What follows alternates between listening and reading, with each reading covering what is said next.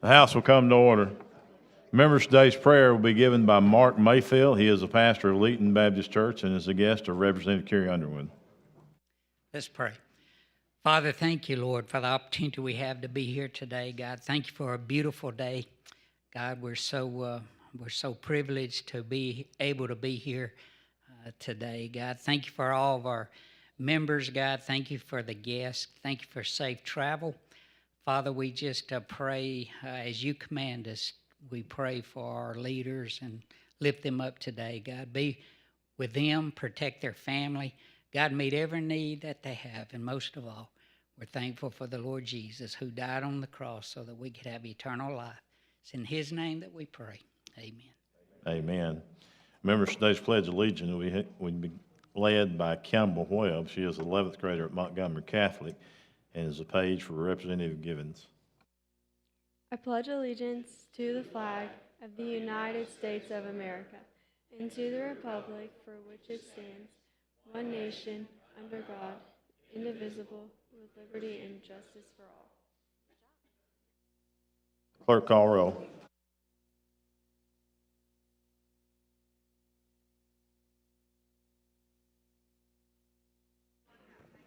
Mr. Speaker, Allman, Baker, Bedsole, Blackshear, Bolton, Boyd, Bracy, Brainyark, Brown, Butler, Carnes, Chestnut, Clark, Klaus, Collins, Colvin, Crawford, Daniels, Datcher, Drummond, DuBose, Easterbrook, Ellis, England, Ensler, Estes, Faulkner, Fiddler, Fincher, Fort, Garrett, Gidley, Gavan, Gibbons, Gray, Hall, Hammett, Harbison, Harrison, Hassel, Hendricks, Hall, Hulk, Jones, Hollis, Halsey, Hurst, Ingram, Jackson, Jones, Keel, Kirkland, Lamb, Lands, Lawrence, Lee, Lipscomb, Lomax, Lovern, Marcus, McCampbell, McClammy, Mooney, Moria, Morpee, Morris, Oliver, Paramore, Pasco, Pettis, Pringle, Rafferty, Ream, Reynolds, Rigsby, Robbins, Robertson, Ross, Sellers, Sells, Shaver, Shaw, Shiree, Simpson, Smith, Sorrells,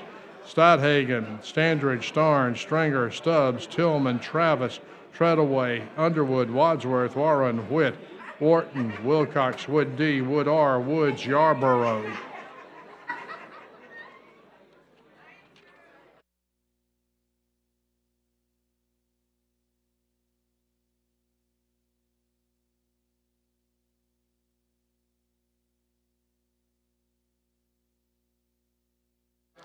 Fifty-four members have answered the roll. Quorum is present. The House is ready to transact business. Chair recognizes the gentleman from Lee, Chairman Lovern.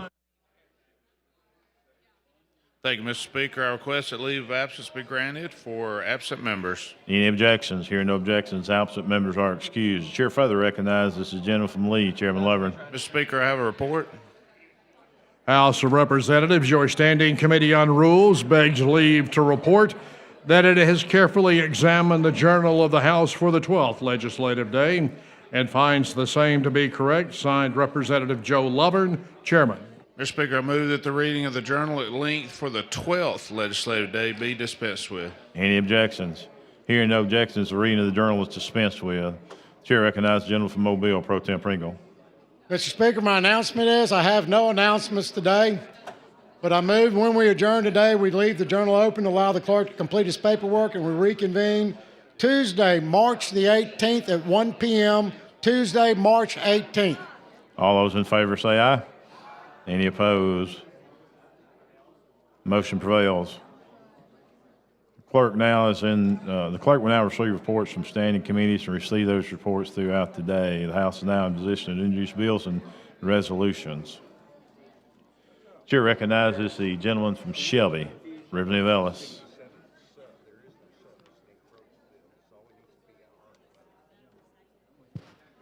Thank you, Mr. Speaker, for the recognition. Members, I come before you today to ask for you to stand and have a moment of silence for a dear close friend of our families. Go ahead, excuse me a little bit. Our long-term county commissioner, Mr. Don Armstrong, who is our current property tax commissioner for the last 20 years, passed away this morning. A lot of you may know Don. A lot of you have seen Don in the hallways. For the last several years, he's marched up and down the hallways on occasion, working on different tax issues for their association. Don was like a father to me. He was my dad's best friend in high school. Don's oldest son was my best friend in high school, and his oldest son, Scott, which was my best friend, passed away 14 years ago from leukemia. A year or so later, he buried his wife, and then a few years later, he buried his only other son of a mysterious illness. If there's ever been a man that deserved a ticket to the other side, it was Mr. Don Armstrong. So again, I come and ask prayers for the Armstrong family, for my family, because this hits very hard for us as well. And we just appreciate the prayers. So if we can have just a moment of silence, I'd appreciate it. Thank you.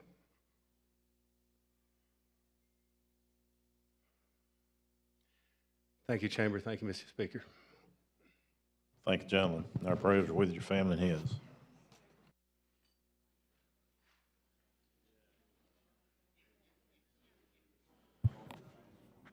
Chair recognizes the gentleman from Lee, Chairman Lovern. Mr. Speaker, I have a resolution. Clerk, see the resolution. House Resolution number 119 by the House Rules Committee, the special order calendar. Move adoption. All in favor say aye. It is adopted. Ms. Clerk, let's call the first bill on special order calendar. On page 14 of the calendar, House Bill number 202 with substitute by Representative Reynolds relating to law enforcement. Chairman Reynolds, you're recognized.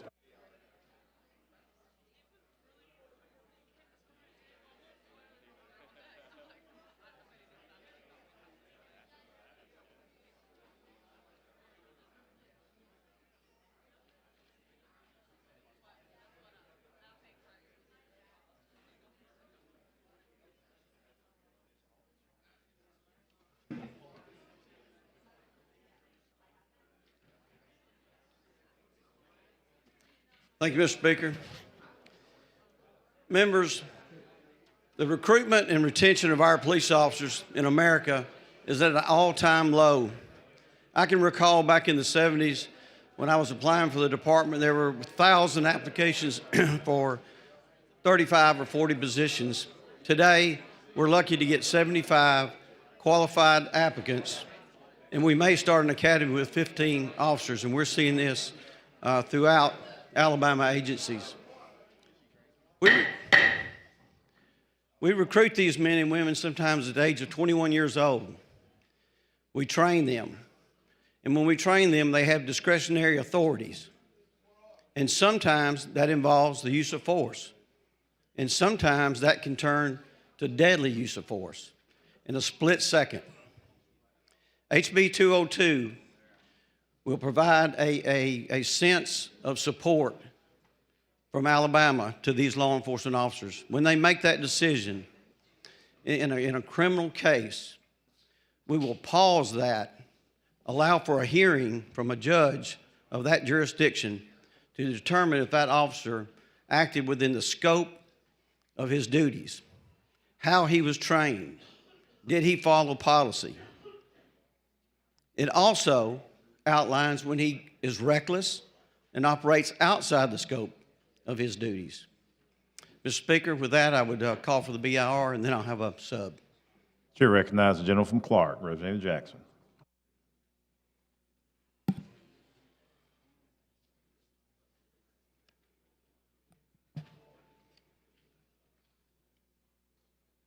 Well, Mr. Speaker. Mr. Speaker, I asked for a point of order, and I didn't get it. No, sir, that is the discretion of the chair. Yes, sir, but that in the rule. We'll be speaking on the BR on this bill. No, I'm speaking on you not recognizing me because that light was on for a point of order. Mr. Jackson, we will stay on the bill. Well, I'm not speaking on the bill, Mr. Speaker. You need to go sit down.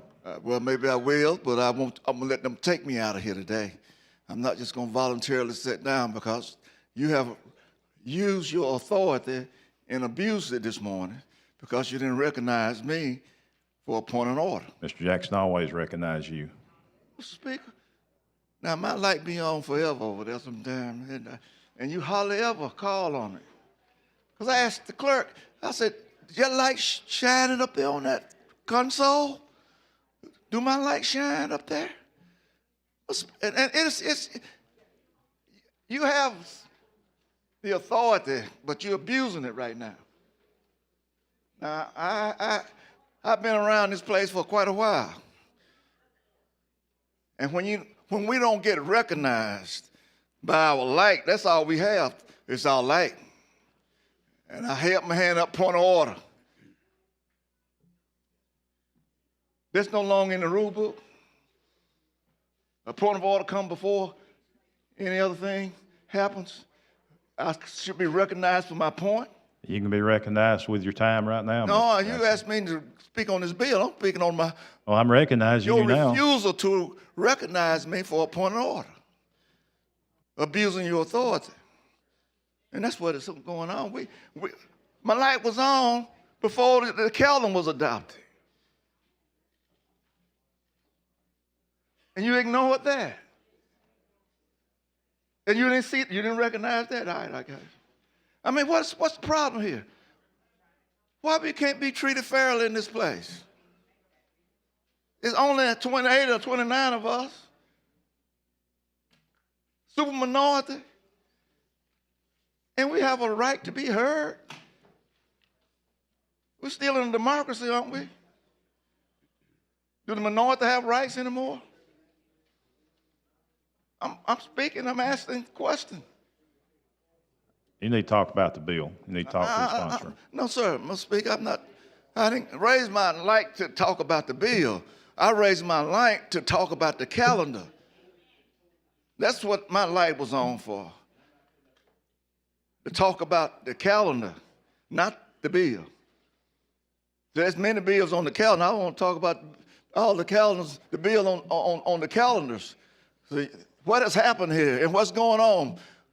I'm glad that you got some people up there. Look, this is democracy in a bad way here. Being taken advantage of on the minority side because there's the majority or supermajority. And we had our lights on to talk on the calendar.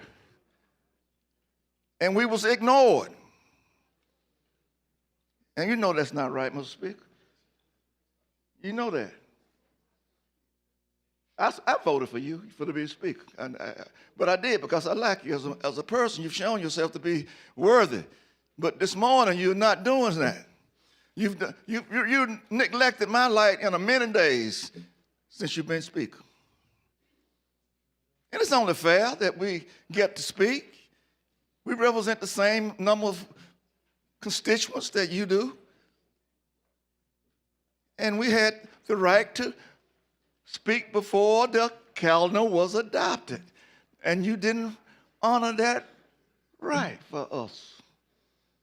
And that's wrong.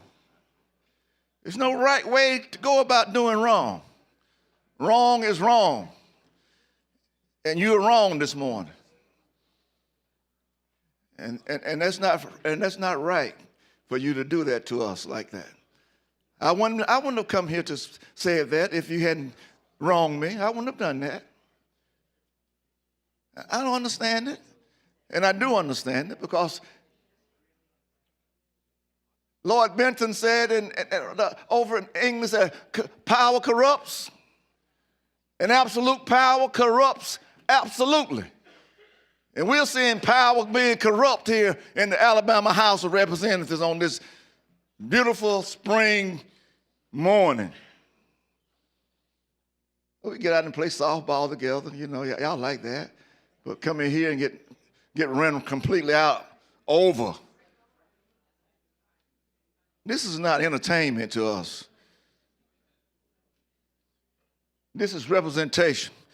And we have people that we want to represent. We have people that we want to listen to, and they want to hear us come to this microphone and voice the opposition to these bills.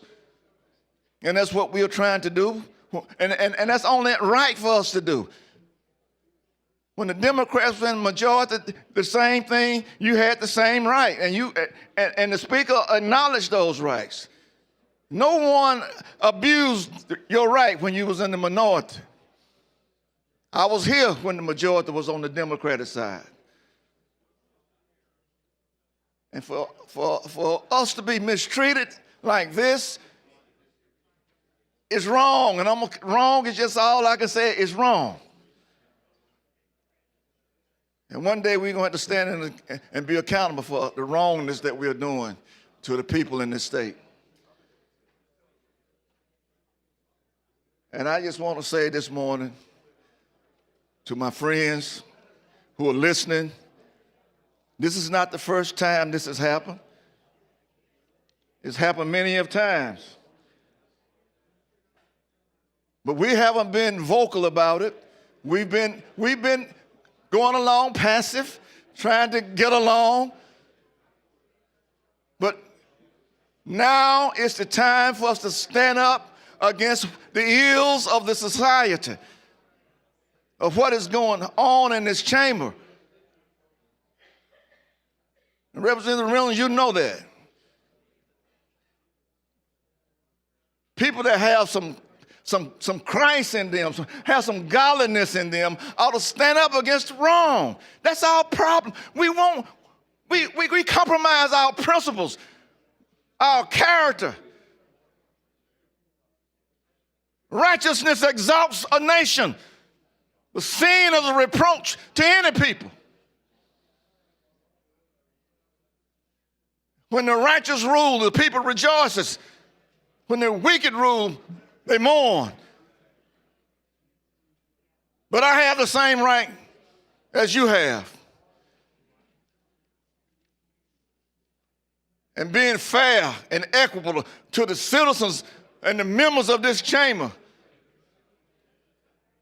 You're the Speaker of the House, not the Speaker of the Republicans. And so I'm just showing my distaste for it this morning because I've taken all I can take. I've been nice about it. And so it's time for us to show ourselves to be worthy of our brothers. We are Alabamians. We have the same desire and love for our community and our state as you do. We support the people in blue and brown and green. But to be disrepresented and looked upon as not being in existence. You know what I learned as a boy in my protesting days? You know what a gentleman told me, Mr. Reynolds, Mr. Speaker? He told me, boy, what we were doing, protesting. He said, this is nothing but mind over matter. I don't mind and you don't matter. And that's what you're telling me this morning. We don't matter because you don't recognize our lights when they're on. We don't matter. We don't get a chance to speak on bills or on calendars before they're adopted. We don't matter. And I done had enough of that. I'm not the kind of person that get upset. But I do speak what is truth and what is right. And I do it in a manner where I can be received or rejected. I respect your authority. I respect the chair. But you need to look on that console and see whose lights are on before you go and carry out the business of the day. There's been a lot of times, a lot of mornings that I have gone through this. The gentleman's time has expired. Well, thank you for the Chair time. recognizes the gentleman from Shelby, Representative Bedsoe.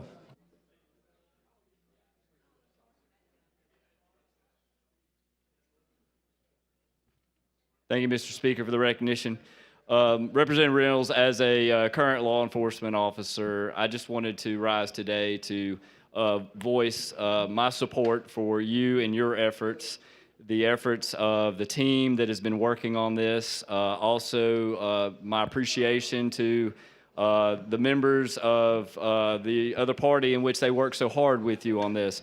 But most importantly, I wanted to stand to voice my support for the 16,000 men and women who serve our state as members of law enforcement. What this bill is able to do to solidify the support for those men and women, but also at the same time modernizing our state statutes to bring them in conformity with many landmark cases that have been passed in this country in regards to use of force and use of deadly force. Our law was well past the time in which we in the state of Alabama should have updated this law to conform with those landmark cases. We were putting many lives in jeopardy in a legal way because we were not in conformity. So I appreciate these efforts on a very tough topic that this body is going to take up, and I appreciate your work on this bill. Thank you for that. Thank you, Representative Bledsoe. Appreciate your service, sir. And you're exactly right. This bill will repeal some 49-year-old piece of legislation that actually, unfortunately, continues to say in Alabama law that you can shoot a fleeing felon.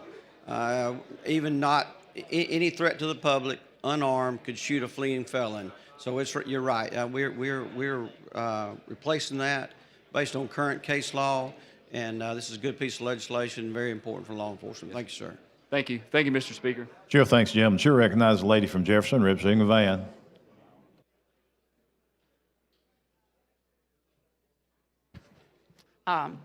Thank you, Mr. Speaker. I came in, and I really didn't know exactly where we were. I saw the light, so I didn't know we hadn't gotten past the BRR.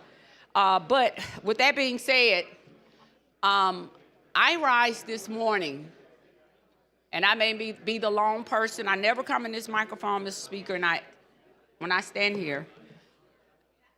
And for 15 years, I've voiced my opinion, sometimes standing by myself regarding immunity bills. And you and I have had a conversation. And my question today begins to be, how much power does one need?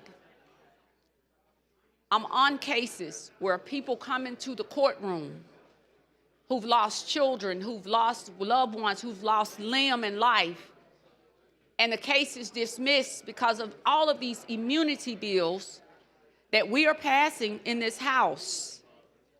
There is enough immunity, and I respect law enforcement. My former fiance was a law enforcement officer, retired now. I know more about law enforcement than some of those possibly that are in it. I respect the men and women in blue. Every time I see one, I say thank you.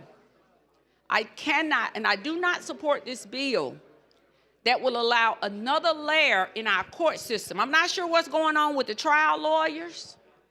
I'm disappointed in them in many of these bills that are coming forth, because every time we bring a bill such as this, it further erodes our judicial system.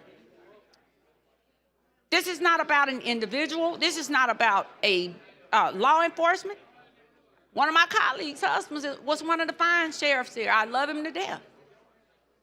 But when that sheriff's immunity bill came, when I first came in this house, I said these same words.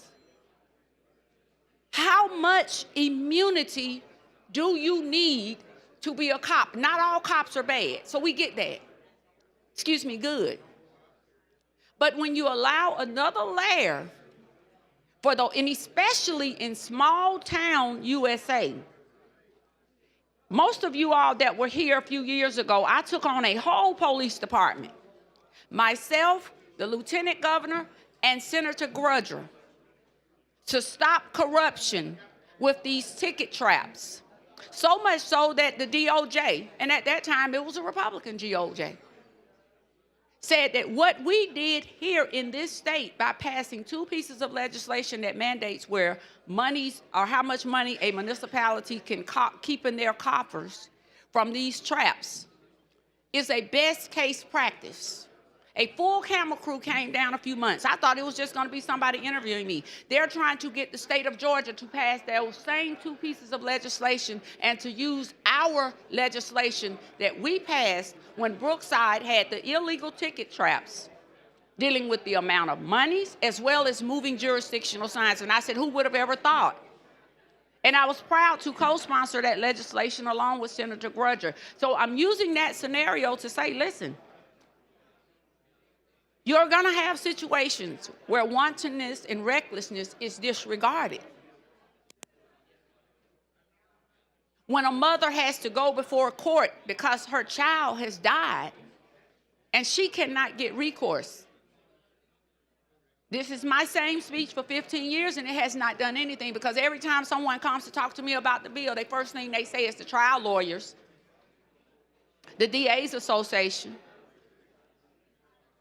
They are involved, or they've made modifications and or ALEA in many instances. Entities that I have respect for, but I have a concern about this. The constitutionality of it, I think it is far-reaching. I know you're saying that you've talked with one legislator here and this, because neither one of those legislators you talked to sat in a room one day like I did with a judge who told me that anybody that brings an immunity bill in his courtroom should not bring it because he's not even going to hear it if it is involving immunity. So that's the realization out of any modifications in your bill. Ultimately, it won't be heard. Ultimately, there's no relief for a parent. Ultimately, someone can cause me to lose life or limb, and there is no recourse because the courts shy away from the issue of immunity.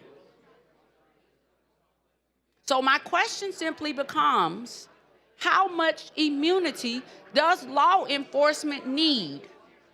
And if this is the case, I'll close as I started 15 years ago in this chamber. We need to dissolve the judicial branch and civil procedure with regards to immunity and those categories of people that are classifications that you all have created that are immune. Now, I don't need anyone from law enforcement texting me, emailing me, tweeting me, or putting me on Instagram. I stand firmly by my belief, and I started this conversation, that I support law enforcement.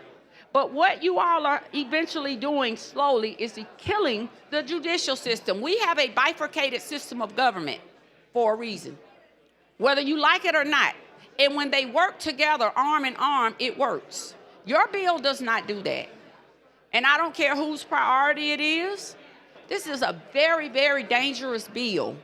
I don't care about the modifications. It's dangerous. And you've heard it from all ends. Again, when I stand here, I don't come here to speak for anybody other than my constituents that I represent and those who may have reached out to me. I think this is a bad bill, but I wanted to be on record my sentiments that I spoke 15 years ago, and at the point that my colleague's husband was the sheriff, as I stated. This bill is moving out of here, but I don't see this as backing the blue. I see passing legislation so we can help these law enforcement agencies that are short on staff, that are short on retention, that are short on recruitment, and putting more funds in the budget. So before I go, I would like you to tell me how this bill came about. Well, as I said just a few minutes ago, I wasn't in here. This replaces some 49-year-old bill, and as you know, being an attorney, that bill would allow a police officer to shoot a fleeing felon that was unarmed. And I believe, and I would ask you, do we not need to update that law? Listen, there is enough laws on the books that if a law enforcement officer shoots and he's doing it in the right, there are exceptions and elements within the laws that cover that. It's been tried and tested and true. This bill is written, as all of these bills that you all bring, for somebody who had a situation and then you bring a bill. For instance, just like what went on in Jefferson County with a judge who is very learned.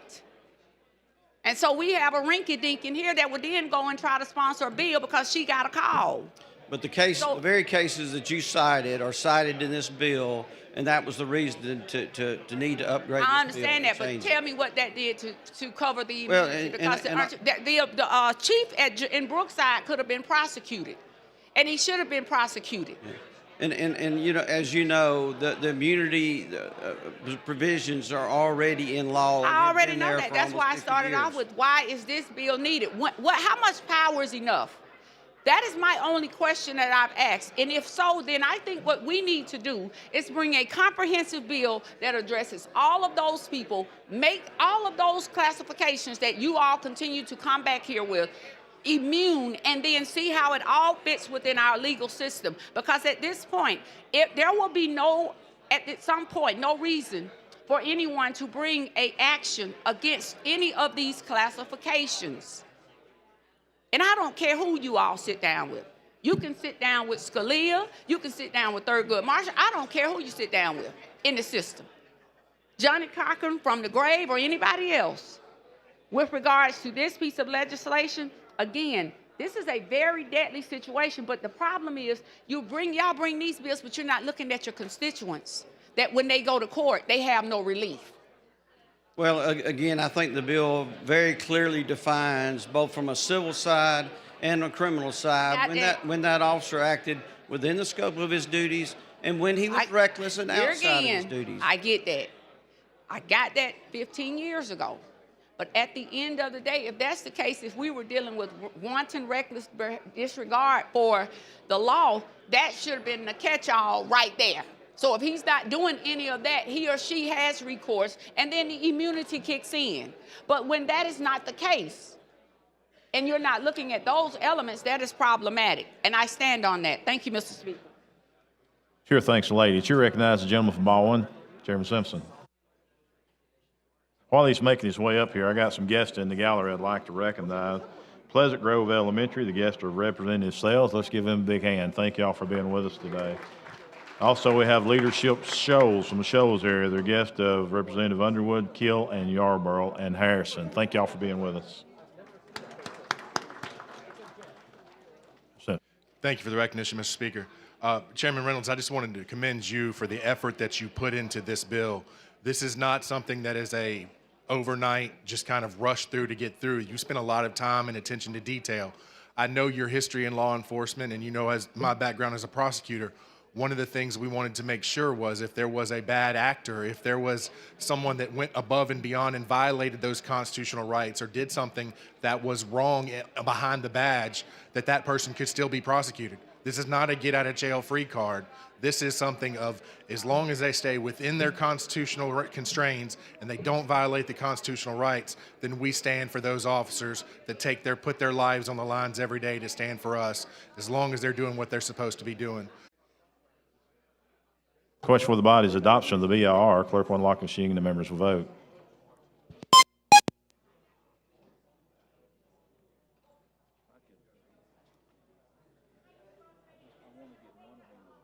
Clerk will lock the machine, record the vote. 73 ayes, 29 nays. The BR has been adopted. Mr. Reynolds.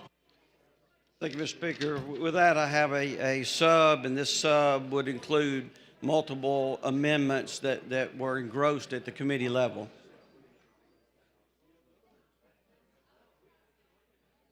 Chair recognizes the lady from Madison, Representative Hall.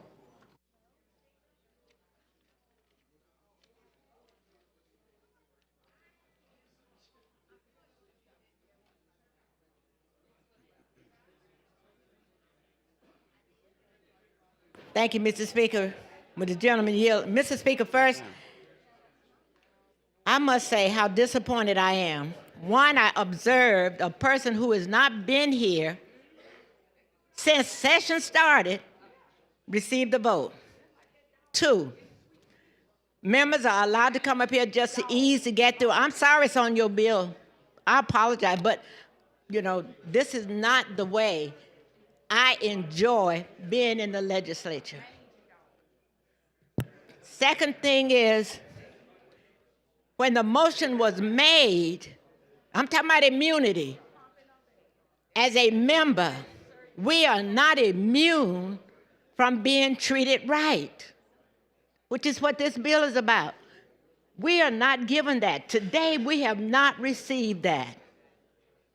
We've not received recognition, respect, and then we'll go around us and then break the rule by voting somebody's machine. And then they tell me that the speaker gave them permission to do it. That is crazy. We are not immune from being mistreated in this house. When the motion was made for the calendar, the speaker asked for approval of the resolution. And it was yes, and did not ask for the no, did not recognize. That is not, we are not immune from that mistreatment. That is not right. And I am proud to serve in this legislature, but I love and appreciate the fact that we do have members who understand when treated wrong. This is not right. When you talk about the 16,000 men and women who are serving, and then, excuse me, sir, excuse me, you are disrespecting me at this mic. Yes, sir. I am not. Now, I will not tolerate it. Now, somebody else might, but I'm not going to tolerate that. When you talk about the 16,000 men and women that serve as officers and that we need to solidify and modernize the bills and not have them to be responsible. And we talked about the decline of the number of police force or the number of people. And yet I stand here because of the way, and speaking in the manner I am, because of the way we were treated initially. Why wouldn't we want to talk about for an hour on the calendar as a way, if we're going to discuss this? Why have the rule? Why not allow us to have that opportunity?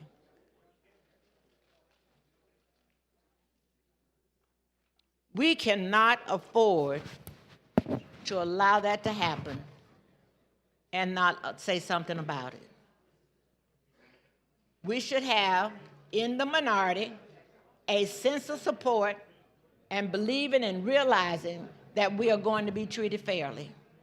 Now, we may not like it, we may not like the results, but I strongly say, just as we are doing this for law enforcement officers, as an individual serving in this legislature, we have the right to be the negative, and we should have the opportunity.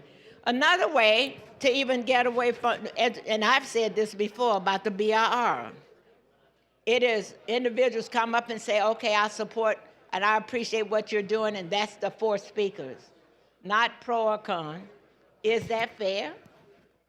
From my perspective, I say not, but I'm not the person that's making those comments, so I can't speak for that individual. But I'm saying when we're looking at the rules, I just think that it is a way to get around those of us that may be opposed to it. And so, when you talk about this bill and talk about the decline, what percentage, Representative Reynolds, would you say that is in terms of people serving or signing up for the police force in the state of Alabama? Well, I think the description I described in my early comments on the floor today, you're looking at over a 200% decrease, right? I mean, if we, and these are real stats. You say 200% decrease? Yeah, decrease. I mean, you heard me say these are real numbers. I was there, I lived that. Over 1,000 applications to fill some 25 or 30 positions. Today, our most recent academy list in the city of Huntsville, they had less than 75 qualified applicants and later filled less than 15 seats in that academy. That's a huge impact on law enforcement. And so we're seeing that in Birmingham, we're seeing it in Montgomery, we're seeing it in Mobile, and this bill is about instilling a confidence back into the law enforcement profession so that when they have that split-second decision, as I described earlier, that we've got their back.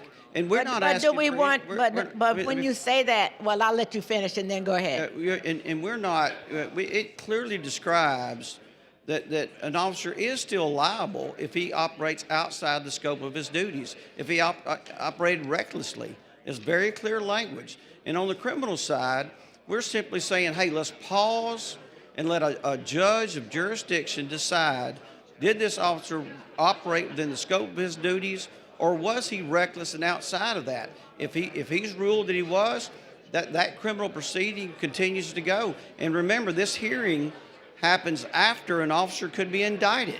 We're just simply pausing. No different than any attorney in here knows that you could go and get a separate hearing and a criminal proceeding for a stay of evidence, a recommendation to squash evidence, a recommendation to dismiss the case. Any civilian in Alabama has that right. Don't we afford that to our police officers as well? But I would think that I want to be sure that this is not a method by which incidents have occurred already, and that a way to address that or make sure the incidents that have occurred previously are being addressed with this particular bill. Yeah. Now, I certainly am not a legal professional, and I don't understand it, but I don't want anybody to go out and recklessly do anything, and certainly don't want the policeman to do that as well. But the immunity part certainly gives me concerns in terms of lack of, if the police officers are going to have that lack of immunity, not have to live by the same thing that everyone else, then you're saying they are. Well, But under current law, that immunity language is already in place. This bill just updates that based on current law.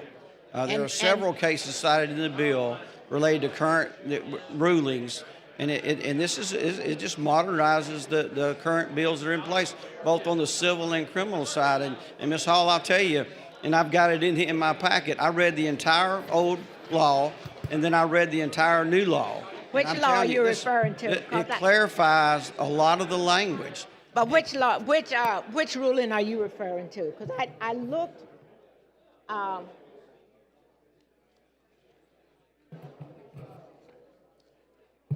Just a page, minute, and I'll give you that. So on page 114, I think was one of the page, not 114, but on page Section 14. 13A, 327, use of force in making an arrest or preventing escape is one of the laws that was repealed in this. Where are you? Well, this is a separate. I've just got a copy of it in my The law. packet. Okay. It refers to it in the bill. Yes, ma'am. And it's referred to in the bill on. What page are you on, Ms. Hall? We'll go to page 14 of your bill.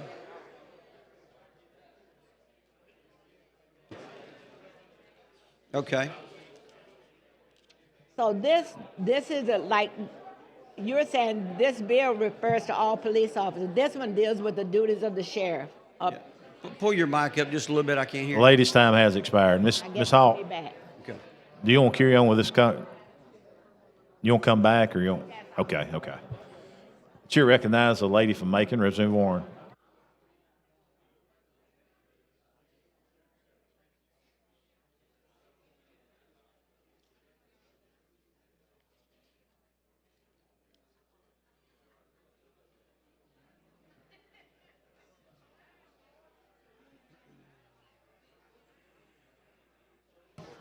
Thank you, Mr. Speaker. Will the gentleman yield? Yes, ma'am.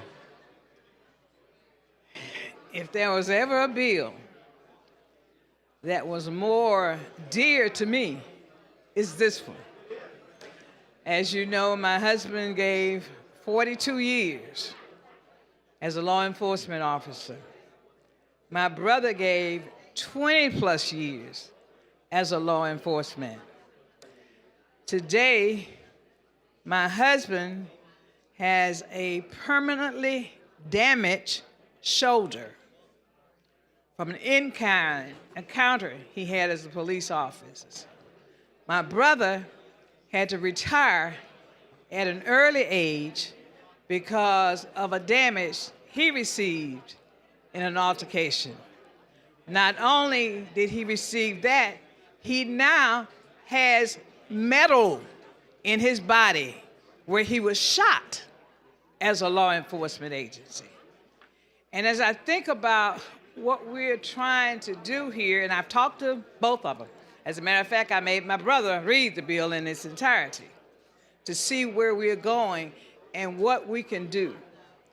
And I think that in no way should we send a message that anybody is totally free of prosecution if they are wrong. Which this bill does not do, right? They Okay. read it, they understood. And like I said, as I hadn't had a chance to read the entire bill, but I was looking at it. And I think There is no blanket immunity in this bill. we don't want, because of the shortage that we have today with law enforcement officers, we don't want to put something out here that's going to encourage the bad boys who want to be egotistical, who want to be in charge, who want to be empowered to come into law enforcement. And I think we're seeing that more now than we've seen in the past. You know, all the gang folks, the racist folks, they see this as an opportunity to try to come into law enforcement.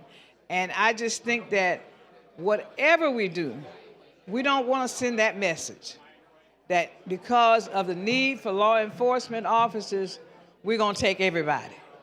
And we're going to give them an open blanket to come in and do what they want to do.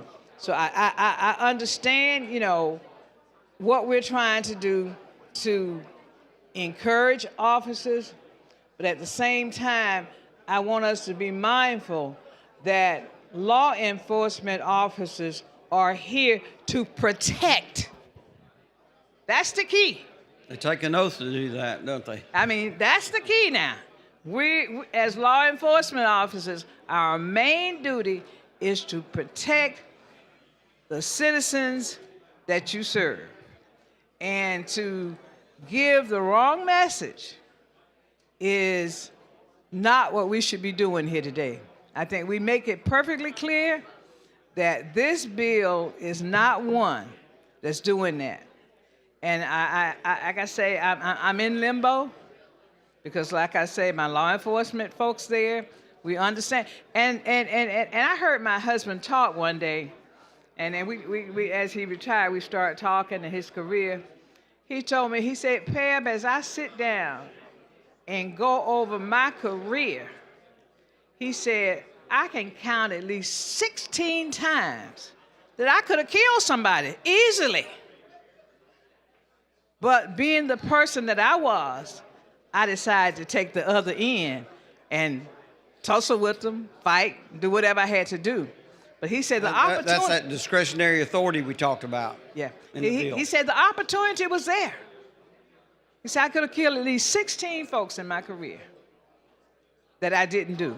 So again, as we go through this bill and we try to be fair to everybody, you know, it's just kind of baffling to me, and what it's trying to do. So I just wanted to make that point clear because, like I say, I've seen the other side. I've seen the choices that law enforcement officers had to make when their lives were on the line. Because, like I say, when I tell my husband all the time, he needs to write a book to say some of the things that he's encountered in his life as a law enforcement officer, and he's still standing, and he didn't have to kill anybody in the process. Thank you, sir. Thank you. Chair thanks the lady. Chair recognizes the gentleman from Jefferson, Representative Tillman.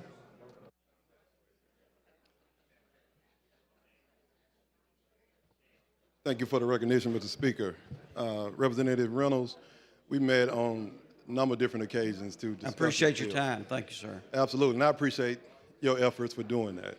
And I appreciate the discourse and the discussion and the conversation around this bill. The issues, and we started from the premise of the fact that we all support law enforcement. We all want to make sure that our law enforcement agents have whatever they need. They are equipped with whatever they need to actually protect and serve all 5 million people in the state of Alabama. That's the premise that we're starting with. The concern that I have is for the everyday person, to make sure that we do not include or put procedural hurdles, barriers in their way in order for them to receive any type of relief when they are experiencing a quote-unquote bad officer or bad actor, when we're looking at excessive force. When we're looking at this from that lens, I think that a lot of issues that we have with our law enforcement in different communities is trust, public trust. We shouldn't be able to give them more immunity to do different things that will erode that trust. When any governmental official, when we're talking about how we function and the different things that we do, it starts with having public trust and the people understanding that this is what we're doing. So in your opinion, would you agree with that? Well, I do, and I think that you and I have spent a lot of time, almost 2 hours, talking with the attorneys and working through those concerns. And I think you'll agree that we worked through all of those and realized that none of the provisions of this bill impair either the civil or the criminal process. I mean, we're on the civil side, if they acted recklessly and violated someone's constitutional right, then that process moves forward. On the criminal side, we're just asking to pause and let a judge of jurisdiction decide, was that officer's actions within the scope of his duties? Yes. And then it proceeds. And certainly if the judge feels like the officer acted within the scope of his duties, then that would be an authorization to dismiss the case. Yes. But otherwise, if you don't, it proceeds as normal. And you came up, and when I began to describe the sub, you had an excellent idea. If we had community unrest, you had unrest within the department, we should better define the time that hearing occurs and when a ruling comes out of that. And then, of course, as you know in there, if the officer is ruled against, that officer has the right to appeal that all the way to the Alabama Supreme Court. Yes. So any of the provisions I feel like that I've talked about, and you're an attorney, you understand it better than I do. That's what I was going to agree with, and I agree with you on that. But I think we have language in here, even in the sub and the changes, that allows both the civil and the criminal process to proceed accordingly. Yes. We even have a provision, and I'll describe that in a moment, about the not suppressing the evidence as we move forward. So I think everything we talk about in this bill for our law enforcement officers to feel that authority, that when it comes down to that discretionary authority and they've got a split-second decision to make a call, that we focus on that and we see, in fact, did they stay within their authority or did they act outside of it? And I agree with that. And that's the whole goal, even when we did meet. And you're right, those were the suggestions, because for the public at large, the pretrial hearing would be akin to a stand your ground hearing for a regular everyday citizen. And once the officer go through that process, it still can move forward to trial. And I think that was another recommendation that I'll describe that you came up with, that we'll do those hearings in the same day. Yes. Because if they then want a hearing for the stand your ground, we deal with that, we put it to rest, and the judge will make a ruling on both. Yes, and absolutely.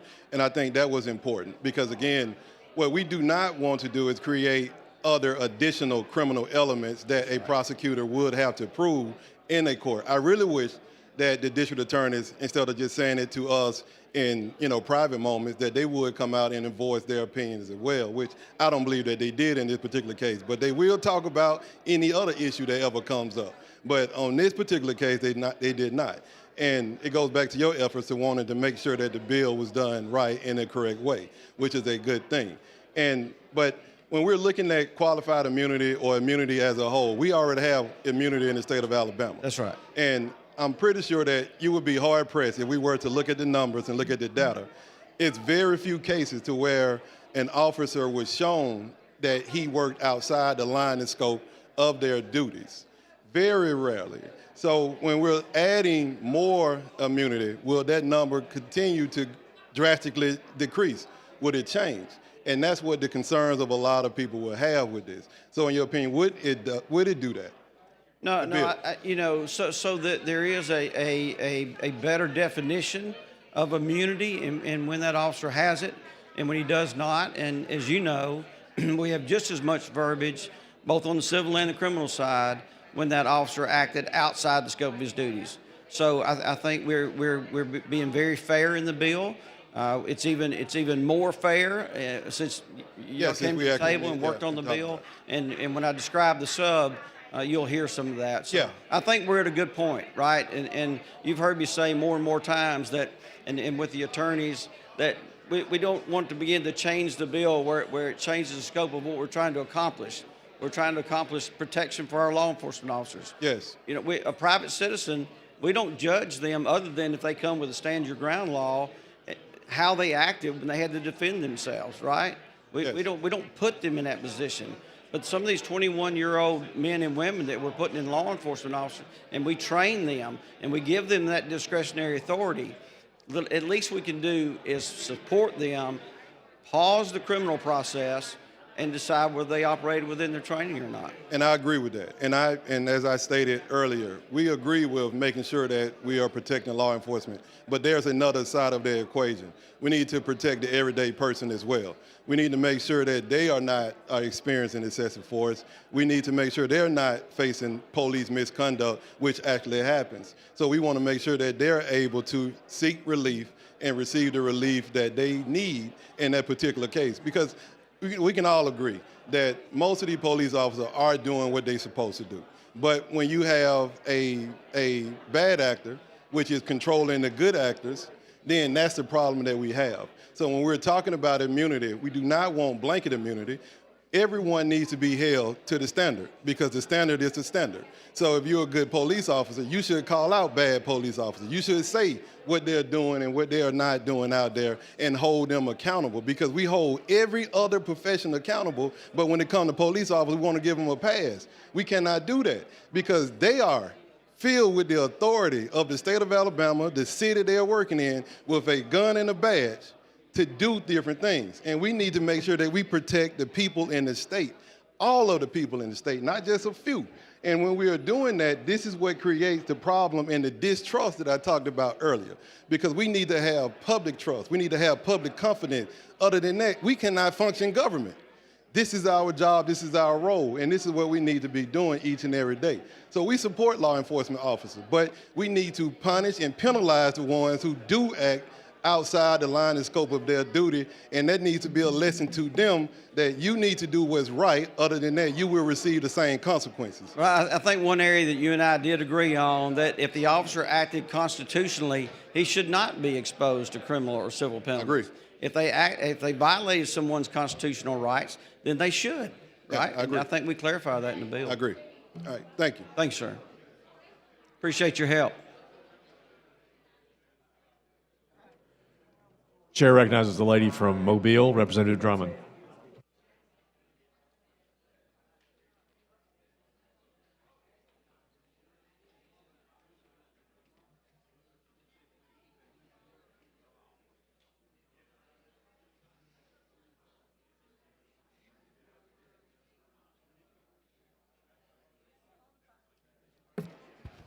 Thank you, Mr. Chair. Will the gentleman yield? Yes, ma'am.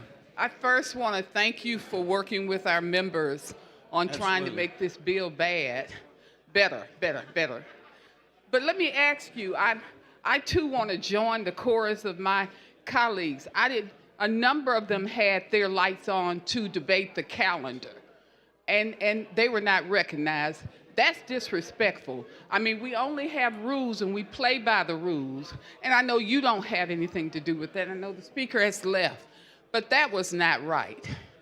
But let me ask you on this bill, and I wanted to share something with you. I have a young man, well, he's not so young anymore, but in Mobile in March of 1976, I called him last night. He was stopped in Mobile. And I'm not going to tell you he's perfect because he's not. And his name was Kaz Mirage. Kaz Mirage had 2 Mobile police officers who stopped him, put a noose around his neck, and they proceeded to say that they were just playing like they were going to hang him.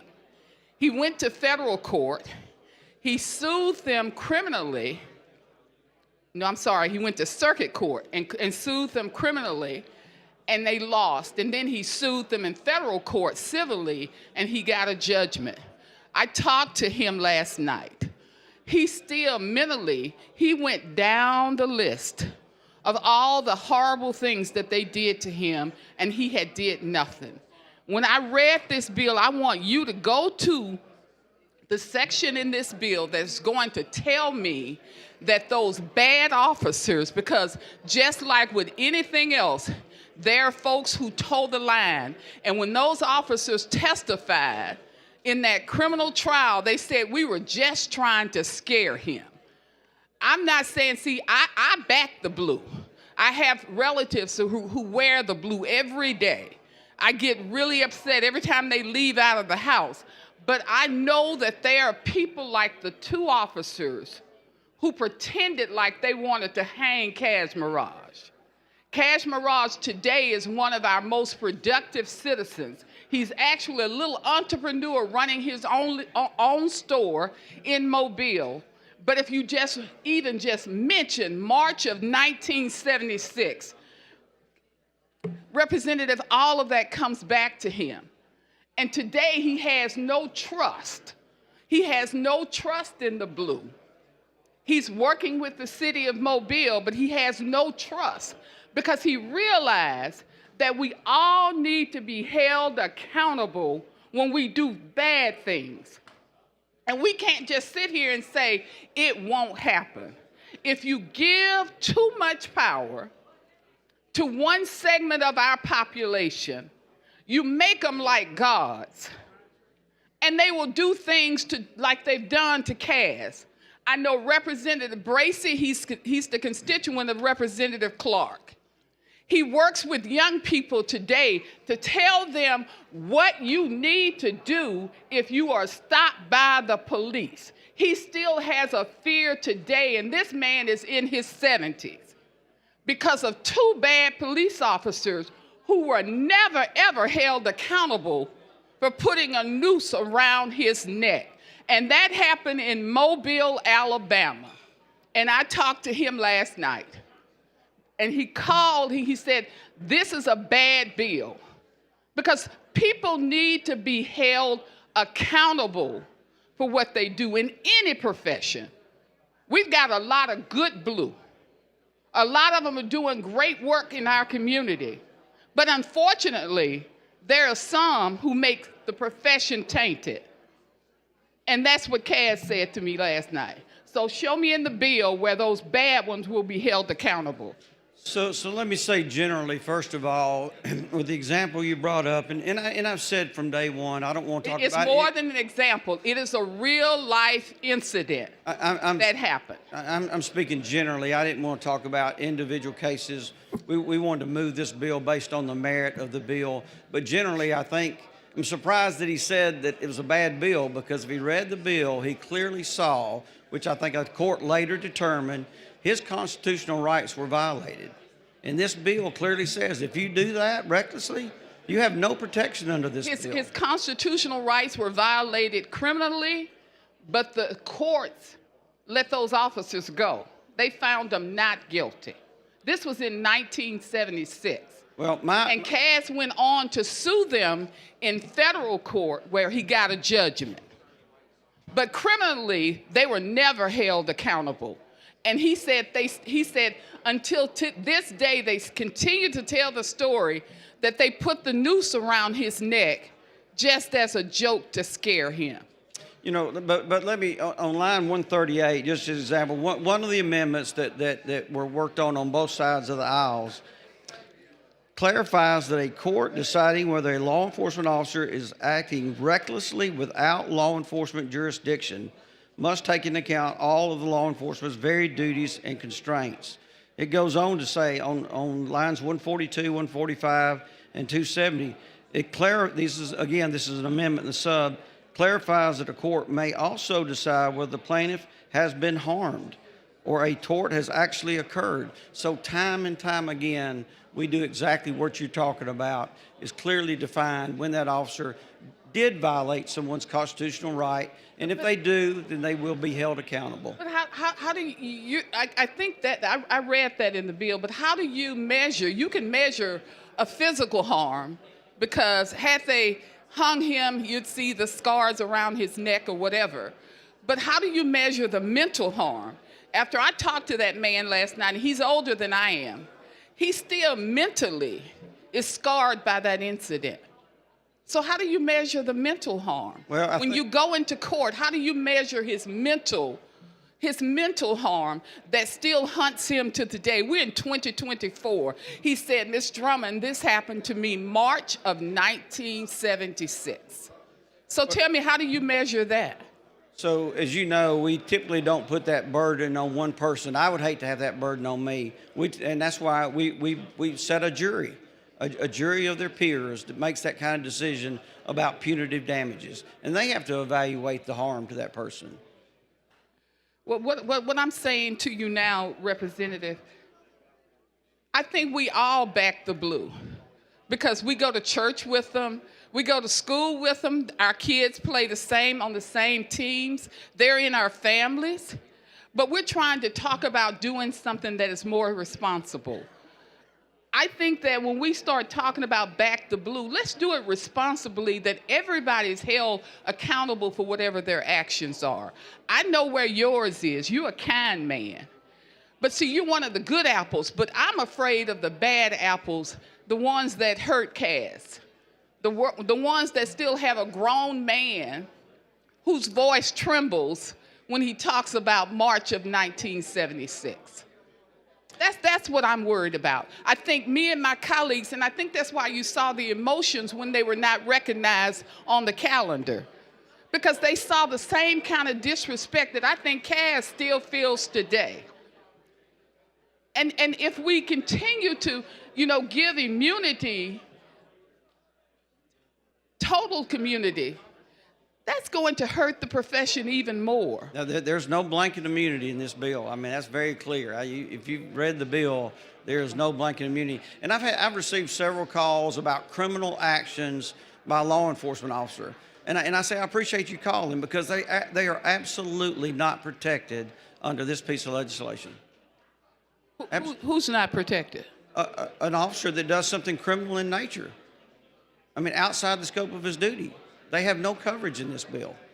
Well, I gave you that little incident because, as I said before, here's somebody who this actually happened to. This is a real life story. You answered it because his constitutional rights were violated. So, yeah. And that clearly says that. And he's still emotionally scarred even in 2025 today. After that happened, I mean, when he called me, he gave me the date and gave me the incident. He even told me what he was wearing the day that it happened. And I know you talked about physical harm, but he still has all of the mental harm. And that's what I'm saying. And I wish we could do something. I read the bill, but criminally, I wish that we could perhaps change some of the language time's expired. on the criminal side. Thank Members, you. we have some special guests today in the gallery. First, I'd like to recognize the Autauga County leadership. They're the guests of Representatives Smith, Lawrence, and Starnes. Would you please stand to be recognized?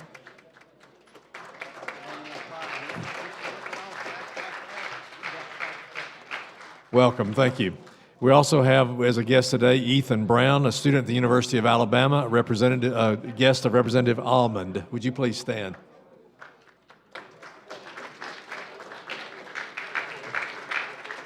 Welcome. And we also, as a guest of the entire body today, want to recognize the Fight for Alabama Families Coalition. Would you please stand?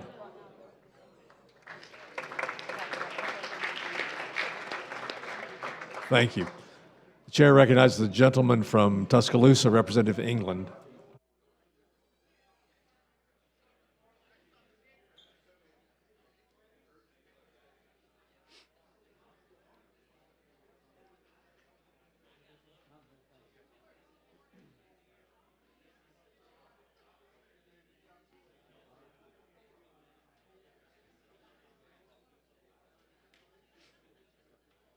Thank you for recognition. Will the gentleman yield? Yes, sir.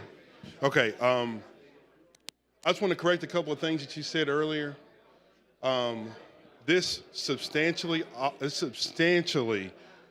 alters the level of culpability, liability, and exposure law enforcement faces or gets the privilege of using on both the criminal and the civil side. The whole purpose of the bill is to expand immunity, to make it much more difficult to sue a law enforcement officer and also prosecute somebody who's in law enforcement. That's the whole purpose of the bill.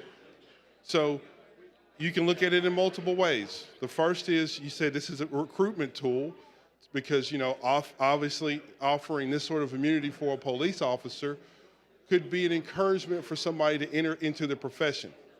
But at the same time, as a recruitment tool, people all across the state of Alabama are doing whatever they can to kind of lower the standards, increase the pay to attract more people into the profession. But it's never been a good idea in American history to lower standards but decrease accountability. And that's one of the things that this bill attempts to do. And listen, I know we all got to have this disclaimer today that says we're going to back the blue. Everybody in the room, I think we can establish that we all support police officers. But our job here is to also support the common citizen as well. And if a person on a traffic stop believes that it's going to be almost next to impossible to hold a law enforcement officer accountable for what they've done in a traffic stop or any sort of involvement, it substantially increases the likelihood that that person takes the law into their own hands and that traffic stop becomes an extremely volatile situation.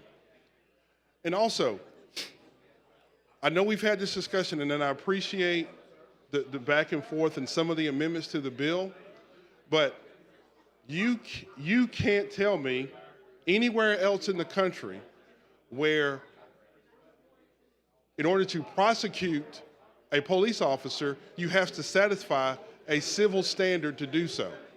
We would be one of the first states in the country to adopt a civil standard into criminal law and then require prosecutors to prove it before they actually prove that the officer committed a crime. That's what your bill does. It establishes civil standards for criminal prosecution.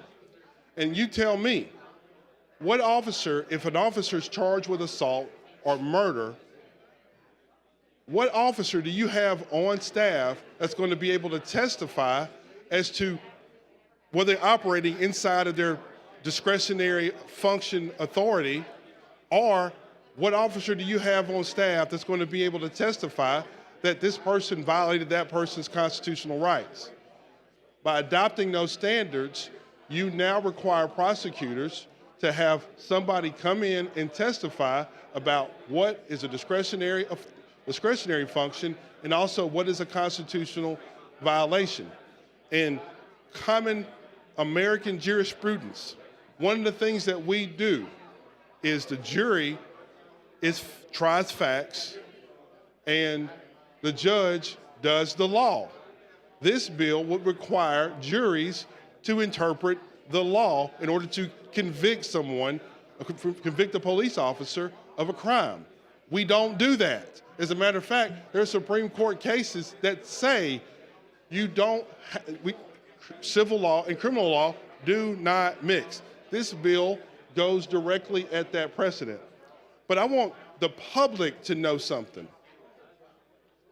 I want you to go back in your mind and ask yourself this question. How many times have you seen a police officer held accountable criminally? How many times have you seen a police officer be prosecuted for manslaughter, criminally negligent homicide, murder, or assault? You will probably find that it is rare. You probably in Alabama can only think of 3 cases in the recent history where it has happened. And I want you as a citizen to go look at the facts of those cases. Whether you're talking about what happened in Huntsville or Decatur or Montgomery, go look at the facts of those cases. This bill is designed to make it harder to hold those officers who commit acts like that accountable. It's designed to do it. By the way, if you can go over the last 10 years and only think of 3 cases where an officer was held accountable criminally, then what is the standard? 0? Are we here to establish the standard for law enforcement officers to be prosecuted at 0? Because if you can only think of 3 cases, and those cases are extreme, where somebody can be held accountable criminally, then we don't need this bill. And let me tell you, Folks are going to try to tell you this is about partisanship and all that kind of stuff. It's not. The prosecutor in Huntsville is a Republican. The prosecutor in Decatur is a Republican. The prosecutor in Montgomery is a Democrat. But they were faced with facts so awful that they felt it necessary to charge those police officers with a criminal offense. And I guarantee you, those are the only 3 cases you can remember in the last 10 years where an officer was prosecuted for killing someone. So again, if it took extreme facts to get to that point, what is the standard? Is the standard that we can't prosecute you at all? And again, that's what this bill is designed to do. You can call it expanded immunity if you wanted to, but expanding immunity means taking it from where it is now and making it more difficult to hold someone accountable. And listen, I get it. I understand. Back the blue. But if we're truly trying to back the blue, make it more difficult for people to get firearms. That's how you back the blue. Also, you want to back the blue, make it easier for them to get the resources necessary to protect themselves. But providing an environment where people believe that law enforcement officers cannot be held accountable civilly or criminally just makes their job more difficult and even more dangerous. Because again, the second that somebody believes, and they will after this bill passes, that you can't hold a law enforcement officer accountable, they're going to take the law into their own hands on the street. You're making it more dangerous for them. So, you want to back the blue? Pay them more. You want to back the blue? Give them better retirement. You want to back the blue? Make it more difficult for people who shouldn't have guns to get guns. But making it almost next to impossible to hold them accountable isn't backing them. It is actually making their jobs more difficult and dangerous. So, for those folks out there, I want you to go back and think about officers who've been held accountable criminally, and then go look at the facts of those cases. They are horrible. They are atrocious. They go beyond things that shock the conscience, to the point that a politician in Montgomery did something extremely unpopular and prosecuted a police officer for what he saw they did. And the genesis behind this particular legislation is designed to make sure that you can't hold those sorts of atrocious acts accountable. It's designed to make it more difficult. And I can tell you specifically, because if you apply the facts that from those cases and put the standards in this bill that you are prescribing as expanding immunity and apply those to those fact patterns, those officers walk. And that's what it's designed to do. So you decrease standards and decrease accountability, you're going to get more instances where people's rights are violated, but more officers are going to be placed in danger. And I've got more. We're going to be here for a while because there's some fundamental issues with the bill that make prosecuting police officers almost impossible. Thank you. Well, thank you for your help on the bill. We agree to disagree on the burden we're putting on our prosecutors, and this bill was not written for any individual cases that were discussed at the mic. So, Chair recognizes the gentleman from Montgomery, Representative Hassel.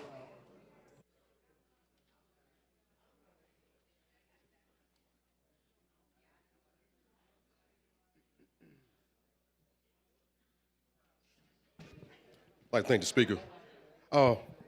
What is exactly the immunity for the police officers? Because I'm getting kind of confused on exactly when. You know, the immunity really in this piece of legislation is very common to what's in the existing law, right?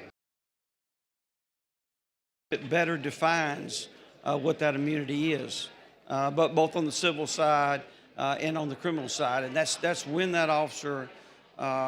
Within his discretionary authority, operates within his training, reasonably the way he handled the thing, or did he act recklessly, and was he outside the scope of his duties? But when he's inside that, and he has not, done anything constitutionally against someone, he should have that protection. If he's outside that, he doesn't, and this bill wouldn't apply.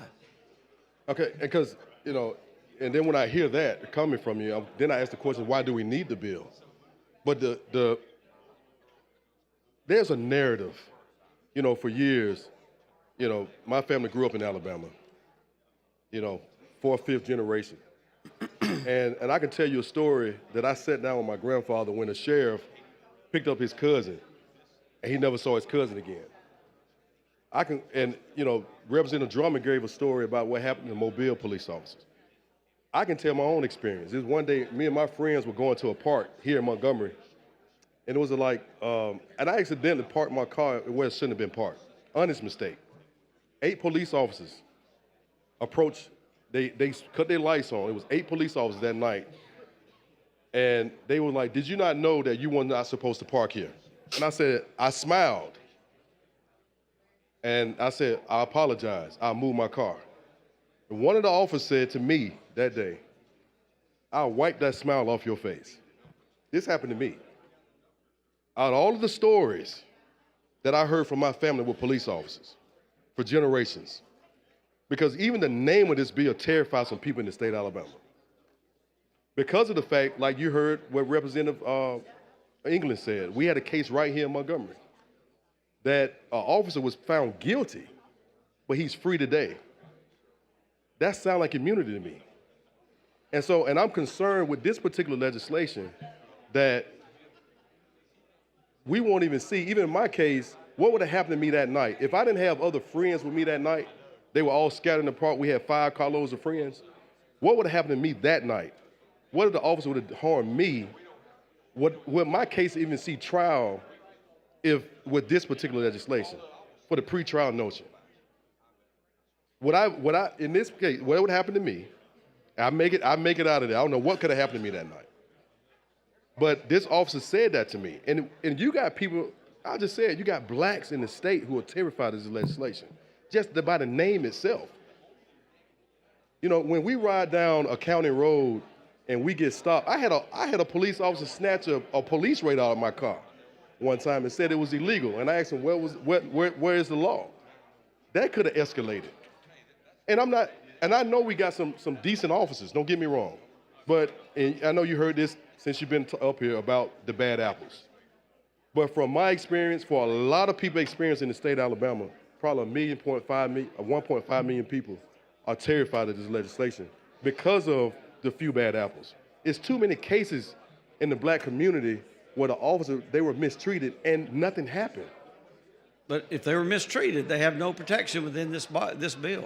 But the problem, will it ever see trial with this bill? I'm struggling on how you see this bill would prevent a trial. I mean, we're on. So you're talking on the criminal side. So yeah, we're simply pausing the process, just like you would get if you had a defense attorney and you wanted a hearing in front of the judge. You could file a motion and get a hearing. We're just asking the same for our police officer on the criminal side. Okay. Let's say you get the hearing, right? Right. Use me for an example. Go through that process of what would be the immunity piece, and I guess that's what I want the clarification to. Use me. Let's just say, thank God, but something happened to me, and with this particular legislation, if you go through that process with me, what would happen to me in that sense with this particular legislation? And did you after that episode? I'm not real clear on all the details, but after that, did you seek any type of criminal prosecution against that officer? Well, I did a complaint. I just did a complaint with the police department at that time, but nothing happened behind my complaint. I didn't get. And did you follow up that complaint with any civil action? I did. You did. No, I did not do it with a civil action. Yeah, I didn't. Once I did a complaint. So based on what you said right there, no criminal action, no civil action, this doesn't come into play. This bill does not interject in that situation. But let's say I did it though. Let's. Okay. That's what matters speaking. Okay. Let's say I did a civil. I got an attorney and we went civil, or or what would happen in this? Well, Who they determines- they would simply use the language in this bill saying that I'm just saying if, because you're doing a lot of ifs, if they operated within the scope of their duties, that they would have some protection. And that's under the current law. It's just better defined in this piece of legislation. But if you filed a lawsuit, that continues through the court, and you'll end up in front of a jury, just like this bill never passes. That's what occurs. You'll go through that process. And it only pauses, and one of the amendments from the Democratic side, which I think was a great idea, is putting a timeline on there so that they know with some surety that there's going to be a hearing within 45 days, and there's going to be 45 days until action, an order comes from the court. So the community knows reasonably, did that officer operate within the scope of his duties, or was he reckless outside the scope of his duties? And it doesn't prevent anything at that point. And I hear you, don't get me wrong, and because I'm going through this bill. Yes, I saw another version of this bill too, so the substitute, I'm looking at that, but I guess that we can be in some of these judiciary or some of these courts, and they'll take the language. You'll have an officer who will say, man, you know what, I'm gonna do what I want to do because I'm immune to this, and not looking at the details of the legislation himself. And because he'll feel, and I know I guess I can use the word optic, because of what he thinks that's in this legislation, by the name itself, you expanding immunity, and I'm afraid you have some police, and not all, some police will look at that and say, I would do anything I can do now because I got the backing of my legislators. But the damage will be done in that sense. This bill, once it passes, is going to be on all the media, it's going to be talked about, and I'm just afraid that we're going to have officers out there who are going to do some things. And it's some of those bad apples. I'm just afraid of, because, we have a large group of people in the state who just don't trust police officers. And I think when we do this, it's going to erode that even more because of the fact that we're giving them immunity. I look at how we do teachers. Teachers are more restricted than they ever been in their career. My mom's 71 years old, she's still teaching. And she said, we're not allowed to do certain things because of the restrictions we made. Police officers are here to protect citizens first. That's their job. We're voted by citizens. And my only concern is just the name alone. And don't get me wrong, there's details in the bill, and I'm gonna do my due diligence to explain to citizens about this. But I'm afraid that we will have police officers who will look at this and abuse it. Well, I sent all the Democratic Party and Republican Party briefs on the amendments and summary of the bill. Use that to brief your citizens, and you'll be fine, because they'll understand. Let me tell you what somebody told me. It's a very fair process. I said, we got some great attorneys in here. And so one of the guys told me, he said, hey, that's just like when my mom wanted to punish me, she told me to go get my own switch. So I understand. And I mean, I'm going to look at the legislation, and I appreciate you having some law enforcement and attorneys to sit down with the amendments. That was good. That's a good plus.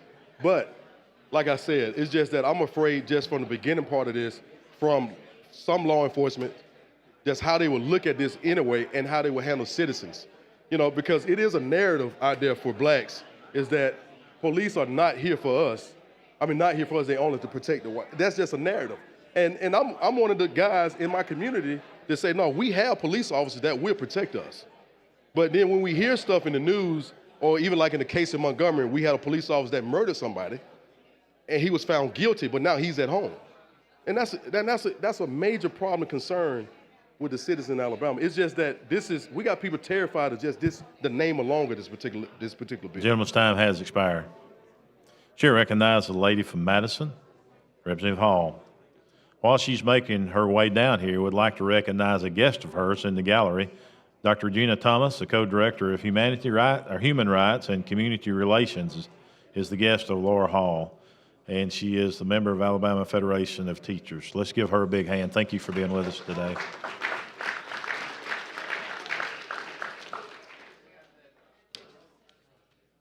I didn't know I was going to get that type of introduction. Thank you, Mr. Speaker. Mr. Reynolds, there are several questions or comments that I have in going through the bill I must also say a great thank you to you and the members that work with you on judiciary as it relates to this bill, and certainly disappointed that we couldn't have found it, that all of the concerns that we had were adequately addressed or the concerns that I had, that they were adequately addressed. Now, I wanted to follow up on the Sure. question you asked before you went to sit down and read this section Sure. for you.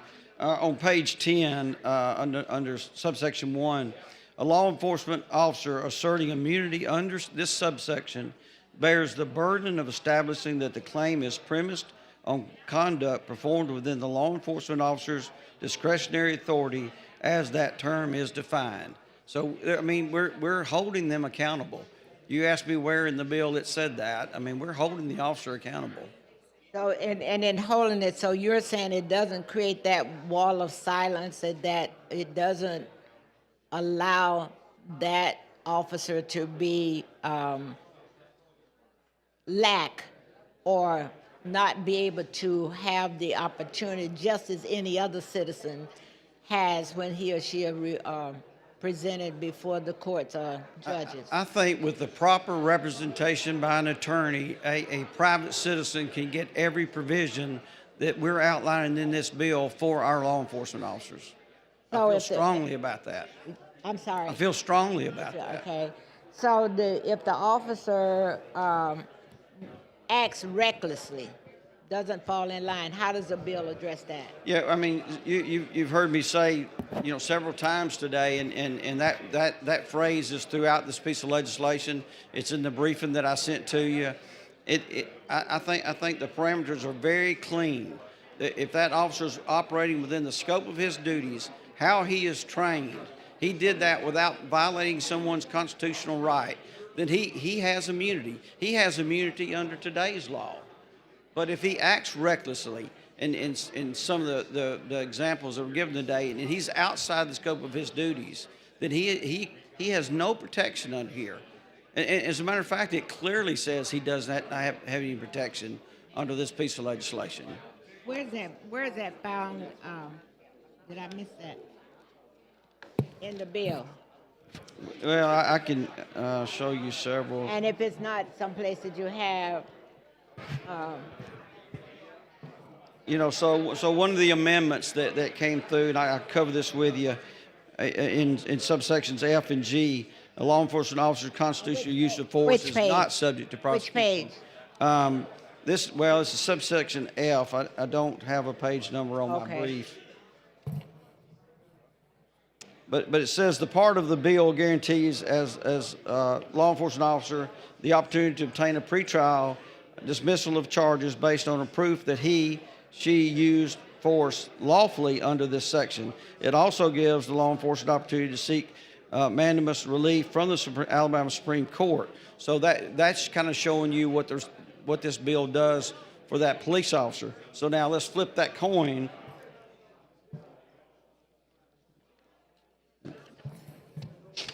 Just bear with me. Let me find the right subsection.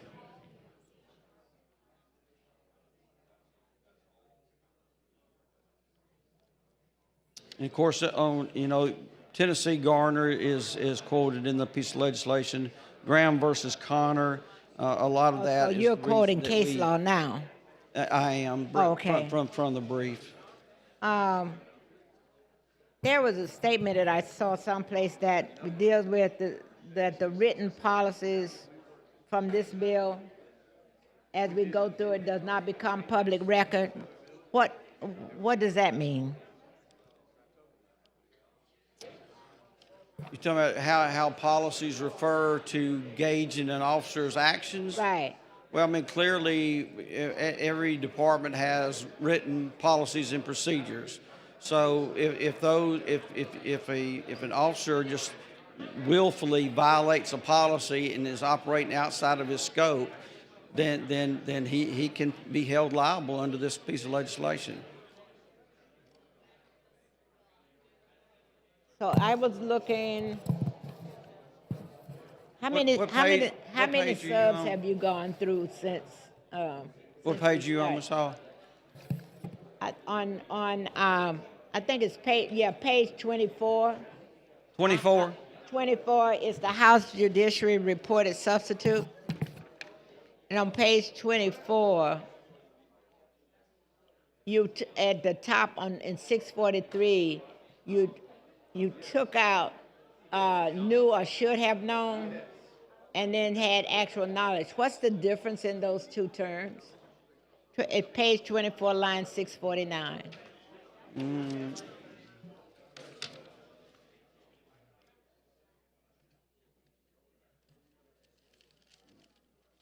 My substitute stops at page 23. Does Ms. your Hall. substitute have the number MMS at the very top? Yeah, the MSS. top of number 23, it's or reasonably appears to be and we slash out peace officer and we put in law enforcement officer. Relating to a peace officer's immunity is hereby repealed. Hold up, yours is not like mine. Do you have the latest version?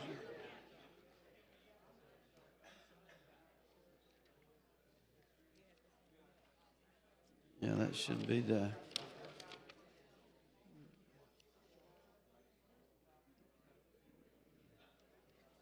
Yeah, this is the working copy here. No, that's different. EBO 226. This is 226, same thing. I don't know what that just printed differently there.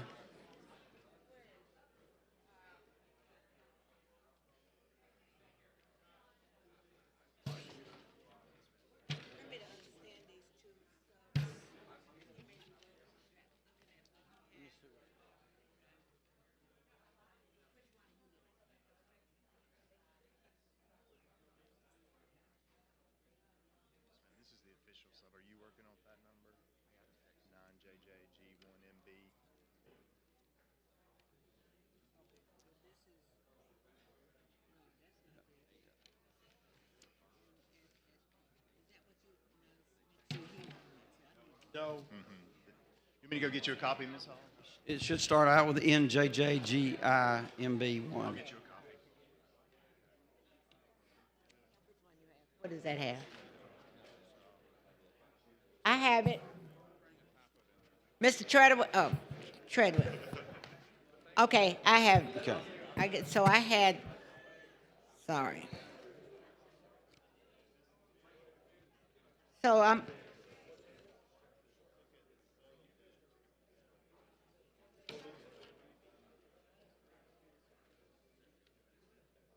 So if you would go with me, then I'll go start where I started from.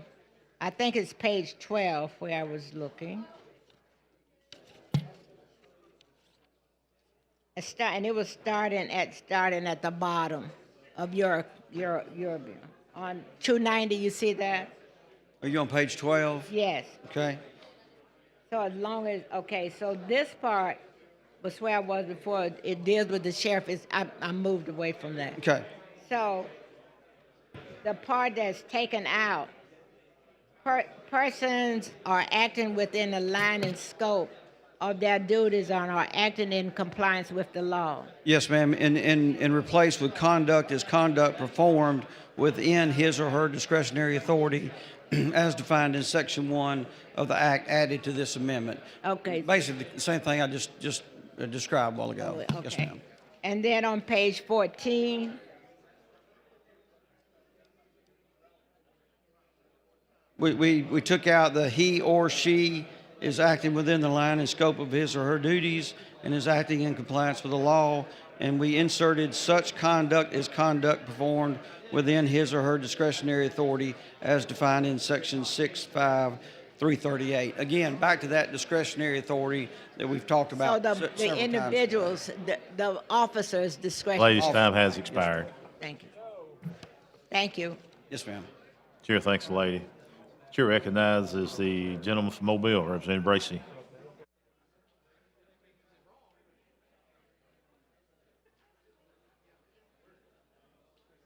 While he's making his way down here, I'd like to recognize in the gallery Brenda Lyons, Jean Parker, and I guess Valerie Parker. is the guest of A.J. McCampbell. Let's give them a big hand. Thank you for being with us.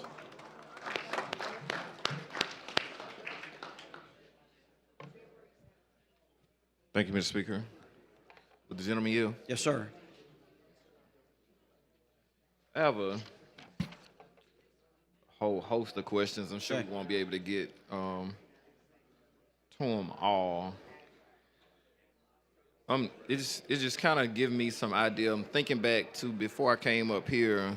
I served 6 years on the city council, and I could recall us having a case where we had an officer that got into a fight with a young man at a gas station, and the officer ended up just kind of going a little bit too far. The city got sued, and it was a mechanism that kicked in that protected the officer in the city. It was a cap. It was a cap of $100,000 cap. Are you familiar with that? I am in some insurance policy. You know, we actually, in this piece of legislation, we increased that third-party coverage, if you will, from $100,000 to $500,000.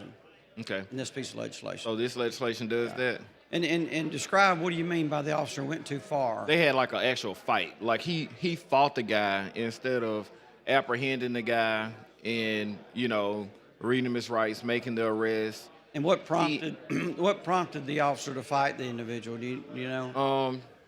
I'm not sure exactly what happened, but it was a situation that it ended up being clear to all parties involved that it turned from a professional situation to a personal situation, where it ended up being two men fighting, even though one of them initially was operating in the line of duty as an officer. But I guess at some point he forfeited that and decided to do things differently. Okay, so it was a use of force case. Go ahead with your question. Yes, sir. Yes, sir. And I'm wondering at what point, insurance to me is a big deal. Like, I'm a person that you would probably call insurance poor. Like, I have 2 health insurances, like 2 full coverage health insurance policies. I'm just an insurance poor kind of guy. But my wife is a nurse, and a lot of times when you have these professional licenses, you'll take out an insurance policy to protect you, to make sure that you don't get hurt in any situation if you are, you know, sued or something like that civilly. Why are we not pushing more for just more liability coverage when it comes to things like this, instead of like having like an immunity situation? Why are we not pushing more to make sure that, you know, we make sure that these licenses are in place, they're protected, that we have insurance in place to make sure that, you know, people are covered? Because a lot of times when I see situations, I can't tell when someone's acting in the line of duty and when they're not. And the reason why I mention my wife is because I've seen her a number of situations, even as early as Saturday. Her aunt passed, and we were at the funeral. And, you know, sometimes the family will get together and eat after the funeral, and an elderly man passed out at the funeral. She can't not act. She can't just, you know, turn her head as if we don't see what's going on. She had to take some steps to make sure that this person was okay until help arrived. And I think it's the same thing when it comes to police officers. Even though you may officially be off the clock, if something happens, I don't think you can turn your head as if I think that's why we have the Good Samaritan law, right? I mean, I guess the Good Samaritan law. So the Good Samaritan laws would come in as far, well, I know with her, civilian, but civilian. But as far as like with an officer, he's as soon as he engages something he feels like is criminal in nature, he has all the coverage of if he were in the middle of his shift and in a uniform. Once he begins to take action, those coverages come in for that officer. Okay, so whether he's on the clock or not, so it's pretty much, how do we determine when the officer is in the line of duty? I guess that's a hang up for me. We had a case in Mobile, and I'll be able to read. My sheriff is texting me. Yeah, so they I'll would be have to able read what he's articulate texting me. why they did something in an off-duty capacity. Right. So we had a case in Mobile. Michael Moore, a young man.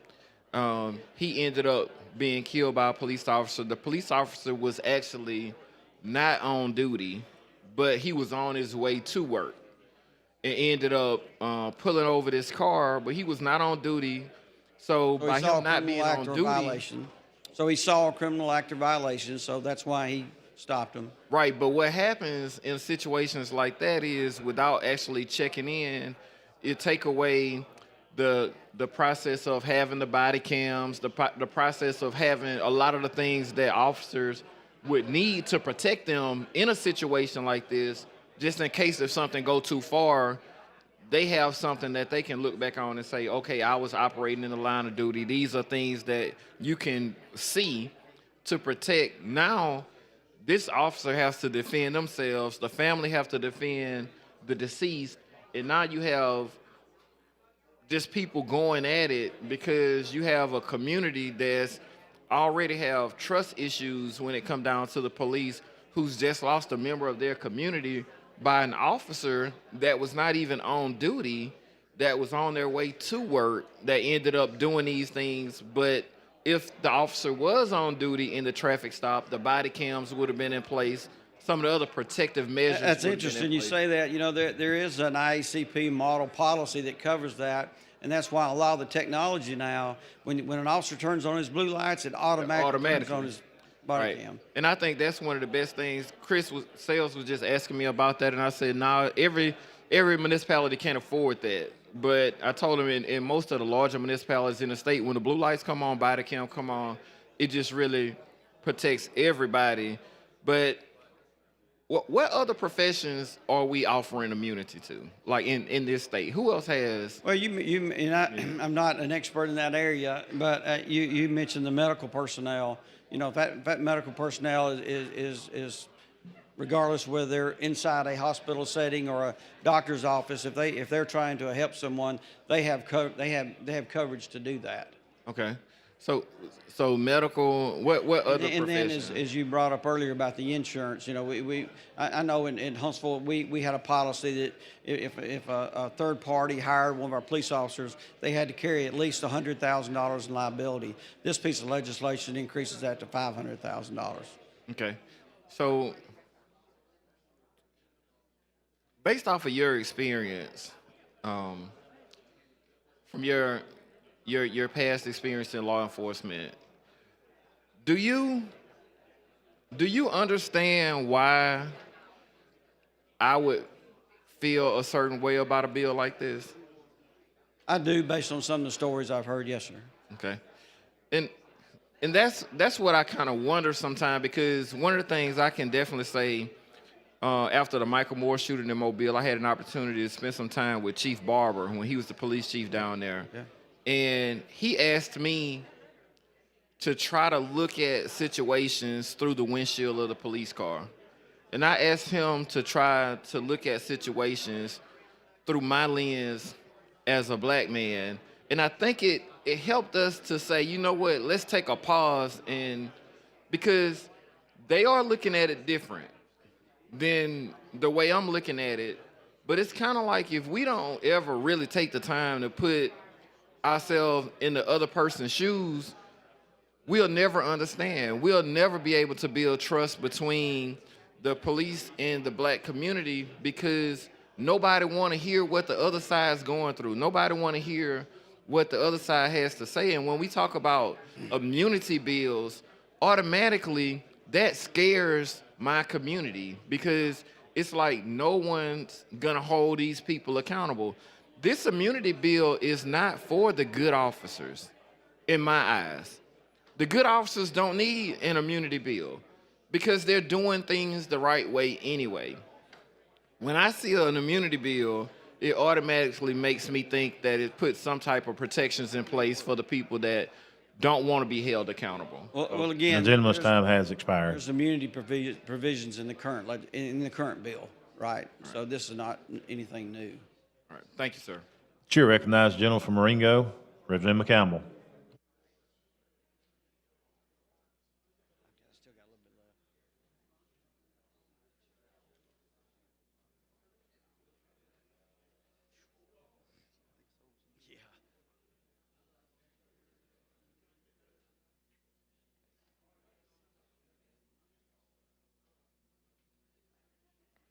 Thank you, Mr. Speaker. Will the gentleman yield? Yes, sir. Well, before I go that far, I want to, and I hope the air is clear now, Mr. Speaker. I really do, that we all have representing people here, and we all would like to be heard, even as a minority, even as a super minority. We feel that our input is important for all the people of the state to hear. So I hope we've gotten that air clear, and from this point on, we will operate with respect of each other, and I think we have, and so I'm looking forward to moving forward from this point, Mr. Speaker. Now, as we look at this, I've had some other colleagues talk about the feelings and the things that our community fear about the blue. And you say you understand that. You say you understand it. Why do you understand it? Why do you understand exactly where the fear in the black community comes from? Oh, yeah, I mean, served in law enforcement for 30 years. You've been there. You've seen it on both sides.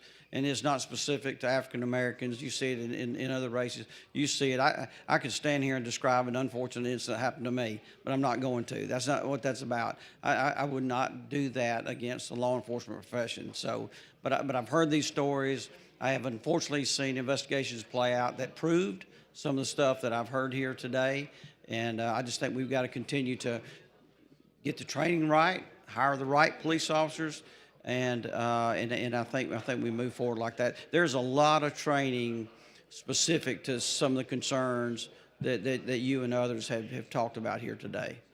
And Representative Bracy just said it, and it's the reality.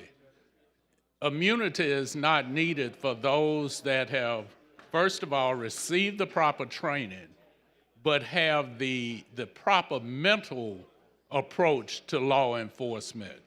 When you talk about serving and protecting, if you ever see an individual, be they black, white, red, yellow, green, blue, purple, or polka dot, if you ever see them as anything other than a human being that deserves all the same rights as any other human being, then your mentality is not such that you should be in a profession that I literally loved while I was doing it. Because I was able to help people. I was able to give people the assurance that they were going to be safe within their communities. I walked among the people. They knew me as a law enforcement officer. And we all had the opportunity to help one another. If they had a problem, they let me know what it was. So I hope this is not a bill that's going to allow us to recruit people that are not mentally capable of handling the responsibility of law enforcement. We oftentimes trying to fix a problem will make that problem worse. And the problem we are having is the retention of good law enforcement people. Good law enforcement people. That's our problem. But in the process of trying to do it, are we going to lower the standards such that we get a lot more bad eggs in this basket? We don't. Obviously, you've sat at the table with us for over 2 hours on Thursday when we could have been home. Nothing in this legislation would lower any kind of recruitment standards. We're fortunate Alabama A-Post has high standards. As you know, there are psychological tests involved in hiring a police officer. Sometimes bad ones get through. It's a reality.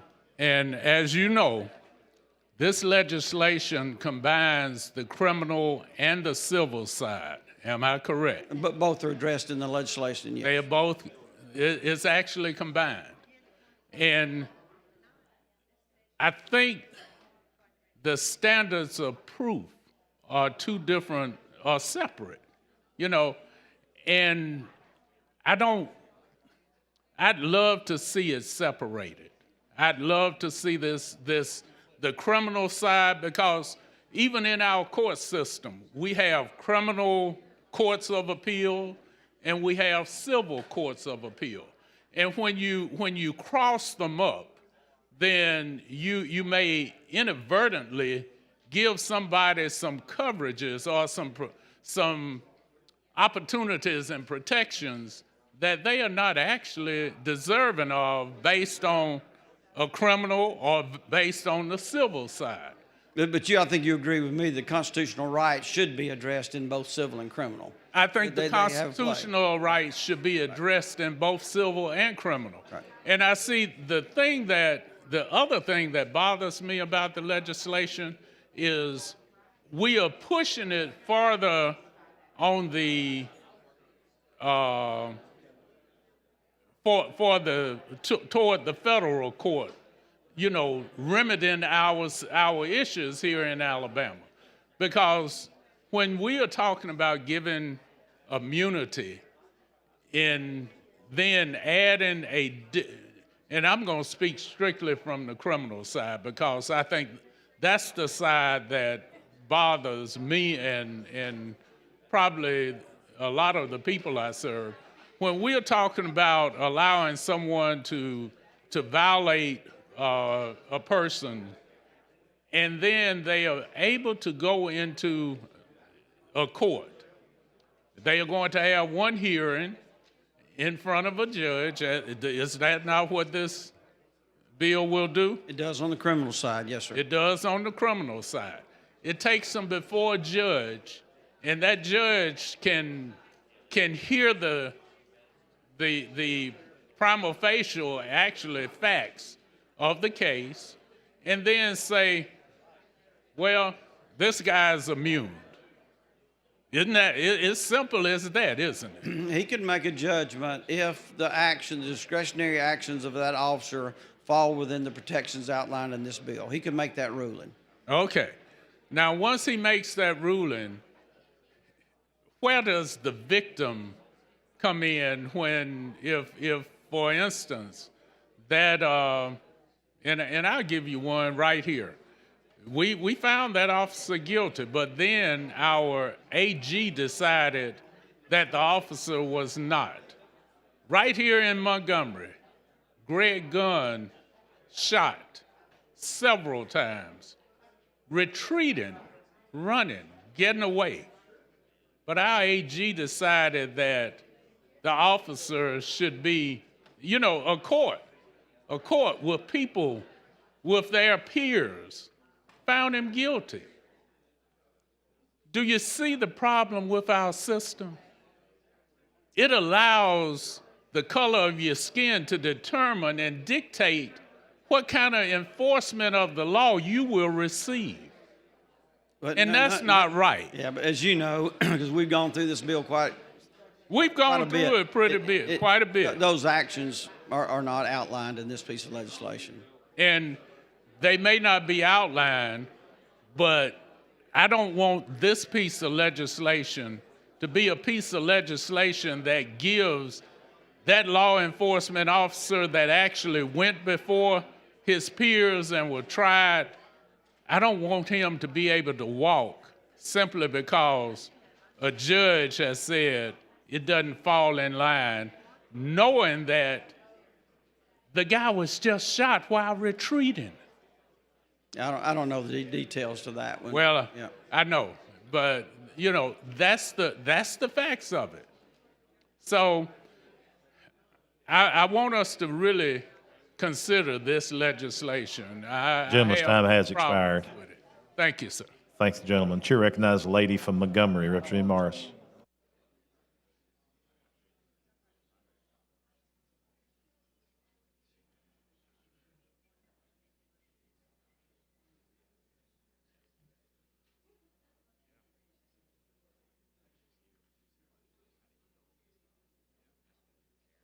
Thank you. Would the gentleman yield? Yes, ma'am. Okay, so I heard a couple of things that caught my interest, especially when you were saying that you didn't want to talk about it on by cases, but by the merit of the bill. Can you give me what do you actually mean? Yeah, I just felt from day one, even when early media activity was going on, that I don't want to tie this piece of legislation to any specific cases. You know, I've been here in Huntsville and Decatur and Montgomery and all this. I don't want to do that. This is the right thing to do for law enforcement. We're clearing up a 49-year-old piece of legislation that needed to be updated based on, as you know, more recent case law. And I don't know the details of all the different cases that's been brought up. I'm just telling you that if a police officer acts accordingly with the way he was trained and in the scope of his duties, he in this bill, like the existing bill, should have some immunity protections. So for that use of discretionary authority, and if he's outside that, then he would have no cover up. Give me an example of being on the outside of the scope of your discretion. Right. Can you give me something that'll let me know what it is that we're talking about? Like when you saying discretion, because if I'm going based on a discretion, that can be like a feeling. So well, I think you know, you could go out there with some wild examples, but I think when you look at that, it's all the duties that he has sworn to take, right? I mean, it's how he's trained to handle that situation, an escalation of force, if you will. But quickly, as I say, that could go from using just simply verbal to control someone. I thought they're hollering me, excuse me. Verbally to control somebody, to the use of a less than lethal weapon. But just like that, based on the actions of the suspect, it could go to deadly force. So within those parameters, his discretionary actions that's his would be covered. discretion of Based on the situation. Based on the situation, and we got a individual pulled over, and you ask for the driver license, which is verbal. That's verbal. Then the person reaches for the driver license, and at that moment, the police officer says, "I was afraid for my life, and I discharged," and it happened instantly. So would that be in the scope of his discretion? Well, he would have the opportunity to articulate that in this hearing that he would have within 45 days. Okay, so because I have a son, right? And I don't know if you actually have to go through some of the processes that we have to go through. So my thing to my son, now he's 30. So I had to let him know when he turned 14 years old, we got to have these conversations. If you're in a car with someone and the police stop, you always keep your hands on the back of the seat or on the dashboard. When you turn 16 and you start driving, if you get pulled over, you keep your hands on the steering wheel. You let the police officer get it on their own. Do you know why we have to teach our kids this? I teach my two sons and my grandkids the same thing. Not to reach? And then I also say, turn your interior light on. Well, so, but now let's go to exactly how many, well, we're not even gonna discuss how many, we're not gonna go into different cases like that, but do you know on a larger scale who would still end up getting shot? On a larger scale, if someone, case in point, young black guy watching a challenged child, lays in the street, put his feet in the air and put his hands in the air. You know, he still end up getting shot, right? The police say he feared for his life, even though he was laying on his back with everything in the air. We have to direct our kids to go to a lighted area. Don't never stop on no back road. You just keep going till you get to an area that's lit up.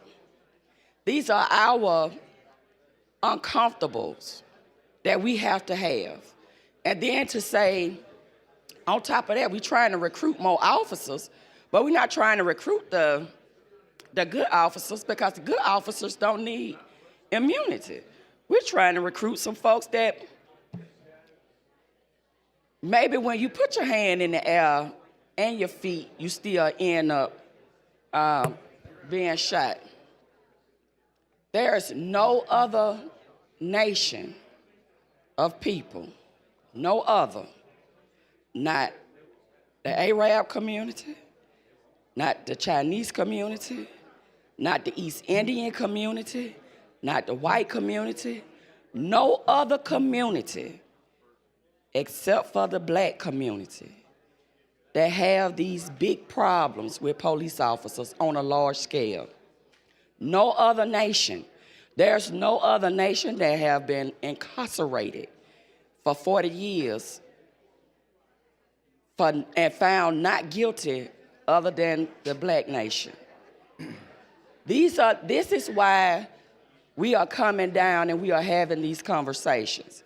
Sound a little harsh, a little on the bad side, but when you stand inside our shoes and hear of police immunity and having to go through it with what we have to go through or what we have to teach our kids, then I don't think that there's a line where there should be some type of comfort, right? We come down and we try to make it very comfortable for everybody to be able to hear these things, to talk in a comfort level. But then when the board light up, the comfort for us is out the door. The bill came to the floor, the comfort was out the door. And we have to deal with it. We have to deal with so much. And then after we have to deal with it, we still have to deal with the pats, the smiles, the you know me, right? And it's sad, but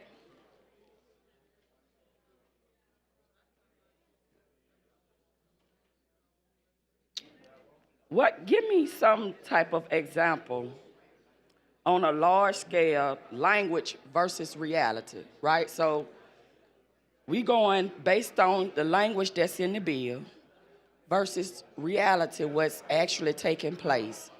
Can you give me something in that bill that's tangible, that's gonna assure us that our people are not just gonna be gunned down at the instance of being pulled over?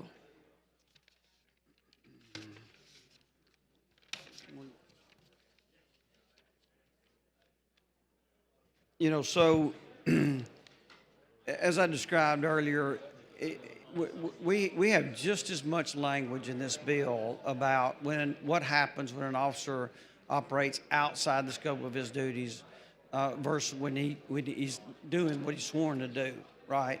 So once they do that, and he is outside those parameters, then they have no protection. They move right on into the criminal process. So that's for a jury to decide. I mean, even this bill does not outline what occurs. There's no penalties tied to this. Why do you call it police immunity? I'm sorry, do what? Why is it called police immunity? Because you know what the perception is, because right? Of that volatile situations that we put that law enforcement in, to where we need that immunity as long as he's carrying out the scope of his duty the way he is trained and is reasonable. He already have it, right? And is reasonable. Does he already have? There is current immunity in the state statute. Okay, so we're adding to make it even harder now.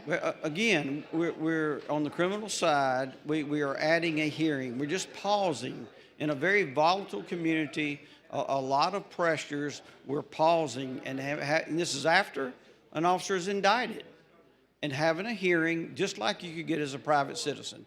If you had a defense attorney, then he could ask for a hearing for a number of things, and the judge would grant it. We're just asking the same for our police officers. So if ain't gonna be no if, it has happened already. Lady's time has expired. Oh, good God. That's quick, wasn't it? Chair recognizes the gentleman from Dallas, I'm sorry, Representative Chesson.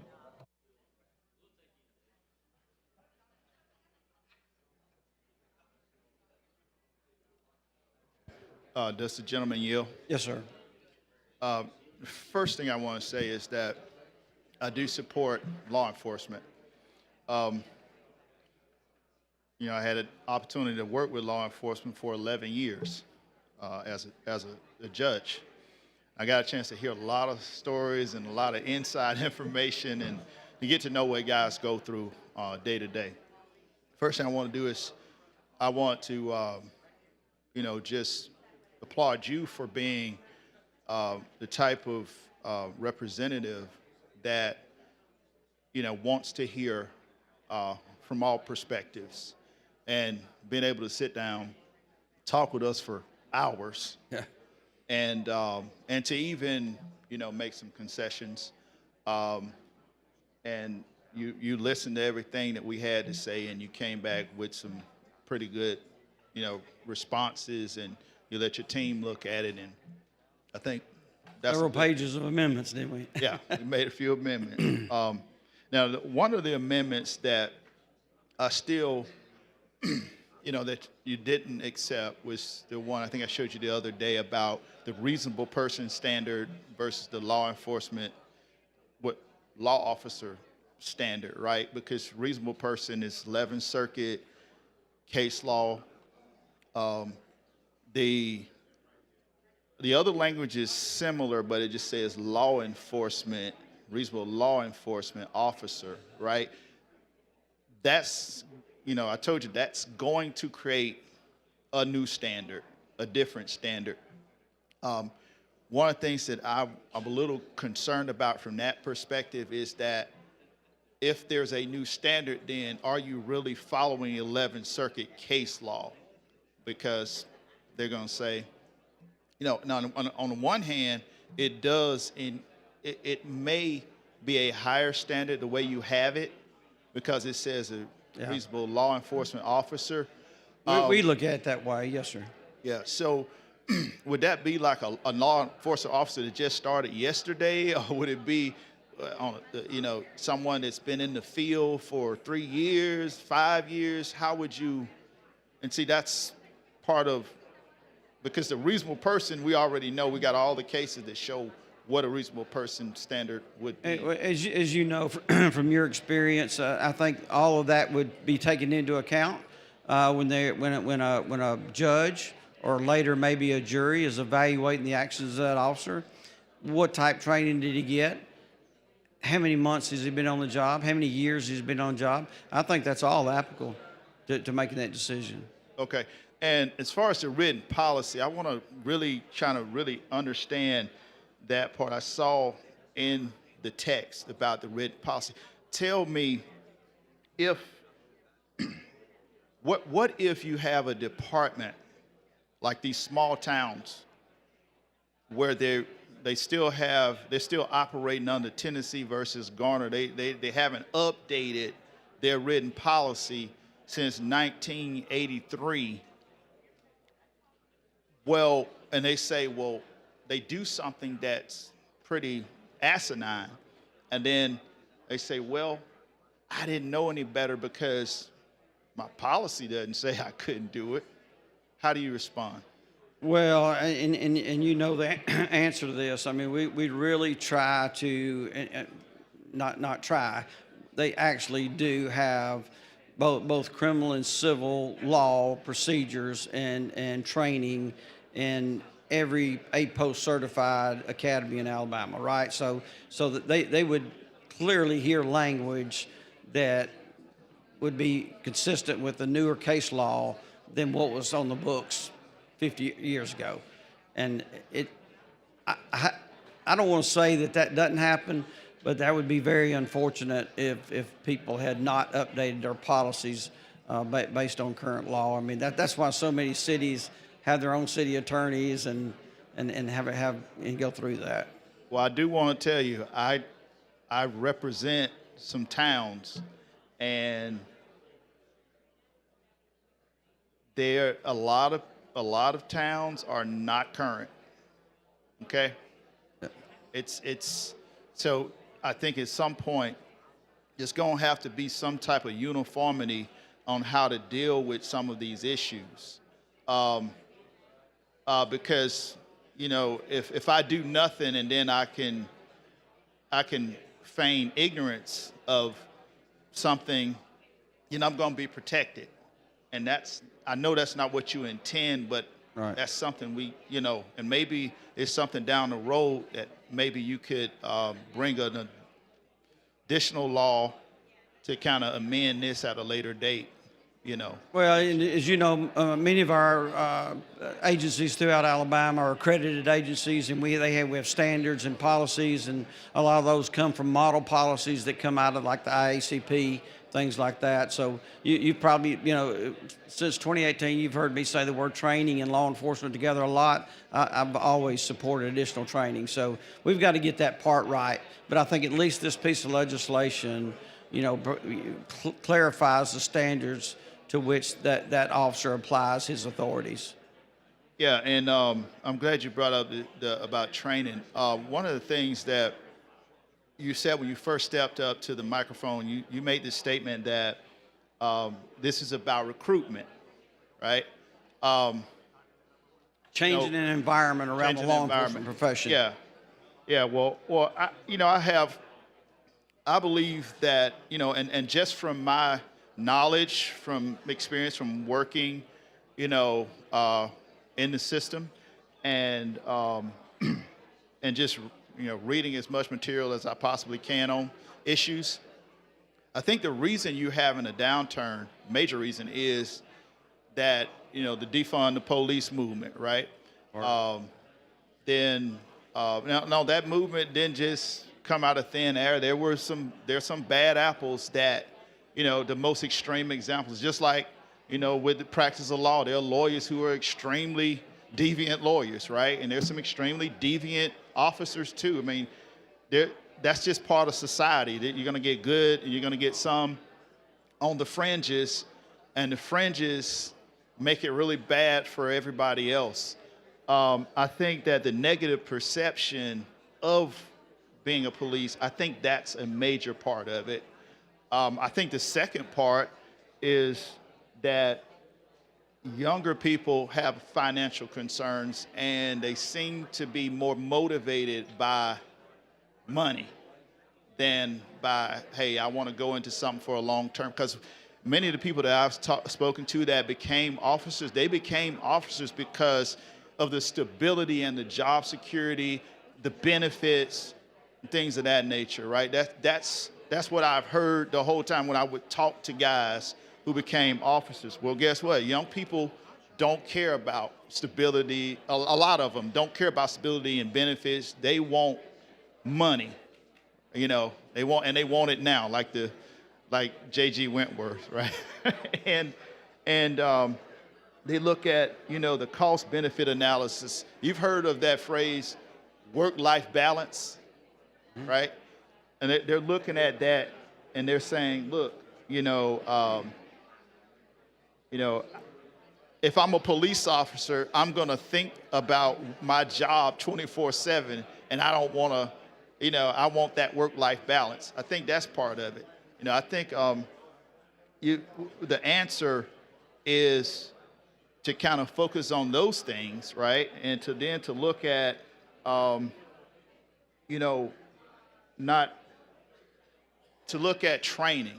You said training. Training is a huge thing. And I get a chance to see the difference. There is difference between night and day between a sheriff's deputy versus a guy at a small country town operating as a police officer. And what I'm afraid is going to happen with the bill is that you're going to get some of these folks in the small towns who are not properly trained, who haven't went to training, to Betsol's training, haven't went to your training seminars, with this power, which is essentially the power to use deadly, lethal force, and then to be not held accountable for it.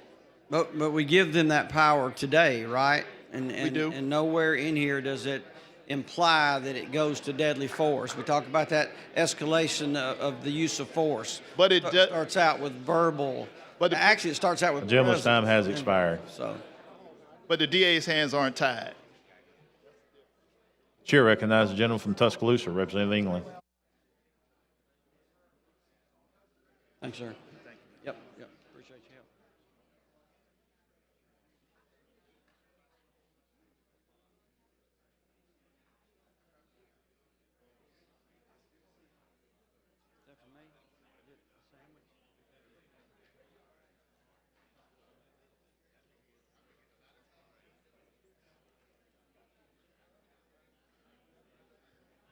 All right, thank you for recognition. Will the gentleman yield? Yes, sir. I just want to clear up a couple of things that you've been saying over and over again that factually just aren't true.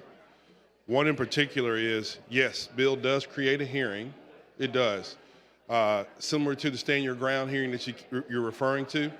However, the stand your ground hearing is available to every person, including a police officer, in the event positive. if in the event that they were charged with something. But what have I said that you feel like is incorrect? Because it doesn't just do that. It doesn't stop there. Because after the police officer immunity hearing, which again it applies a completely different standard to a police officer, not based on anything but their employment status. It goes further than that, because then that same standard, that if the judge denies that motion for immunity based upon the two standards that are set up in your bill, Then it continues. But then when you go, Very consistent about that, I feel like. but hold on, no, that same standard then goes into the actual criminal trial too. So it's not just an immunity hearing in the front end. It's also that same standard you have to meet that same standard in the actual prosecution of the case. So it substantially changes the responsibility of a prosecutor in a case involving a police officer on nothing more than the person's status. And generally speaking, one of the we've talked about this before, and as an aside, I want to say again, we met for a long time, and thank you for accepting the amendments that you did. But fundamentally, as a former prosecutor, there are additional issues that I recognize in the legislation that will create a burden on the prosecutor that goes far beyond what you would have to do for just a regular person. And you know, I'm not the smartest guy. I read things and I make an opinion on them, and I go and I ask others. And I've asked several prosecutors and judges, and they quite frankly don't understand the standard, and they don't how it applies and what additional burdens it's going to create. Well, and I think we, with the attorneys at the table, disagreed with the burden that you're describing on the prosecutors, right? But yeah, I can explain it to you in a very simple way. There's civil, and then there's criminal. This bill does with both. It deals with civil. It creates additional barriers, burdens, or heightened or enhanced standards on the civil side in the event you're suing a law enforcement officer. And that's different. Legally, constitutionally, we've established different standards for civil because civil doesn't have the same sort of jeopardy attached to the outcome as a criminal case does. On the civil side, we're talking about harm and redress through monetary damages and so forth. On the criminal side, we're talking about taking away your freedom, which means that on the criminal side, we don't do things like preponderance of the evidence. We don't do anything like that. When it comes to guilt or innocence, we do beyond a reasonable doubt. So when we talk about criminal prosecution, we don't prosecute people. We don't care as a state, not as a prosecutor, but generally, because when you see the indictment, it says the state of Alabama versus whoever, because the prosecutor's operating on behalf of the state. The Constitution requires us to not identify who the defendant is. The Constitution requires us to take a set of facts, apply it to the law, and then prosecute an act, not a person. Your bill actually requires from the very beginning of that prosecution, when involving a law enforcement officer, it requires the prosecutor to acknowledge who the person is first. Because once you say, I'm a police officer, or the facts indicate that you were operating, quote unquote, underneath your discretionary authority, then we have to treat you differently. And the reason I say that is... It's the only profession that we put in that kind of situation to make those kind of critical decisions that sure. could mean life or death for the officer or the suspect. Not necessarily, because doctors do the same thing. Doctors can prescribe you a drug that can kill But you. we're not shooting at the doctor when they're performing But a doctor can prescribe you fentanyl and kill you. Right. A doctor could also abuse their prescription pad and become essentially drug dealers. Yeah. But I remember I had a bill a long time ago where I was trying to create the ability to make it so we could prosecute those pill mills that used to just indiscriminately sell drugs to individuals who were addicted to substances. Their argument was, you guys don't know enough about how we do business to make those decisions. Let us handle it. But we didn't offer any additional protections for those. The evidence is the evidence, the facts are the facts. It doesn't matter who you are.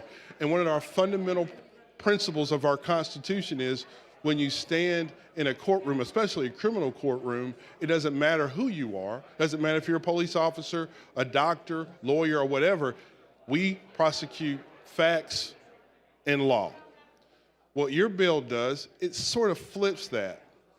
Because in order to prove that an officer violated a criminal statute, I have to prove facts and law that may not have anything to do with the act itself. But I don't think there's anything in this legislation that puts that kind of burden on a prosecutor. And the see, elements. and that's the thing about the policy part of it and the practical part of it.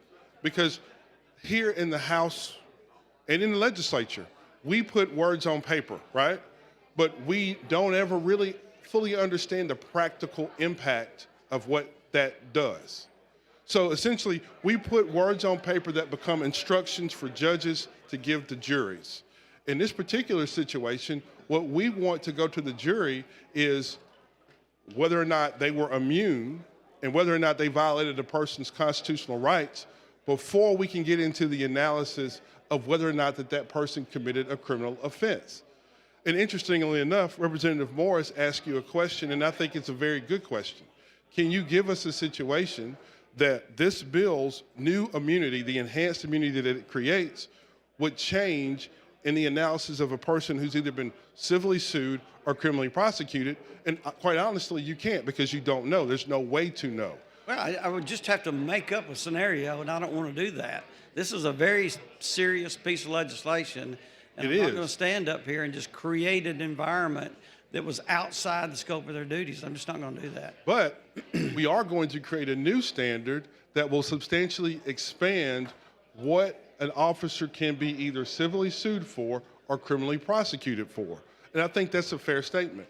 And we trust the judge is going to oversee that hearing to make that determination. And then later, maybe probably a jury. Yeah, so later on, as an additional burden on a prosecutor and also a police officer in a police department, we're going to have to, when we prosecute a police officer, send legal questions about constitutionality and what discretionary function is to a jury, which, by the way, on the civil side, primarily, that's why you have a hearing beforehand. It's done by the judge. You're going to send legal questions to the jury as a result of this bill. Now, I can fix it. One of your amendments, right? Huh? And we agreed. That was one of your amendments. And if you don't mind. It's not. You didn't agree to this. Because the new subsection clarifies that the bill has no impact on evidence suppression issues. This section makes clear that the bill does not affect criminal defendants' existing legal right to seek suppression of use of evidence. That's not what I'm talking about. 100%, completely not what I'm talking about. That was your amendment. No, that's Prince Chestnut's amendment. Okay, I'm sorry. It wasn't mine. Okay, I'm sorry. It wasn't mine. I agree with it. It came from the table that day. I agree with it, but it wasn't mine because, again, I've got a memo from your folks that say they completely disagree with everything that I said that day. But I guarantee you, if you go talk to prosecutors, many of them will reflect the same opinion that I'm giving to you right now. Well, a lot of I think our attorneys have case law and newer case law that look at you know better than I do. Yeah, it's you get that the attorney is going to have varying opinions. So and that's true. But one of the things about the prosecuting side of this is you're creating a front end responsibility and also a defense. And as I That's said in not, committee, that's not available to anybody else but do we not anybody that's owe our in law office. enforcement that? Just Under Gentleman's the time has Constitution, expired. Everybody deserves to be treated the same. and everybody gets a hearing.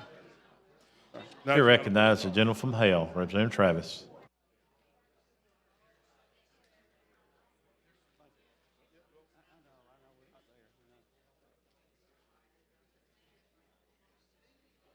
While he's making his way down here, we'd like to recognize Foot Soldiers Park from Selma, Alabama, Director Angela Benjamin, and she is the guest of Prince Chestnut.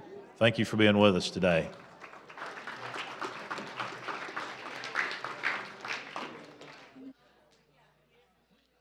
Thank you, Mr. Speaker. With the gentleman here. Yes, sir.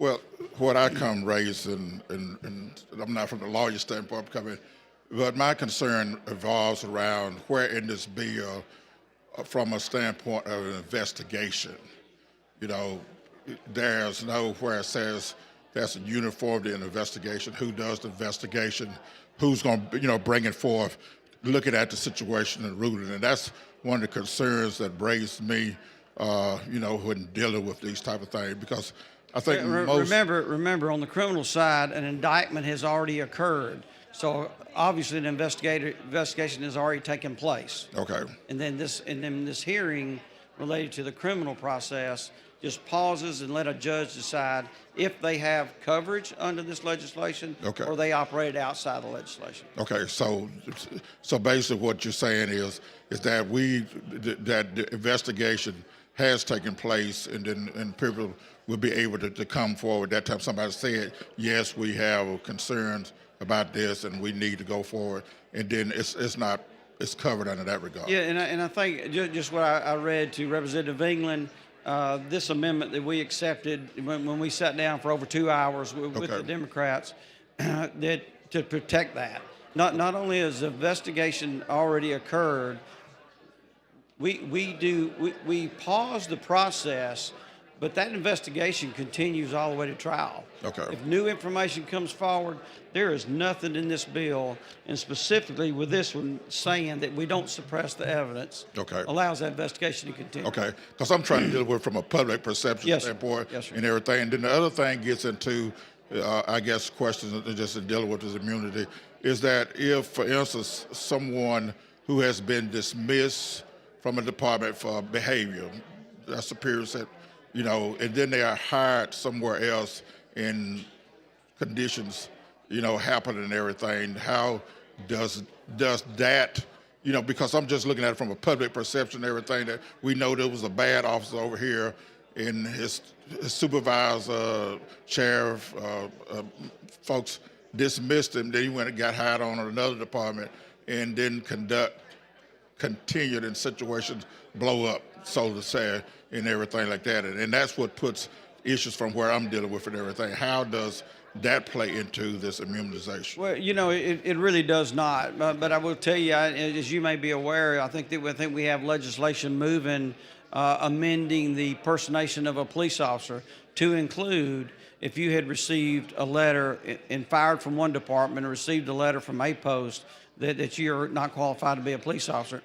If you then leave and go to another department, that's impersonating a police officer. Okay. Well, that's what I was trying to do, because I'm just trying to have some concerns. But we don't address that in here. And right, and that's why I said, and that's why I wanted to try to address it to make sure and everything that was handled and looked at and everything. Yes, sir. Okay. Well, that's not keep your time. Appreciate your effort. Thank you. As I said, we support our law enforcement, and we realize, and I told them the thing is, we realize that leadership of the department makes a difference. Yes, sir. And typically, I would just say from my environments, we view our sheriff department as if they're not law enforcement, because typically they have a different conduct and notability with people typically didn't, a lot of times the local, police officer way to handle it. So it puts us in the standpoint, and I'm just dealing with, not from a lawyer standpoint, but just a regular layman that have to deal with, the officers and trying to make sure that we're not giving bad apples a pass and everything. That's right.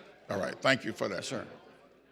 Here, thanks, gentlemen. Question for the body now is adoption of the substitute. Clerk will unlock the machine and the members will vote.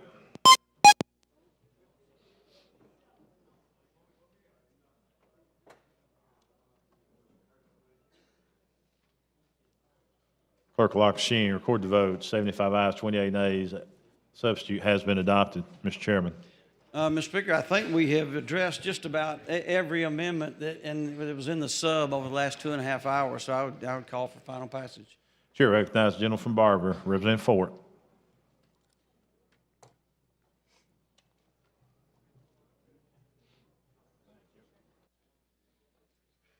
Excuse me, over 3 hours.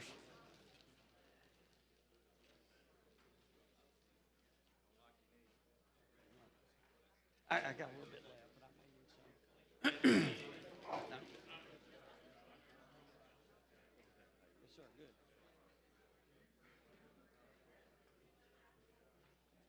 Thank you, Mr. Speaker.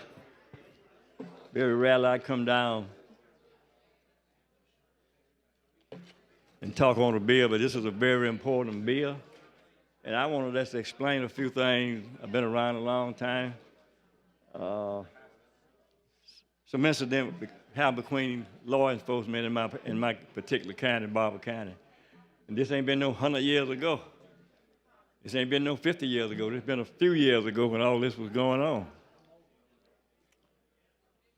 I had a lawyer, and I had a guy working with me. I was working at one of the highest paid jobs in Eufaula when I retired.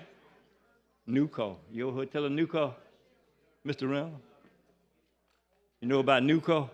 I do. Well, you know they pay big bucks. Yes, sir. It was time for me to retire. And I was working with this guy, and he quit way before I did and went on the police force. And I told him, why you quit a good job like this with all this good insurance, paying good money to get on the police force? You know what he told me? He said, so I can do anything I want to do and get away with it. Those other words, he told me, I can do anything I want to do on the police force and get away with it. Now, what kind of police officer do we need to make a statement like that? I can do anything. And I can imagine there's some on there now do the same thing. Do anything they want to do and get away with it. This bill is supposed to be an immune bill, right? Protect the law enforcement. He already protected, ain't he? And we got a ain't they got a stand you drown law in the state of Alabama? They do, yes, sir. Huh? Well, the police already, they protected by that law too, aren't they? They have the same right as we do to have a hearing on stand your ground. Mr. Speaker, I can't. Mr. Speaker, I can't hear. They do. They have the same right as a citizen. I want to tell you your some cases ground. we had in Eufaula, Alabama. That ain't been a long time ago. This guy went to Korean War. It may have been the Vietnam War, I'm not sure. And he was messed up in the head, what you call it, PST or D or whatever you want to call it, staying with his mama. And we had this young police force. I thought he was a good friend of mine. The boy had been downtown drinking and got into somebody and went home to mama. So they sends him over there to arrest him, and he said, no, I ain't arresting him. I got in a fight. What you going to arrest me about? So he got out of his car and started walking to the boy, come out with a butcher knife. And the mama come to the door and said, what's going on? That's my son. That's my son. Don't kill my son. Don't kill my son. She called the name of what was wrong with him. It was crazy to tell you what was wrong with him. That didn't do a bit of good. Bam, bam. Shot him quiet. Do you think he made any time? He didn't go nowhere. He didn't get locked up, didn't get charged with anything. Not nothing. And looking like to me, this bill here, this is a bad bill. And I know you've been bringing some good bills. And I went along with you every bill you ever brought. But this one bill, I can't vote for it. I seen too much police brutality in my life. And I'm telling you now, it ain't been no long time. It's still happening every day. I see it, and sometimes I turn my head and sometimes I don't. So it bothers me. I went to the barber shop 3 or 4 weeks ago. You see all this hair on my head. Got my head clean. Walked out of the barber shop, got in my car, heading back to my house. I looked in my rearview mirror. There was the police. I said, oh, what I done? I know I ain't did nothing. What are you stopping me for? He pulled up, and I pulled up. He said, pull up in that parking lot pull over Kentucky Fried Chicken, pull over Kentucky Fried Chicken. So I pulls over. He comes up to me and wants to see my insurance paper. I said, I ain't gonna give you my insurance paper, I'll give you my driver's license. So I got insurance. He said, what you stopped me for? He said, you ain't got no seatbelt. I said, you know what, I forgot to put the seatbelt on. I said, I stay right around the corner from the barber shop. I just forgot to put the seatbelt on. After he saw my license, what I got from Aaliyah, the license we get from Aaliyah, he said, oh, you a state rep? I said, yeah, I'm a state rep. He said, you up there making laws and now you turn around breaking the law. I said, yeah, I broke the law because I forgot to put the seatbelt on. So he walked on, threw himself in, and he went on by his business. That's a bad policeman. There's plenty of them still walking around. And I can't support your bill. I've seen too much police brutality. Again, it ain't been 100 years ago, but I could go way back and tell you a lot of it. I remember a time when my friends was up north. They left the South to go up north to get a good job, and they come back to Eufaula, come back to Barber County. The law, they better not have a good-looking car, a fine-looking car. They'll give them a ticket for anything, put them in jail for spinning off, for taking off real fast, put them in jail. So it's a bad situation we come with a bill like this. May I ask you a few questions? I know what time ain't. Yeah, I think you saw. I got. Go ahead. I think you saw on both the civil and the criminal side that the wording is very clear. The exceptions when they act recklessly or criminally negligent conduct outside the scope of their duty. So I mean, it gives both sides of it. It does talk about immunity and when that immunity applies to a police officer's discretionary duties, but it also simply clarifies what happens when he's outside those duties. Well, we calling this back the Blue Legal Protection Act. Legal Protection Act. That's what you calling it, ain't it? It's protection. I ain't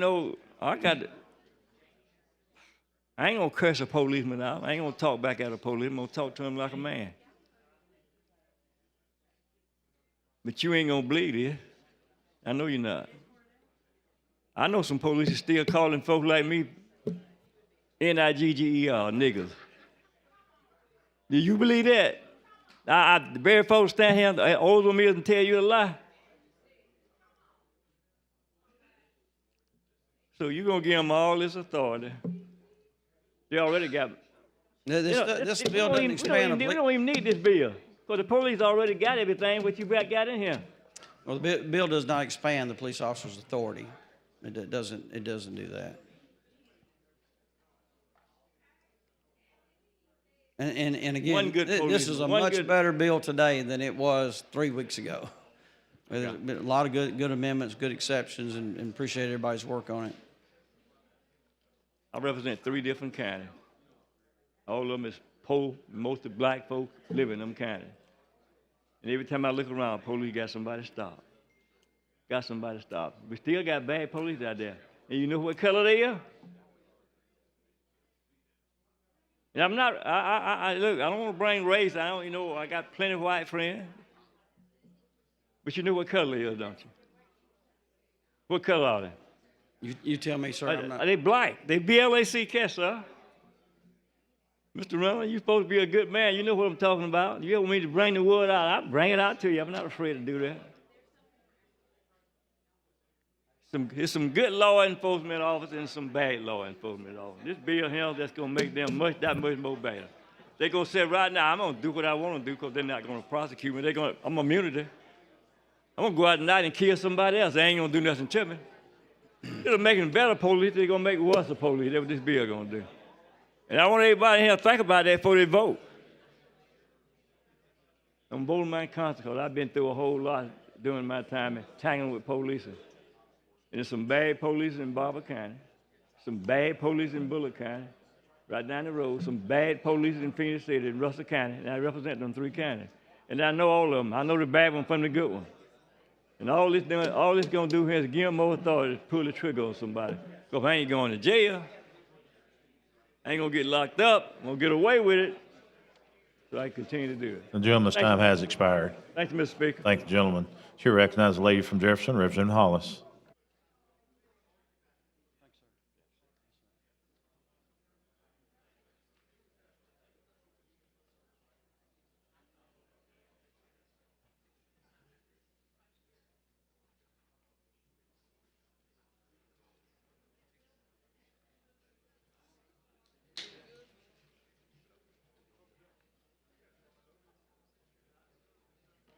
Thank you, Mr. Speaker. Would the gentleman yield? Yes, ma'am. You know, I wasn't going to get up today, but what I want to say first is that I support the men and women in blue. I have family members that are police. I have good girlfriends that are police. And, you know, we talk about a lot of different topics, but one of the reasons why I'm against this bill is because of what I myself have experienced and what my brother and cousins has experienced. And Rex, I know you're a good guy. You know, I've seen you on Trap Queens and how you actually befriend the lady that had got in trouble. I mean, you were good to her, you know, and later you guys became friends, and I respect that of you. But, you know, I worry about, I have a 25-year-old son that's never gave me any trouble, you know, and when he go outside my door, you know, I worry about him because of things that I know that can happen. And I could be the nicest person in the world. And at the same time, if you get on that bad side and that scale become unbalanced, I could become what needs to be done at that time. And I think about an incident when I got family that lives in Greystone, which is a very nice area in Birmingham. And my brother and cousin had to go to the store for my aunt. And on the way to the store, they weren't speeding. They were just driving, and they were pulled over. And the first thing that the police said was, "This is a very nice car you guys are driving."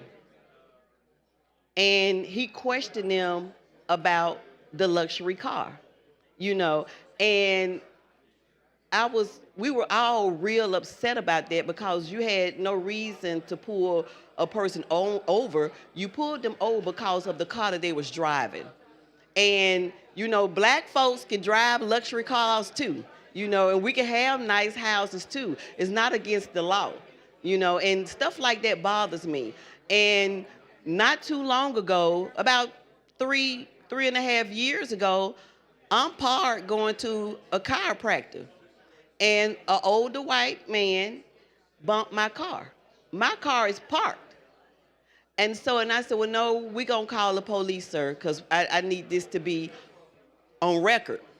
When the police came, he came at me like I was wrong, you know, and I said to him, I said, you know, you talking to me a little too hard, you know, and he backed up, but by the time he backed up, I handed him my credentials, and he saw that I was a representative.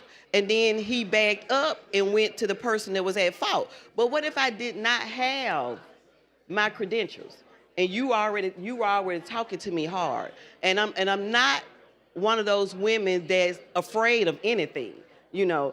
But I didn't like his tone of what he had. And so I worry about incidents like that happening. And especially, you know, we know that there's some good guys out there, and we know that there's some not so good guys out there, you know, and we can't determine who's good or who's bad, you know, just by looking at a person. You know, I always give a person the benefit of the doubt. But these things in 2025 is still going on. And that's what I'm worried about. because I know if mine is bothered, and if he haven't done anything, he innocent, you might as well go and take me too, because I'm going out there like Rambo, especially if he didn't do anything. And I'm hoping that there is more training, the do's and don'ts, regardless to how you feel when you see a person that look like me, because we this has to stop, guys. It has to stop. It has to stop. And hell, I'm tired. I am. Because I don't understand. In my household, we were never taught color. We were never taught racism. But we had to, our parents and grandparents had to tell us about different experiences, or had to get us ready if we are stopped by police, especially our young black men. And I shouldn't have to be fearful every time my son leave the house. I shouldn't have to feel like that. I shouldn't have to, say certain things to him when he get ready to walk out the house. I shouldn't have to do that. And we as black mothers and fathers, we continuously have to talk and teach our children what to do just in case something happened. With your hands here, letting them know you're going into your glove compartment. I've had friends where they've been stopped by the police, and before they could roll their window down, the police got their hands on their guns. Innocent people, everyday working people. For what? There was no reason to have any type of fear of a person sitting in the car that you pull over and their hands is on the steering wheel. And then when they rolling down the window, you putting your hand on a gun. So we should not have to live in fear like that. We shouldn't have to live in fear like that. And I had a girlfriend of mine that got stopped, and she was like, I wasn't speeding, she said, and nothing like that. But this was a situation where he stopped her because he was trying to flirt with her. And when she, denied his flirt and said, you pulled me over for the wrong reasons, and then he called her a colored woman. And I said, shit, excuse me, Mr. Speaker. I said, I ain't been colored a long time. I don't understand that. I don't. And we are going to have to do something where we can work together, do the right thing, and we need safety for everybody, but it needs to be done in the right way. We as parents should not have to fear every time our kid go out. We shouldn't have to. And then, what type of immunity do we get as state representatives? We have folks that come at us. What do other people in different professions, why don't they have immunity? They got professional jobs and people come at them for no reason at all. So I'm just, my main thing with this bill is I worry about our young black boys and girls and just being pulled over because of the car that they're driving, because of the color of their skin. And it's not right. And I just feel that this bill would give more power to whomever to have these acts for no reason. And that's my issue with this bill. And because of what I have seen, and because of what some of my family members have gone through, and for some of what my friends have gone through. And that's what bothers me, with this bill. So it's not at you, it's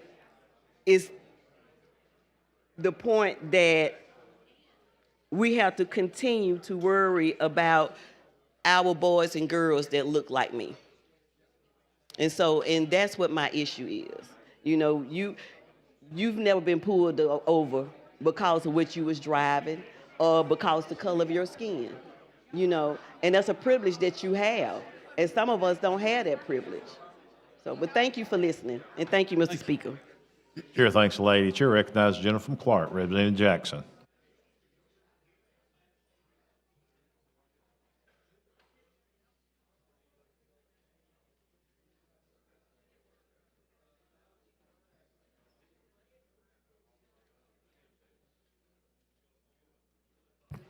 Thank you, Mr. Speaker. Thanks for the recognition. I just want to say a few things before this bill passes out of this House. I've listened to most of the debate. You've never been profiled, right? And you don't realize it. You've never been profiled. You're a police officer. You profile people, being an officer. But Speaker, I have been, and sometimes even now. I had an officer pull me over right out of Hayneville not too long ago. He didn't ask me for my license. He asked me, well, where did I work? And I told him I worked for the state of Alabama. Then he asked me, what did I do? And I told him I paid his salary. I made sure he got a raise. He didn't grasp that. He asked me, where did I get my vehicle? I didn't have Jack Ingram on it. Reeves. I didn't have Jack on mine. I took it off because I told him I wanted advertising for the car company. Let me say this. Then he asked me for my license. I gave him a license. Then he asked for my insurance. I gave him my insurance. So he went back in his vehicle and sat a while, and then he came and gave him a license and my insurance and told me to go on. And I asked him, what did I do? He never told me I had violated any law. I was profiled, and then when he found out I was a legislator, he gave me my credentials back. Now that is wrong. If I'm breaking the law, stop me and give me a ticket. But he never told me what I was doing wrong. I had another officer to stop me on Highway 5 once. I was driving about 56, 57 miles an hour. I'm not a speeder. And when he pulled me over, he turned around. I met him. He turned around and I pulled over. He said he could stop me if I was driving 56 miles an hour. If the speed limit was 55 and I'm driving 56, he said, you breaking the law. And I accepted that. I gave him a license. And he asked the question, where did I work? And I told him I worked for the state. He asked me, he said, give me your insurance, show me your insurance card. So I reached over. I said, I don't have a gun. Got the insurance card and gave it to him. And he went back to his vehicle. Now, what I heard my colleagues say earlier, we shouldn't have to teach our children when you're stopped by a police officer, put your hands on the dashboard or on the steering wheel, and he asks for your license. You say, well, I'm going to use my hand to get my license because you don't want to be shot. This is the only profession that can try you, convict you, and execute you. They can do that right on the highway. If an officer wants to do that, he can do it right there, and nothing is done about it. Man, you're going to give him another opportunity to make sure that he has immunity. And I said the other day, the law is for the lawbreakers. So you don't have to worry about the good guys. They're gonna do what's right. It's the guys that you have to, that don't do right, the one that you have to worry about. And everybody are involved in we call it in the union. So you have to cover up for the bad guys. The good guys do. Because we're in the fraternal order here. And we protect ourselves. And the only way we do that is by covering up instead of trying to weed them out. And that's just about in every profession. And being a minister of the gospel, that happens. We got some bad preachers out there, bad pastors. And when they are bad, I call them bad. When they do wrong, I call them out. That's my mission. I'm not here to please people. I'm here to please God. And that's why God got me here. I said my aim was in the day of 2025. Amos wanted righteousness and justice, social justice. He cried out against that because there was so much of that going on wrong in his day.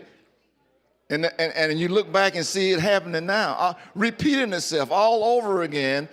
And we as ministers and Christians are supposed to cry out against what's wrong. And this is an opportunity for those of us who have erred in our ways to correct ourselves. And so this is a sign of repentance when we can see wrong and call it out. When you see something, say something. But we are the kind of people we don't want to do that. We don't want to lose friendship. And this is not about friendship here. It's our relationship. And like I said before, we got God on display. He don't want to be on display. He want to be implemented. And it should be implemented through us. And so this bill is giving more immunity. It's bad. We already have immunity. You know, cops killing people, and you got to have real deep pockets to defend it yourself if they were wrong. Families who can't afford it. And it takes forever to prove the wrongness of them because there's so much covering up. And I heard others say this morning, like in some cities that can afford it, when you turn your light on, the camera start running. And then there's a lot of things that happen that you can't find on the camera. There's some cases that people have brought up this morning. I read and hear and listen, watch a lot of news. But we're really in perilous times right now. We ought to be wanting to hold up righteousness rather than close our eyes to wrong. We'll make sure that everybody has the same opportunity to survive. But that your profession, being a police officer, you can execute right there on the spot. You can kill a person right there without even trying. The only profession that can do that. And then you're talking about immunity for state representatives and senators. There was a time when I first came here that coming and going to session, you had immunity. But I don't know whether that even exists now. You know, I never got stopped for coming here because I always leave early enough. I try to come the night before. Now that I've gotten older, driving at night, it makes me better than getting up early in the morning trying to get here. And so I leave in the evening coming. So I'll be rested when I get here. But this bill is setting a bad precedent again to give immunity to bad players. It's kind of like in any profession. You wonder why these people still on the team when they do all this stuff. See, character matters. Character. People forget what you've done, but they'll remember your character. And that's what's important. And we don't reward bad behavior, do we? Or we're not supposed to, but that's what this bill does. And Mr. Speaker knows it. He talked about that basketball game, you know. And I used to coach. I said, some people, some students, some children are coachable. And the gentleman's time has expired. Thank you, Mr. Speaker. Thank you, gentlemen. Question for the body now is passage of HB 202 as substituted. Clerk will unlock the machine and the members will vote.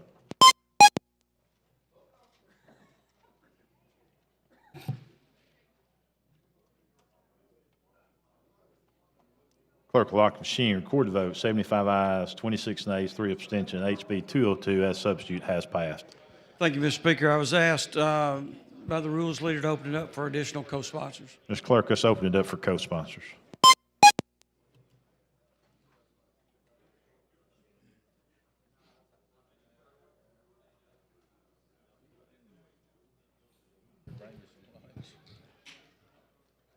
Okay. Clerk, about 56 co-sponsors. Thank you. Thanks, Chairman Reynolds. Thank you, body.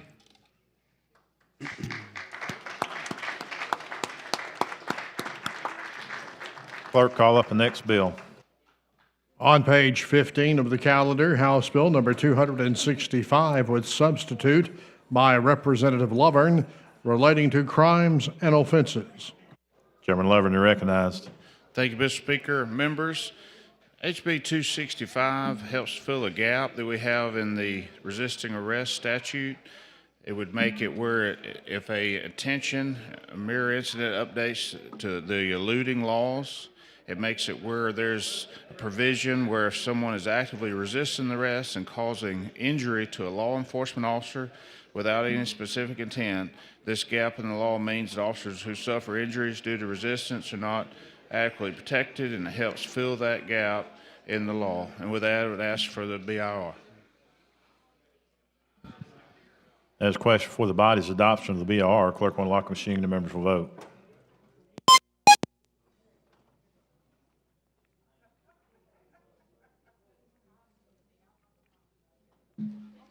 Clerk will lock the machine, record the votes, 80 ayes, 10 nays. BR has been adopted. Mr. Chairman. And Mr. Speaker, we had one amendment creating a committee sub. Okay, you care to explain the sub to us, FAR?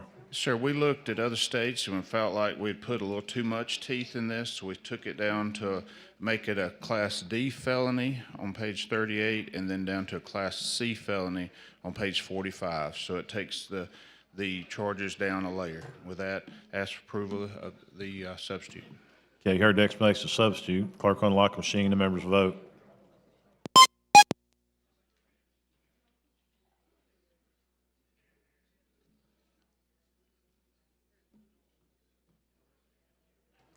Clerk will lock the machine, record the vote, 86 ayes, 6 nays. Substitute has been adopted. Chairman Lovern. Hey, Mr. Speaker, I ask for final passage as substitute. Chair recognizes the gentleman from Mobile, Representative Bracy.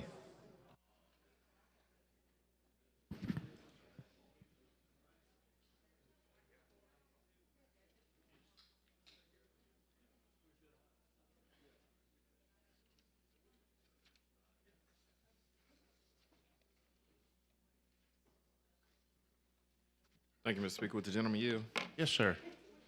You know, I had promised you I was going to talk to you today.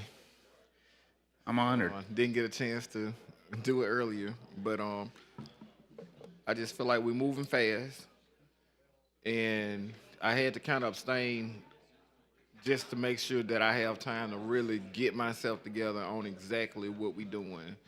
So if you can, just help me to just better understand what we're doing. We don't have to fully take 10 minutes, but if we have to, that's okay, because I think with this level of legislation, we just need to be clear on what we're doing before we make this final vote. At least I do. Sure. There's a gap that's created where there's obvious assaulting an officer laws, and but if someone is running from the police and there's an injury created from the officer trying to ascertain that person that's potentially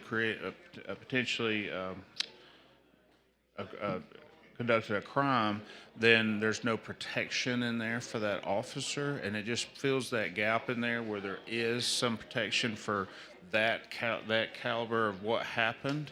And with that, in the summary specifically, we had a little too much teeth in the bill, and we had too much. And so what the summary does, it goes from a resisting arrest goes to Class B misdemeanor to Class A, and resisting arrest while brandishing a weapon or actually causes injury to another person, a Class D felony. And then resisting arrest while using or attempting to use a deadly weapon or a person's act of resistance causes serious injury to an individual becomes a Class C felony. Okay, so let's just say it kind of goes back to the trust in the community deal. Like, some young men in my community, even though they may not be doing anything, they'll run from the police. And it's just, it is what it is. They would rather deal with other consequences than to have to come face to face with an officer and have to explain something, even if they had nothing to do with it. You know, officer come up, everybody just scatter at one time. It may be somebody that is doing something they have no business. It may not, but it could be 6 people there, and all 6 of them may run. 5 of them hadn't done anything. Now, if the officer decides to chase, because I've seen instances where they'll say, well, why did you run? And the guy be like, well, because you stopped. You know, it's like, they were like, well, if you didn't do nothing, why did you run? Well, historically, it's just been something that's kind of been embedded in you. Just any way that you could just have the least resistance or the least not have to deal with the police. Nobody want to deal with the police. You know, it's just like that. It's just the way we've been taught. If you don't have to talk to them, you don't have to deal with it. Just stay clear, come home. You know, it could be your kid. They shooting basketball. The police come up there, come get your butt home. You know, don't you be out there talking to nobody, get home. And it's just our way of protecting each other. What happens if the police chase that person? If the police chase that person. Yeah, and they hurt themselves, what happens? Okay. Well, there's a difference from an assault in the second degree, and how that differs. Second degree requires proof of both intent to harm that officer and a lawful duty for that cause. It holds individuals accountable when their intent is to resist but not injure the officer. So if they have committed a crime and they are resisting the arrest by the officer. So would running be considered resisting? If an officer is telling them to stop and then they are injured in the pursuit, or an innocent bystander is injured in that pursuit, then they could be held liable under. What if the person is not guilty of anything? The only thing that they're guilty of is running from the police. That's the only thing that they're guilty of. Have they committed a crime because the police said stop? If they are attempting to place them under arrest or question them, then they could be. I'm not saying they may not be to the arrest part. They may be at the questioning part. Like if you just roll up and there's 6 people out here, you gotta kind of ask some questions, do some investigating, I guess, before you get to the point of making an arrest. And everybody decides to just run. If one person run, everybody's running. I mean, it's just the way it is. That's the way it is where I grew up. If one person run, everybody running. Sure. Because you don't want to be the last one standing, right? And now you got to deal with everybody else running away on top of whatever the reason for being stopped. So would that be considered resisting arrest, or like what would that be considered as if you run from the police and the police officer hurts themselves while they're chasing you, even though that you're not guilty of anything? Everybody else ran. I'm just running because everybody else ran. Sure. This should be treated as a crime enhancement. So Okay. if you're declaring someone is under arrest, and then they resist that arrest and then take off running, then this would apply as an enhancement. Okay, so So it's not during the questioning phase. So if a police just ride up and everybody just take off running, then this bill doesn't apply. That is my understanding of the law, the way it is applied. Okay. So that's very, very simple terms of it. It provides enhancement penalties in certain circumstances. And then a person commits the crime of resisting arrest if he or she intentionally prevents or attempts to prevent a peace officer effectively lawful arrest of himself or another individual. Where are you reading? On the first page of the bill.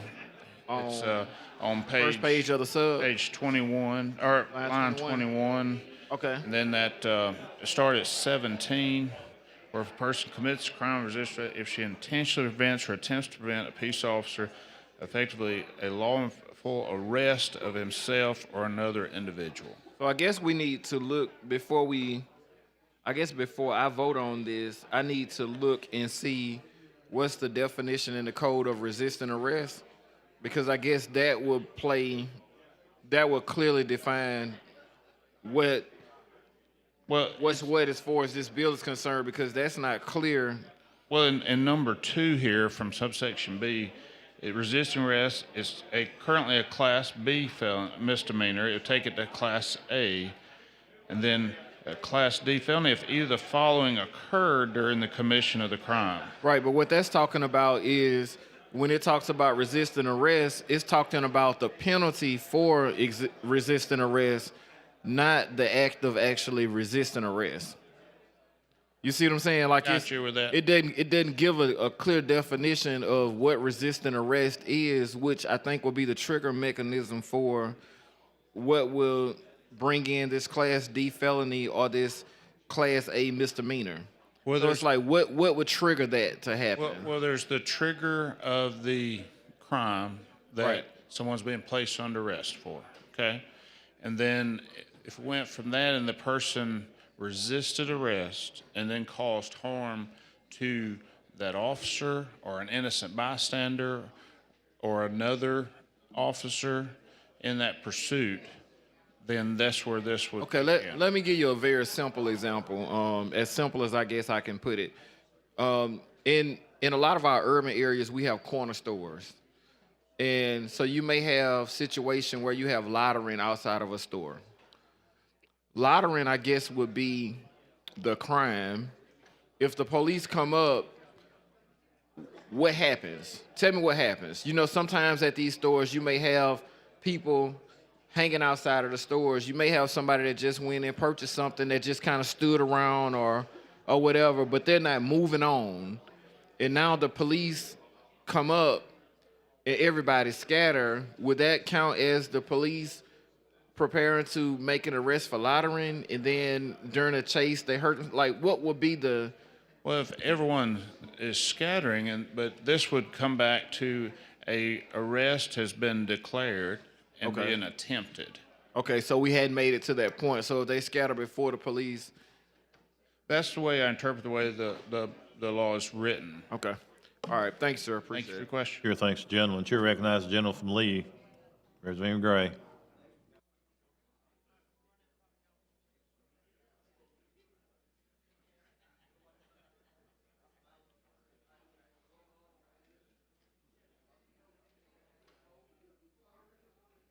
Thank you, Mr. Speaker.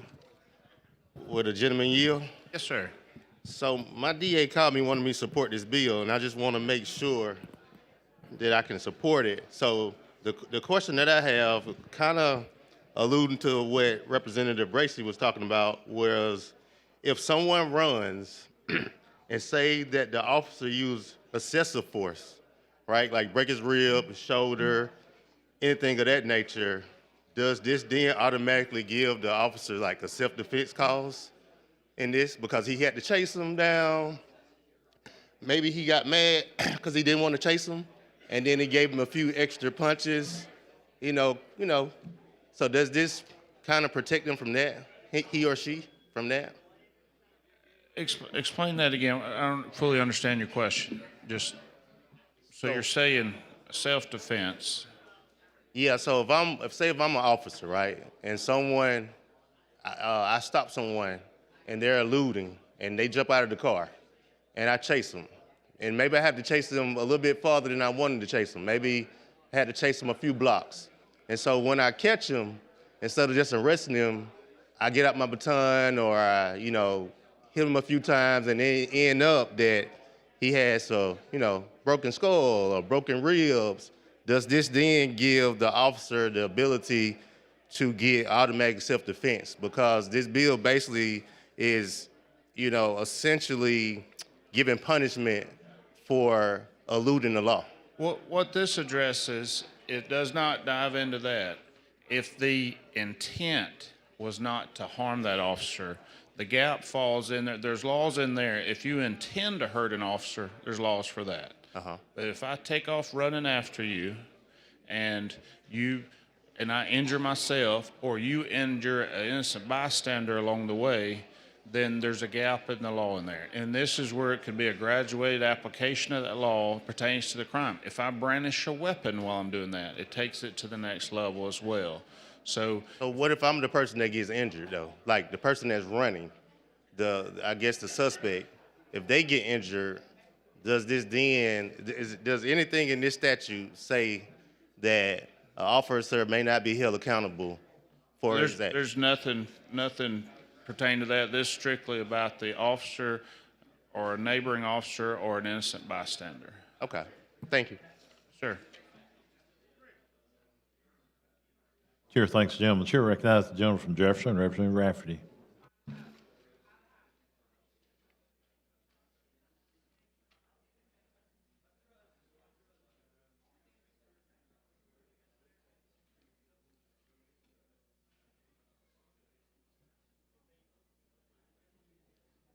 Thank you for the recognition, Mr. Speaker.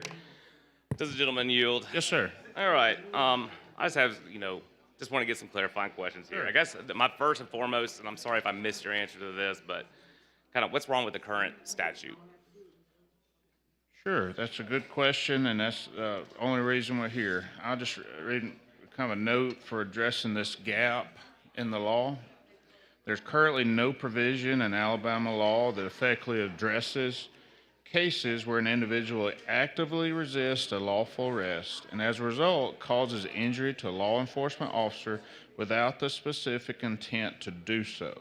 This gap in the law means that officers who suffer injuries due to this resistance are not adequately protected, and offenders may face only misdemeanor charges that do not reflect the severity of their actions.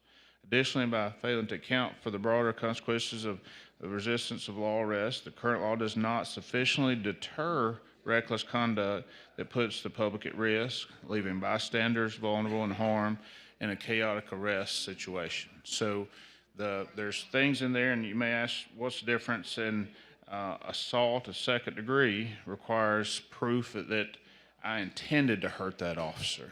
And Okay. so That was going to be part of my next question. Part of my next question was aren't some of these things already against Sure. the law? Sure, Aren't there already criminal statutes for them? Sure, and the law gets to here, and then it takes from here and goes forward. It's in that gap is what we're trying to fill.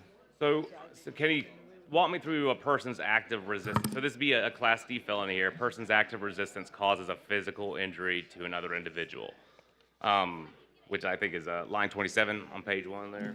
So understand that that's not necessarily, there's no intention to hurt.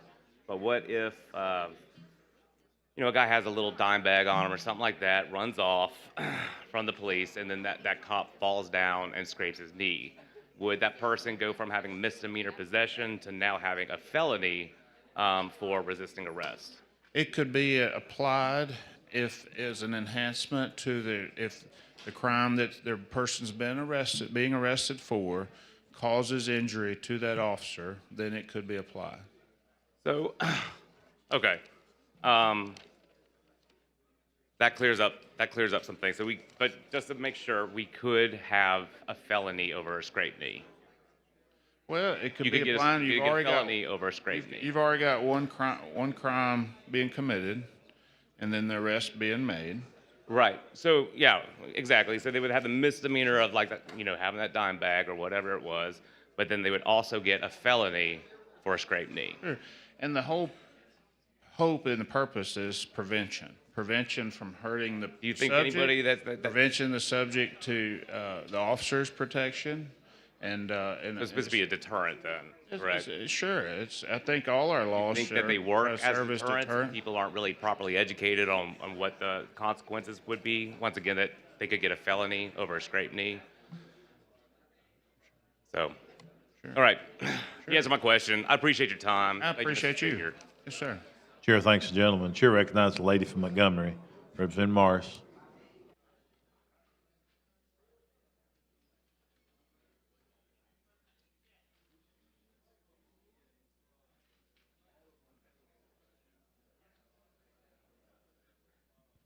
Thank you. With the gentleman yield. Yes, ma'am. Okay. So we have a police officer who is in foot chase, falls and scrapes his leg, and now the person who he is chasing, because he can't catch him, scrapes his leg. Now they can get a felony? If the injury is caused to the arresting officer, another officer that is assisting or nearby, or an innocent bystander, then this could be applied as an enhancement during the prosecution. So we just gonna have, we have a lot of bills that's just, I guess it's the public safety package or something that's taking place, but a resisting arrest, can you just give me something that identifies what is resisting arrest? Because we have different meaning behind certain things. A person commits the crime of resisting arrest, on line 17 here, if he or she intentionally prevents or attempts to prevent a peace officer from effecting a lawful arrest of himself or herself or another individual. Resisting arrest is a Class A misdemeanor. Violation is subject to Class D if either of the following occur during the commission of the crime. Person brandishes a deadly weapon or dangerous instrument. Person's active resistance causes a physical injury to another individual. A violation is a Class C felony if either of the following occur during the commission of the crime. The person uses or attempts to use deadly weapon or dangerous instrument. The person's active resistance causes a serious physical injury to another individual. Let me ask you this, if you're a nice sized guy, so if you put me in the headlock, do you think my body gonna automatically just start resisting on its own? Or you think it's something that I just have to do? Like if my body is strangling, it's just gonna lay still?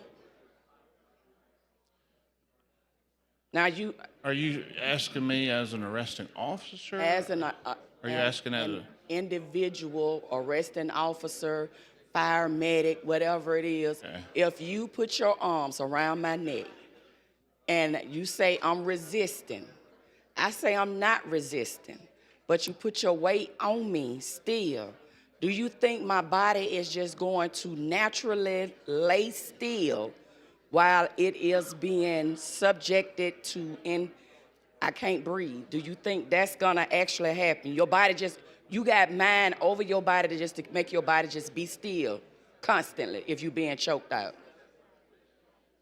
Well, there's certain procedures to be followed by the arresting officer, and then there's the announcement of the arrest, and then the reading of the rights, and then if they're attempting to resist that arrest, and this is specifically about the injury of the officer or the injury of the innocent bystander, and I'm not sure of where what you're speaking of situation. That's why I said, like, when we hear certain things, as Representative Bracy said, you know, you have 6 people standing, and if one person take off running, we could just use in here for example.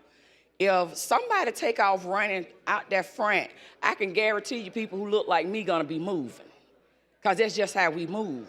We don't wait to see what's happening and looking around. We get the details after the fact.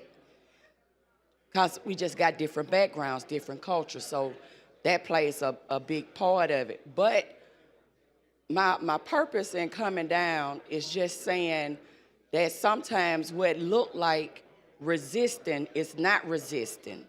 It's your body if somebody got you in the headlock and you gonna try to get loose because you can't breathe. But for some other people, it's looking like, okay, all you gotta do is just be still. And that's not normal for your body to just lay there and resist breathing like that. So, but I understand the reasons behind the bills. I understand why we are going through what we're going through. I also understand that there's this thing called balance, right? And balance is something that no matter what kind of bill we bring, God always got the last say so on that balance. Amen. Thank you. Thank you. Chair thanks the lady. Chair recognizes the lady from Madison, Representative Hall.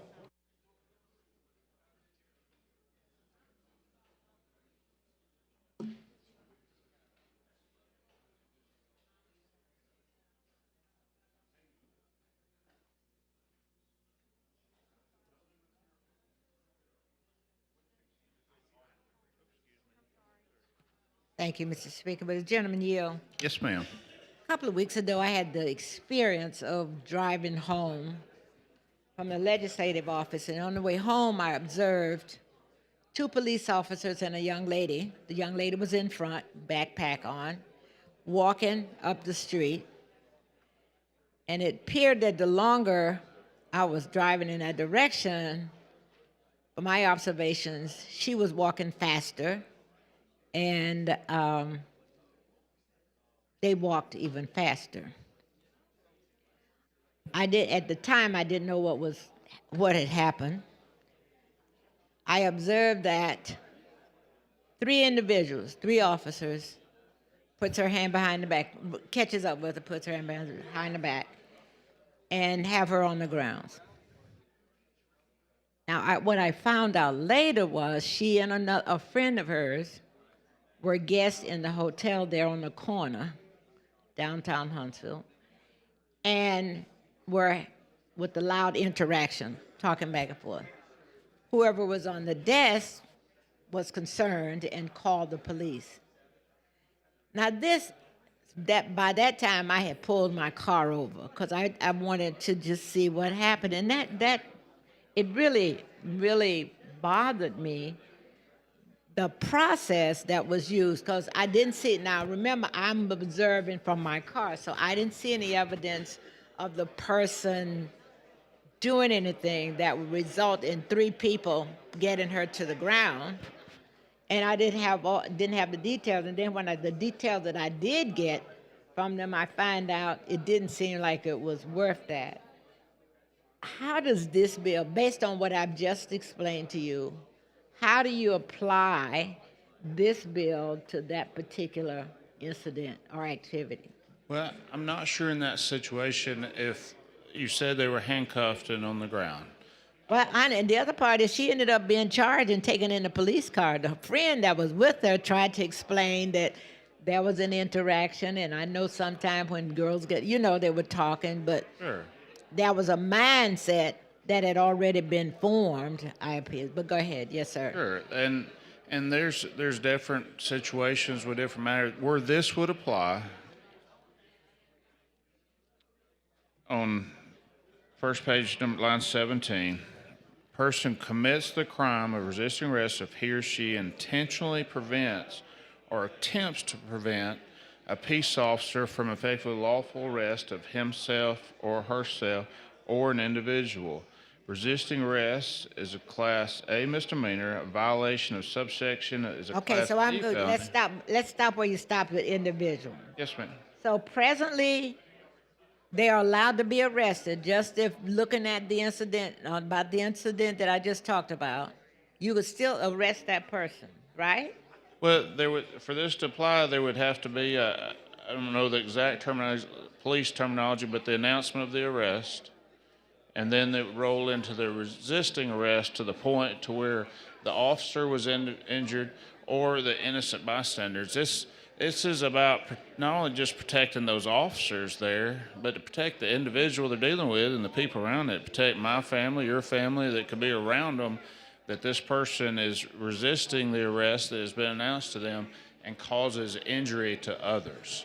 But when I read this and looking at the summary on line 11, it says it's for an enhanced penalty. If this would be, see, because there's already the arrest being made, and then this would be an enhancement to that case of to the point of resisting arrest. Okay, and so instead a class, so it is right today, the actions that I explained to you or mentioned to you would be a Class A misdemeanor, and now you're taking it up to a Class D, it's going to a Class D felony? I don't know if, you're saying if that person you saw being arrested had resisted and caused harm.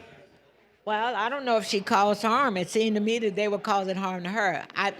Well, her resisting would have had to cause harm to the arresting officer, another nearby officer, or member of mine and your family, for instance, to take this enhancement apply.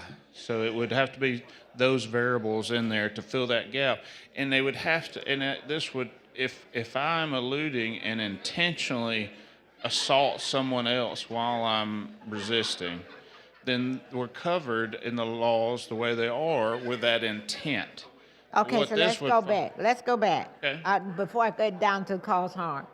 When I look at Section A, it said number A, which is on line 17. It said a person commits the crime of resisting arrest if he or she intentionally prevents or attempt to prevent a police officer. Okay, and the effecting a lawful arrest of herself or another individual. So the changes, this is already in place, right? Right. This is in place. Presently today. This would enhance it if there's injury caused to the officer, another But what officer about the on injury scene. caused to the individual? Well, there's other things for the process for that. So this was just on the law enforcement side. We're not addressing that. No, We're ma'am. not attempting to address that. No, ma'am. We're only addressing it from the police or the officers. This is intended to protect the officers on scene and the innocent bystanders that may be on scene as well. That's all this would address. So resisting arrest goes from, now you had B, I'm on line 21. Is a Class B? What's the difference between a Class B and a Class A misdemeanor?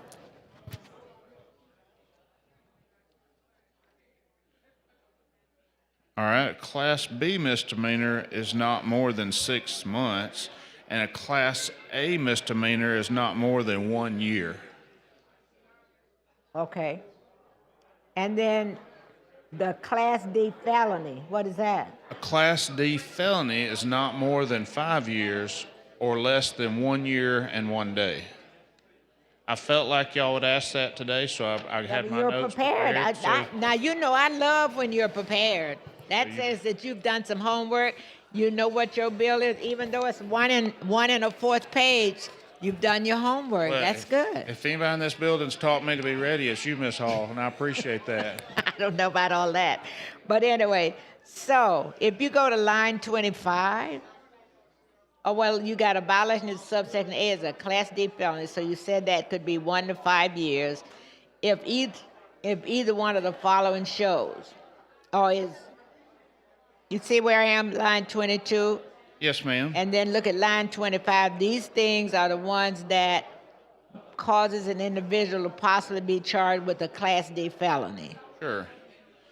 And that's an enhancement where if a deadly weapon is brandished or a dangerous instrument, okay, and the person's active resistance causes a physical injury to another individual. So does that individual have to be the officer? It has to be that officer, another officer on scene, or an innocent Well, now bystander. that It was, could be listen, other. I thought the person was definitely outnumbered because there were 3 people. Then while the person had been handcuffed and was on the ground, then there came 3 other cars. They didn't come at the same time. There was one car that came with one individual. I made an assumption. I have a friend that told me she was going to get the details because I have not been home since then. But I made the assumption that maybe that was a supervisor that showed up. Sure. And then 2 other cars came. But this was a young lady. This was not, it was just, and personally, I just thought she was handled. But I don't know what she said. I can't tell you what led to them feeling that they should have done what they did. I'll know more when I get back home. But this was recently. So I don't know that I didn't get the feeling of when they went through. I did sit there long enough to see them go through her bag to look for, whatever. And I made an assumption about that. I didn't think they had that right, but who am I to decide whether or not they had that right? And so I would say that her resistance, or the person's resistance, was mainly yelling at them, saying, The lady's time has expired. why are you doing that to me? But thank you. Thank the lady. Chair recognizes the gentleman from Clark, Representative Jackson.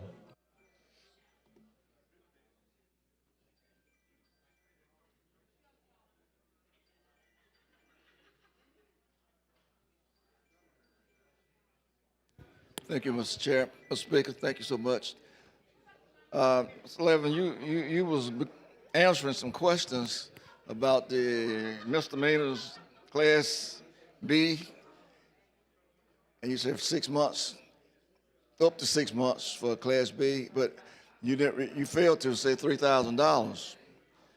Now, why would we want to change that from B to A for resisting? Like we said earlier, the hope is a deterrent so that there's more. You think for any of these? this don't $3,000 not a deterrent? It certainly can be. Money could be a deterrent, or That's or the bottom line in enhancement anything is money. When you hit, think a lot before they do something crazy. Yeah. And that's why we put all these court costs on fees. Maybe they won't be back in court, and they right judge. See, we. Yes, sir.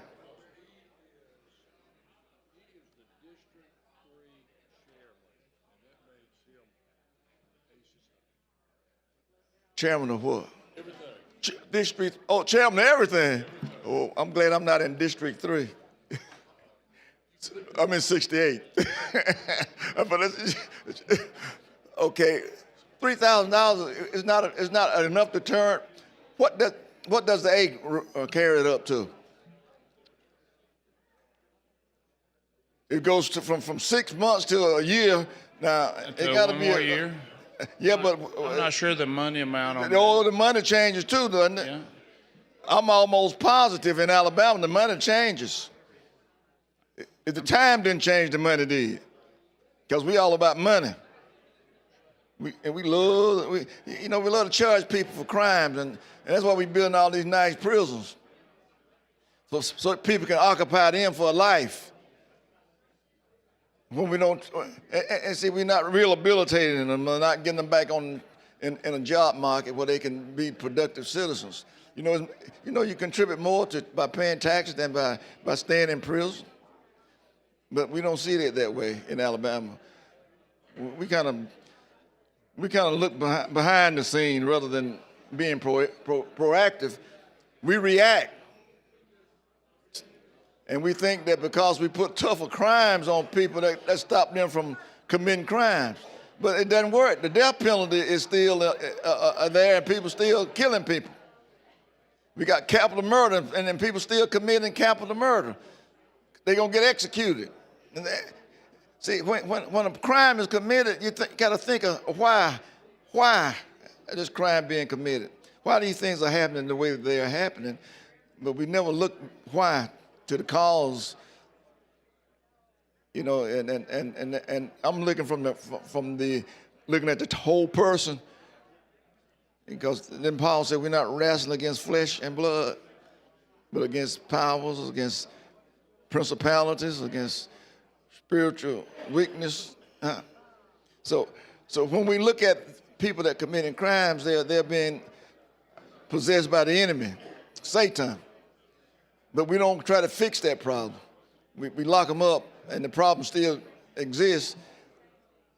And if they have not committed a crime that would cause them the death penalty, they're paroled, they're back on the street, then a problem still occurs because that person had never been fixed.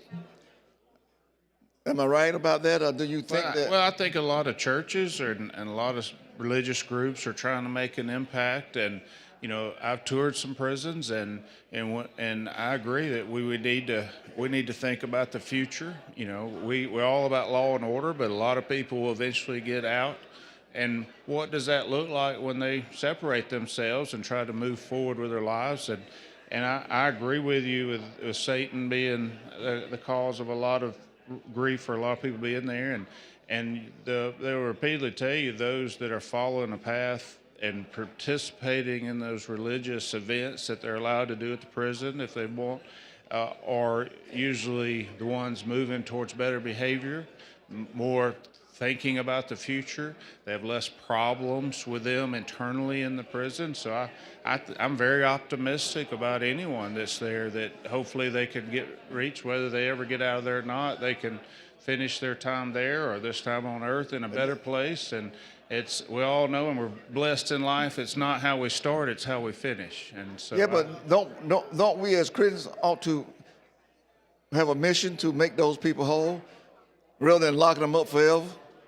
Well, I guess I don't think like the rest of the people. I think we have a mission to protect. From a total person. You know, I go visit prisons, people in prison, jails, I would say, not prison, but jails, and have prayer with those guys and ladies, and you show that you care about them, and they begin to change their attitude about themselves, because they done gone through so much hatred, so much disappointment, so much downtrodden and trials in life, and nobody abuse, I say, and nobody cares and that's why they end up in where they are, because nobody really tried to pick them up while they was out there hurting, and this is what troubles me so much, that we'll look at that situation, we don't see why and cause a person to commit, to do what he's doing is wrong. We punish him for doing wrong, but we never try to correct the wrong, the cause of him doing wrong, or her. So what your bill is doing is adding more penalties, punishment. It's going to cost more, but we're not doing anything to help the individual. And that's where we should be trying to help. Thank you, Mr. Speaker. Chair, thanks, gentlemen. Question for the body now is final passage of HB 265. Clerk will unlock the machine and the members will vote.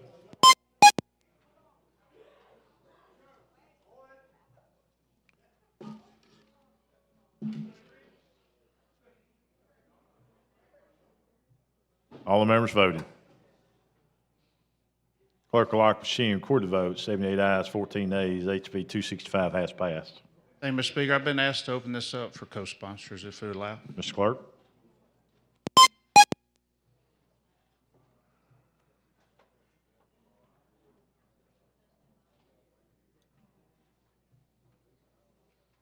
Like we got 43 co-sponsors. Thank you, Mr. Speaker, members of the body. Thank you, Mr. Chairman. The chair recognizes Representative Wood from on personal privilege. Thank you, Mr. Speaker. Members, we have a group here with us today in the gallery from Walker County, the leadership Walker County, and I just want to take a moment to mention their leader, Miss Linda Lewis, the director of the Chamber of Commerce of Walker County, someone very dear to me personally, gave me a lot of opportunities to serve back home in Walker County, and really led to me being able to serve here in the House. And she is facing some very serious health challenges, and on top of that has lost two very close members of her family in the last week. She's normally here this week every year, but she couldn't be here for health reasons. And I just wanted to ask this body, if you would, to please rise and let's have a moment of silence and lift up Miss Linda Lewis and pray for her health and her time of sorrow as she's lost loved ones. Let's bow.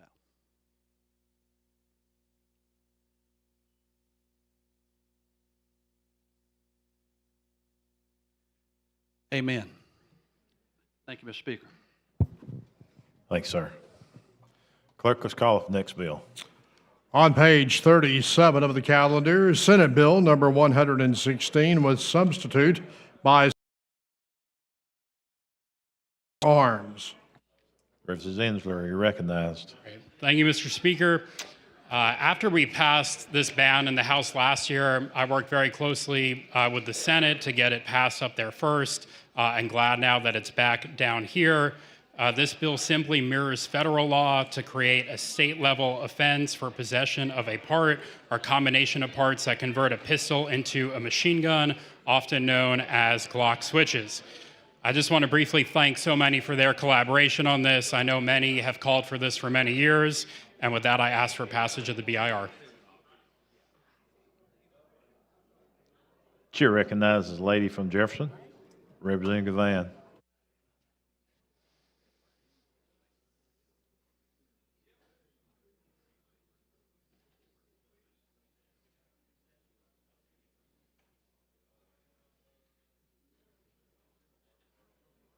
I wanted to stand to say to Representative Ensler, thank you for your efforts. Also rise to say that unfortunately is, for me, very bittersweet that we continue to have this issue. Representative Moore, some years ago, she attempted to have this piece of legislation sponsored in. But I do believe this is for such a time as this. I stood here last week, 2 weeks ago, and I thank the Speaker for his efforts in what is going on throughout the city of Birmingham, and especially within my district, or close to my district boundaries, actually, that I share with Representative Hendricks, in that 50% of the city of Birmingham encompasses what is considered the west side of town.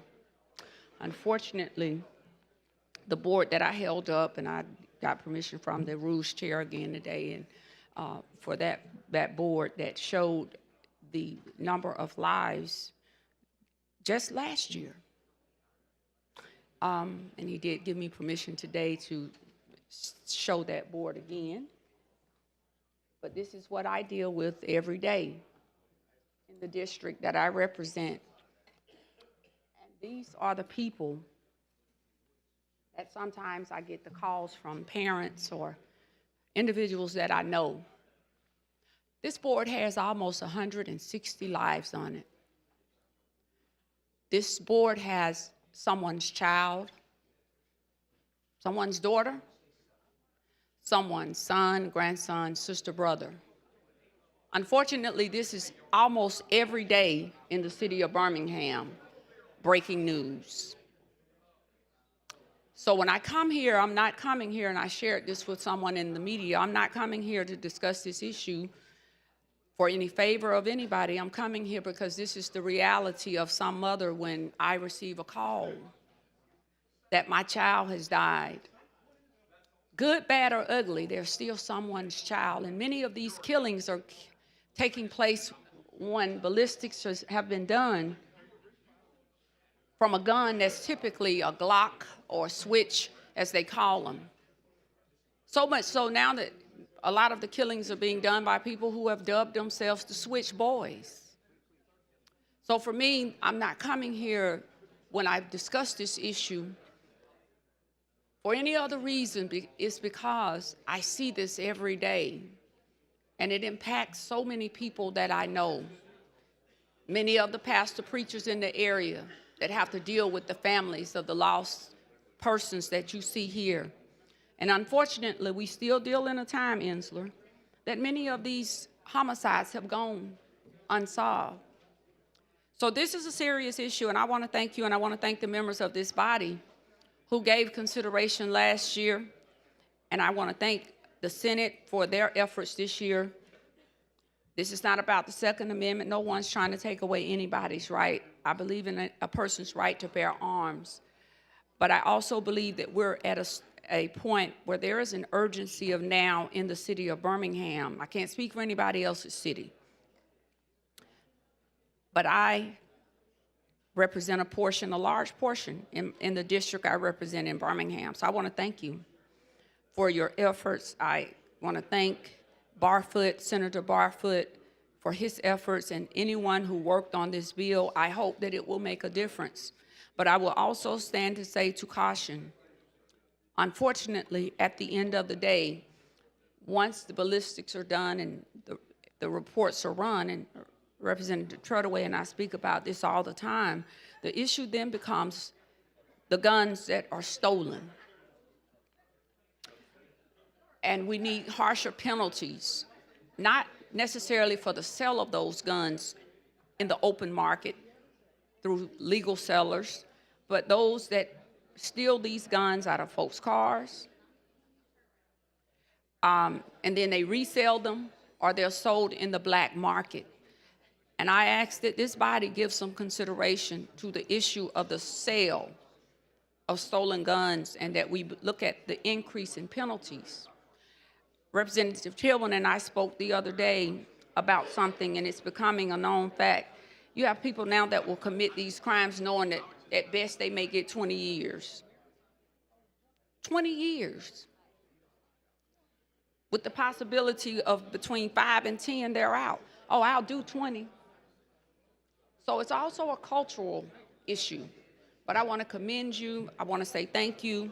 I also want to thank Representative Moore for her efforts over the years to try to get this bill or something similar to this moved. But again, it is for such a time as this that we are here. But I wanted people to see and to hear my voice one more time to say why this bill is needed. And I know there are some here. I'm not here to carry anybody's water. When I became a legislator, I came to represent a district, not a mayor, not a friend of the mayor, or this person or that person. I came to be a voice, to be a vessel and a leader for the people that elected me. And I see the severity of where we are in Birmingham. 190,000+ people. Half of that number roughly are within the west side of Birmingham. Unfortunately, I don't think this bill would get as much traction, and I will say this, had it not been for it passed out of here and it went to the Senate, but because of the urgency of now, because of the Hush Lounge killing that was on the south side.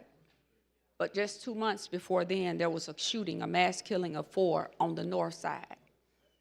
But it mattered more because it was on the south side, where the entertainment, or a portion of our entertainment district, but the people on the north side who lost children. At a party that my niece was just 1 second from getting in the door, but she had to change her mind.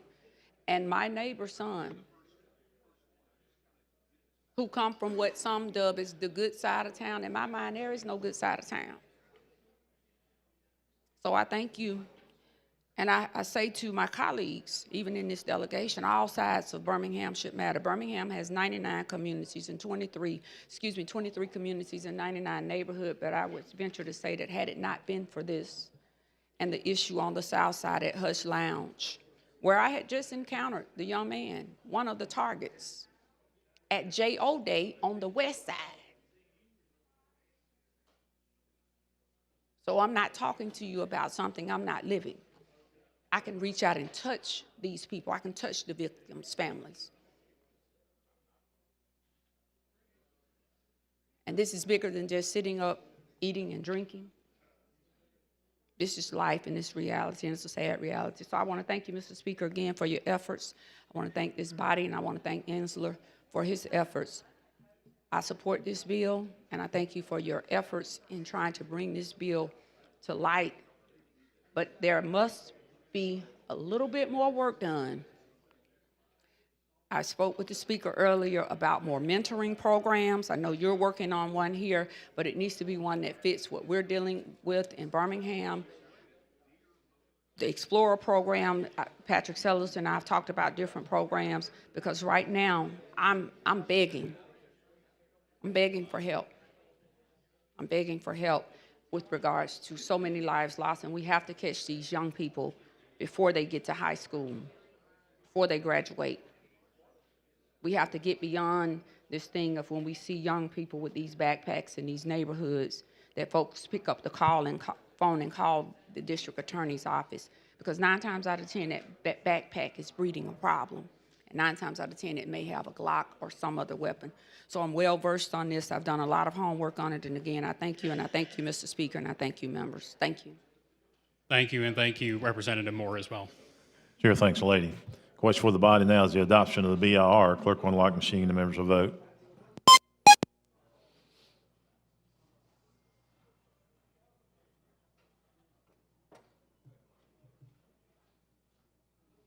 Clerk will lock the machine. Record the vote. 85 ayes, 16 nays. The BR has been adopted. Representative Ensler. Thank you. We do have a committee sub. We made 2 minor amendments, one just to clean up a few words to ensure that our bill is consistent with federal law, and then a second amendment just to change the effective date to immediately. On line 26 on page 1, we replaced with the following. We put in "or uses a part or a combination of parts designed and intended to." The Senate accidentally took out the words "a part," and they had "designed or intended" instead of "designed and intended." So we just corrected those 2 minor language changes, which are consistent with federal law. And then again, the second amendment was just changing the effective date. And with that, I would ask for adoption of the committee sub. Okay, you've heard the explanation of the committee sub. Chair recognizes the gentleman from Mobile, Representative Stringer.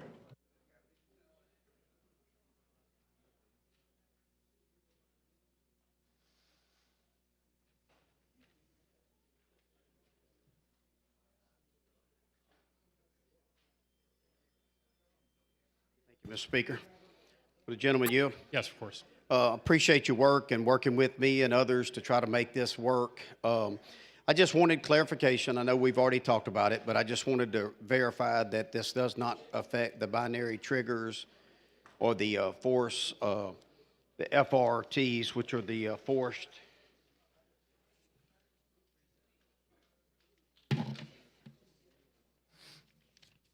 The forced reset triggers. Does that, either one of those? It does not, and we have 2 exceptions in the bill. One that deals with the binary triggers, and then the first one deals with anything that's already allowed under federal law is also exempt. Good deal. And I appreciate you working to try to mirror the federal language or whatever, which is already against the law and what we're already dealing with. So thank you very much for your work. Thank you. Chair thanks the gentleman. Chair recognizes the lady from Madison, Representative Hall. Speaking on the substitute.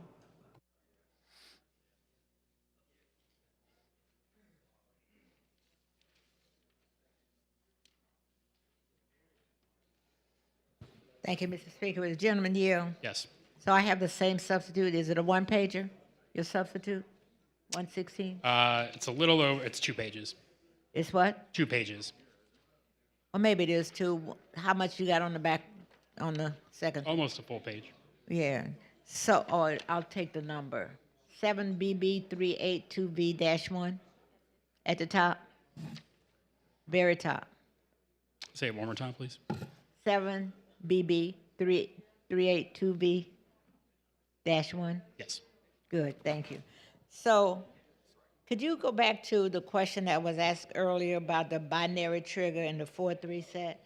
Where is that covered in this? Yeah, so if you look at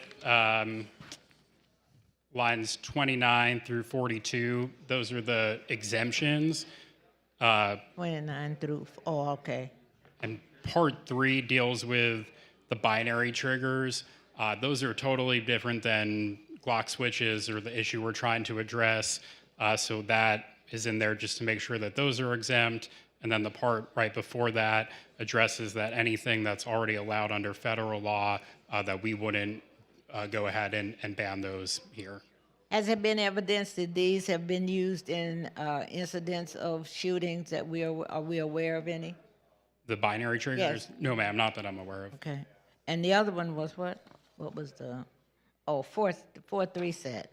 So that's included under lines 38 too?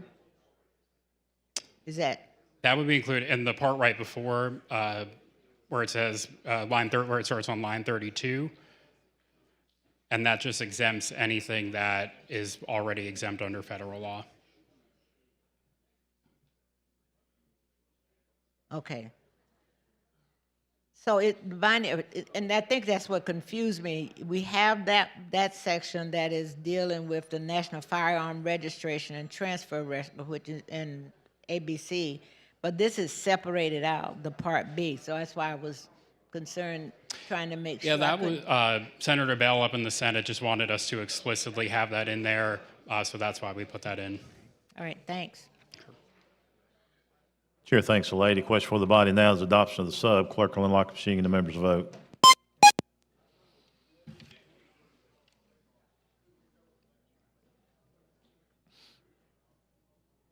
Clerk will lock the machine and record the votes. 85 ayes, 16 nays. Sub has been adopted. Representative Ensler.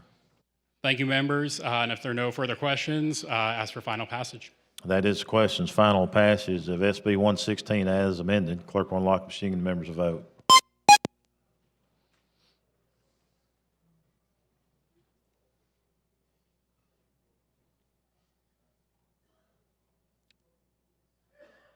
Clerk will lock the machine, record the vote. 77 ayes, 23 nays. SB 116 has passed.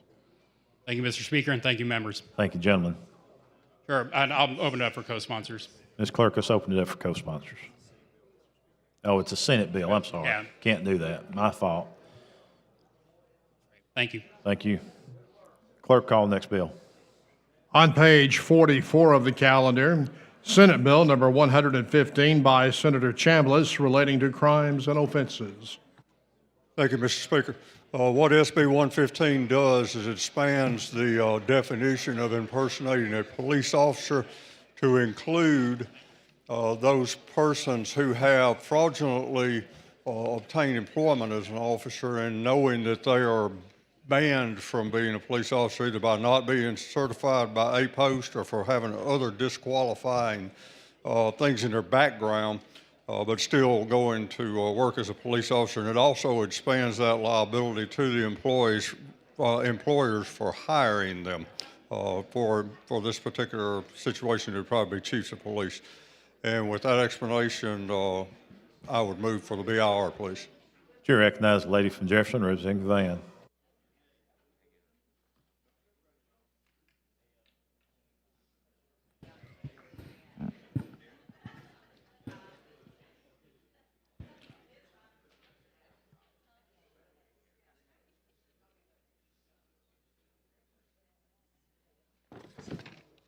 Tell me what this bill does again, if you don't mind. I'm sorry.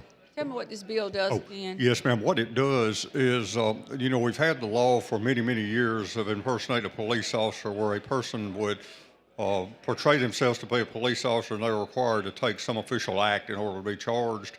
What this does is also adds in additional people who would be employed as a police officer knowing that they do not qualify as an officer or after they have been decertified, because occasionally what we have found happening is in small communities where they don't have a lot of access to data and stuff like that, they may just go ahead and hire somebody without doing a complete background check to make sure that they're not qualified. Okay, because that was my question. I know with law enforcement, there are so many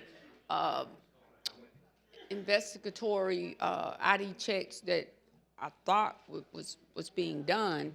So I was trying to figure out how someone could, even in small town USA, slip through the cracks with regards to impersonating an officer or not having the proper certification or credentials or APO certifications. Yeah, that's a good question. That should never happen, but occasionally it does. What this does, this expands that criminal liability to the person that hires them knowing this, but you have to have a knowing violation. They have to know that they're disqualified. They've either been decertified or they've got something in their history that keeps them from having the ability to be certified by a post. Okay, now that's the part I'm a little bit confused on. Sure. Because, okay, I'm thinking this bill is for the purpose of anyone that has slipped through the cracks. That if they applied and they knew they did not have the proper credentials or qualifications. Yes, ma'am. Is that not what this bill is? Help me understand what you said this bill does. Okay. If someone that knows that they're not qualified to be a police officer gets a police chief or someone to hire them, and they go out to work as a police officer, they're guilty of impersonating a police officer. Okay. So, and that's where it still takes me back to we need I guess I'm trying to figure out why we need legislation for this when there should already be something already on the books that will deal with the fact if somebody has impersonated an officer or an employee period of any sort on an application, then you would terminate them and move on. But your bill will say that whatever you're trying to do with this bill, that they will not be able to ever qualify or be able to submit an application or to qualify as a law enforcement officer? Yes, ma'am. Well, what this does is whatever issues they have in their background, either to prevent them from being certified or having been decertified by the Alabama Peace Officer Standards and Trainings Commission, this is the issue here. If they try to or they go to work, if they actually get employed and go out and go to work as a police officer or a sheriff's deputy, so to speak, this will make them guilty of and this is what I'm trying to get at. I represent a lot of educators, and the thing that happens, and especially if it's a situation against an educator against a child, just certain things or triggers that's going to be investigated on the state level, and at some point there may be a flag put on that person's file. Is there not a process to flag that particular person in law enforcement's file? Well, for the most part, what that is done. Even if it's just a basic investigation, a basic background check, that then it would be flagged by ALEA, and then that person can verify, and it wouldn't even need to get to these steps. Or that's why I'm just trying to figure out how does it work now when this happens, because someone should just be able to look on the thing and pull it up by some simple standard via ALEA, I would assume. And if that person has been flagged, it wouldn't even be an issue of whether he impersonated or had been decertified, because it's going to show. Yeah, for decertification, I'm certain that's available through APOC now, but however, for people that would not qualify, that's going to be dependent on doing a background research. And of course, if they apply and get ready to go to the certification process with APOC, they're going to catch it and say that they can't. But there's a lag time between a person being hired and going to the academy. And if a chief of police, so to speak, were to hire somebody and did not do a background, and you had somebody out there that had disqualifying items in their background, and they went out to work as a police officer, they would be in violation of this. Okay, I mean, I'm good. I mean, I'm just Sure. Thank you. trying to figure. I just think it's an easier way around it already. And so your bill, is there a penalty? Yes, ma'am. It makes it a Class C felony, just like a regular charge for impersonating a police officer. Yes, ma'am. Okay, okay. Because I would just think that we would just maybe amend the code just to further expand what impersonating a police officer is, and to do that, I would have thought that we could have just expanded the code with the definition of impersonating an officer, and done it that way.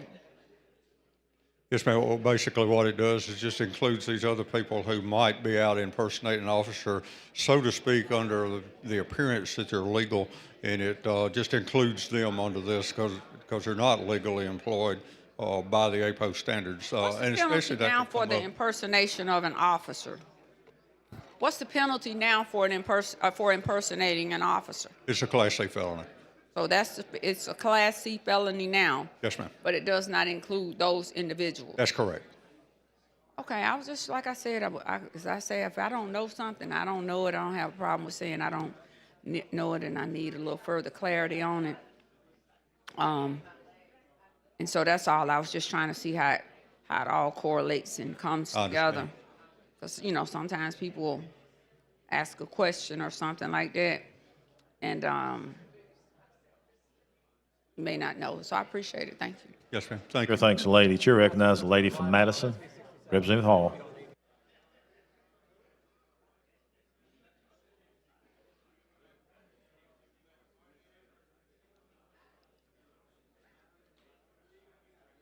Thank you, Mr. Speaker. With the gentleman yell, I think I may have figured it out. I was thinking that you were applying this to like security guards, et cetera, but it doesn't apply to No, ma'am. companies or stores or anything. No, ma'am, that this has- is only an arresting officer.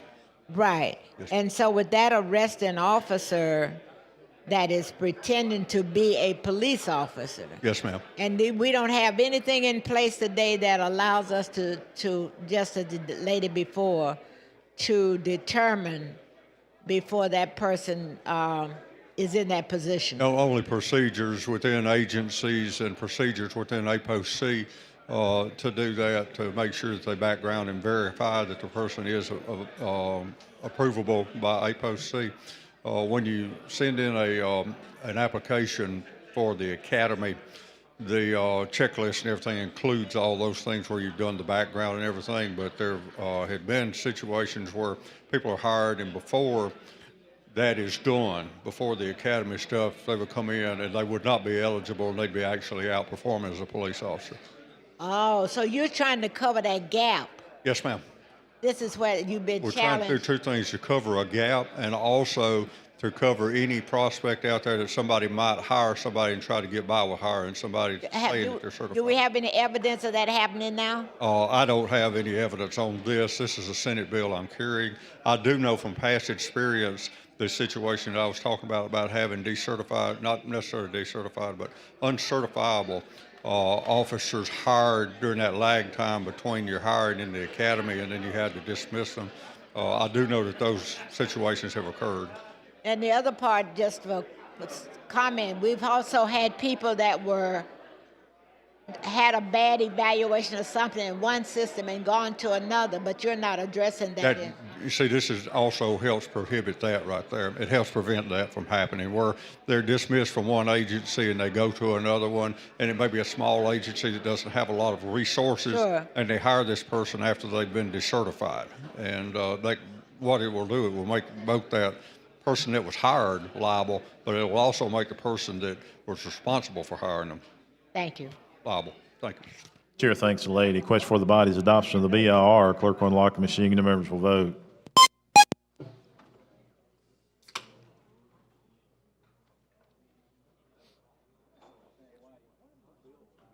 Clerk will lock the machine, record the vote.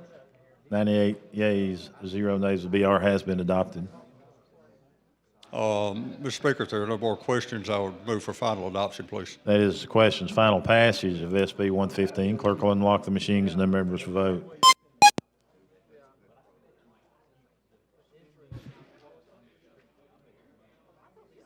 Clerk will lock the machine, record the votes. 94 ayes, 0 nays, 10 abstentions. SB 115 has passed. Thank you, Bob. Thank you, gentlemen. Clerk, call next bill.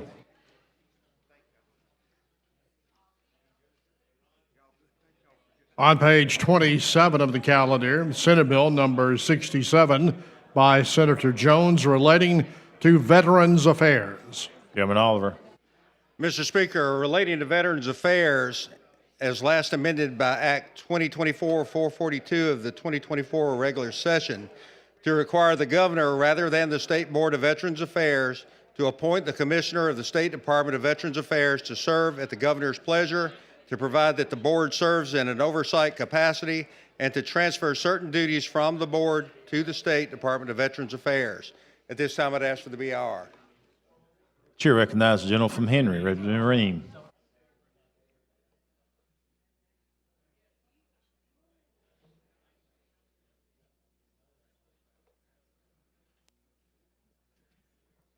Thank you, Mr. Speaker. Chairman Oliver, I just want to thank you for bringing this bill. The amount of work that it took to get it to where it is, I want to just address my full support for this bill. As a veteran myself, I was a 4-year veteran, served overseas, but also worked another 25 and a half years at Fort Rucker, now Novasol, mentoring soldiers day in and day out. And the thought that all of a sudden, after 29 and a half years, I didn't care about veterans. I care about veterans. I love veterans. Come to my office. Everybody knows my support for the military and the veterans. And I just wanted to come up here and publicly state my support for this bill. Thank you very much. Thank you. Thank you, Mr. Speaker. Thank you for your service.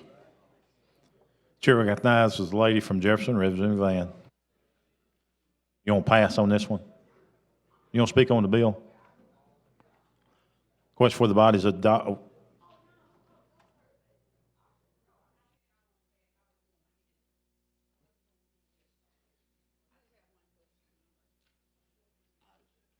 Thank you, Mr. Speaker. Oliver. I'm just trying to figure out what's going on because I don't have the clarity as to this issue has become very problematic. So can you help enlighten me? As I said, I always say the bills I haven't had time to treat, I come up here and I say I don't. So can you give me the clarity on it?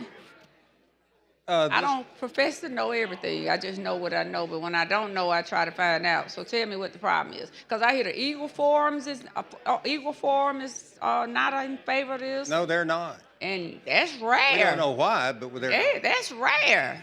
That's going to be an interesting vote in a minute. I can't wait to see what this is. That because they do support me on other bills that I carry? Is that the question? Think I always support you, except the only bill I think you've had that I didn't support you on is when you bought that CRT bill, the critical race theory, and before I took my seat, I asked you, did you know what the middle passage was? And you said no. And I just didn't give you an appropriate answer, and I still apologize for that. Yeah, well, you said no, and that's appropriate. You said you didn't. So, I mean, you can't help what you don't know. And I just thought when you brought that bill, if you bring a critical race theory, you would at least know what the middle passage was. But we over that. That was 2 years ago. We ain't going to bring that moment back up. Because I understand you were hurt and you felt I embarrassed you, and I didn't. And I wasn't even asking that question to embarrass you. I just asked you because I thought you should have known because you brought that bill. So anyway, and I think I've supported most of your bills. But I just wanted to get the clarity on this bill and what the issues are. Is what I'm trying to get to so I can be deliberate in my thought processes before I vote. That's all. So can you help enlighten me? Yes, ma'am. The issue is that veterans serve veterans, but at the same time, as a body, we as the legislature and the governor is the executive branch, we have the duty to oversee taxpayers' money, to see how it's spent and to make sure that it's spent properly and that we properly serve veterans. So are the veterans in the state of Alabama not being properly served? I think we can do a better job of it, but I think it's our job to make sure that there is accountability. And we will talk about that as we debate the bill. Okay, so, and again, I'm here for my own consumption. So you're saying, so is this bill about the services or the person who is authorized at the top to ensure that the services are delivered? And you could say it from the person at the top that says that services are delivered. We have a system of government where we have an executive branch, of course, and we have a legislative branch, and we both share a role in making sure that these things occur like they're supposed to. I'm so glad that you just said that, and let me tell you something. I've been preaching this back in my neighborhood. I believe in a bifurcated system of government. I believe in an executive branch, a legislative branch, and judicial system branch of government. That is the framework of what this country and these systems should be. And they should all have their own working whatever, but at the end of the day, whether I like it or not, because if not, then you get into a dictatorial type of situation where you're being led only by an executive branch, and that's not always good. whether I like it or not, if we work it, utilizing those three branches within this bifurcated system for which we should operate, the better off we are for it. Again, I don't know enough about this bill, and I'm going to listen to some of the debate or what have you. So before I take my seat, so the issue is the services. Can you tell me how the services are being impacted now for the veterans? Because some of the veterans are not in support of this bill. And usually they are almost in sync. And so that's the thing that made me get up here. So I'm hearing from veterans that they don't support this bill, period. And we all have a lot of veterans throughout our district. Absolutely. I'm a veteran myself. I would not be My here. daddy if I did was, not my think father this was one. important. I think communication is probably the most difficult part of it. Every veteran has served so that we have this system of government, so that we have the oversight that I was just speaking of, the executive branch as well as the legislative. And that's our duty. You know, the voters elect us to come here and do what we are supposed to do. We can't delegate some things to a different level. Now, in 1945, when the VFW and the DAV and American Legion actually formed the Alabama Department of Veterans Affairs, the world was a much different place. You have to admit that that's a long time ago. Have they served us well in that period of time? Absolutely. Are we in a position so that they can serve us better going into the future? Absolutely. And the reason I'm glad you're mentioning that, because a few years ago when there were a lot of issues going on with the Veteran Affairs on the United Front from universally throughout the country, Alabama, as a matter of fact, was one of the states where many of the issues were addressed up front to get us back to, being, providing better services, as a matter of fact, out the chute. So that's why if it's the services, what services aren't being provided? And again, it goes back to if it's the appointment of the person. I know the governor fired somebody, the director or whatever that title is, so obviously he or she has the authority under the law to fire or terminate that person. So what difference is it going to make that person falls under her, he or her? We will actually codify that into law, and the board structure itself remains unchanged. So the board structure remains unchanged, but does the person who heads the board, such as the director, will that be changed? That will be the governor. So okay. So I'm slow, but I'm sure. So I've caught up. Like I said, I try to educate myself. So this bill, in effect, would be that the governor would then have the power to appoint this person. And as he or she already has the authority to terminate. So would they report directly to the governor? Right. And is that what your bill would do? Say that again to make sure I get this Would they right. appoint, I'm not trying to trip you up. I know a lot of y'all say I try to trip y'all up. I'm not trying to trip you up. I'm just trying to get to the answer. I just want to make sure I tell the truth. So, and I want you to. So the question is, the governor has the power to terminate, but does she not have the power to appoint this person, he or she? Because I keep saying she, as if she's going to be the governor forever. It could be a he or a she in short order. So, but whoever the governor is, the governor would have the authority to appoint this person and to terminate? Right. That's what your bill will now do. Right.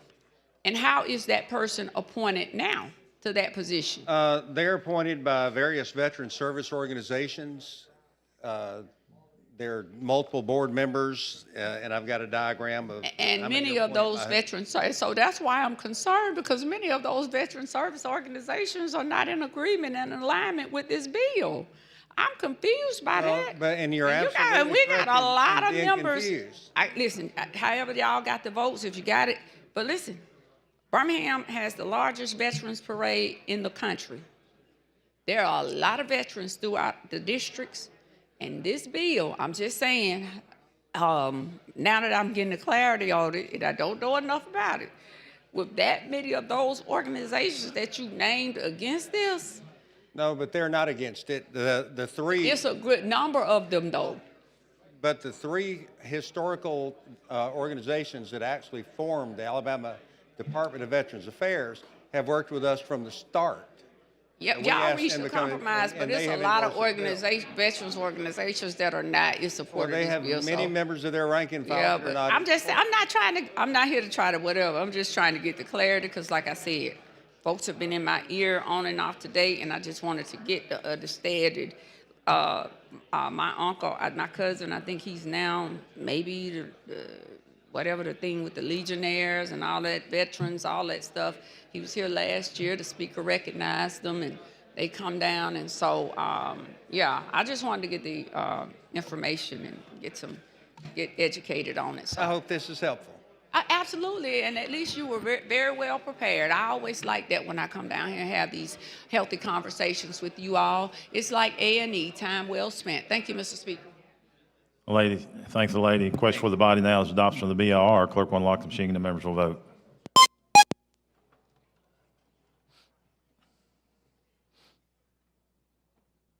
Clerk will lock the machine, record the vote. 68 ayes, 21 nays. BR has been adopted. Mr. Chairman. I'd like to ask for the vote. That's the question for the body's final passage of SB 67. Clerk will unlock the machine and the members will vote.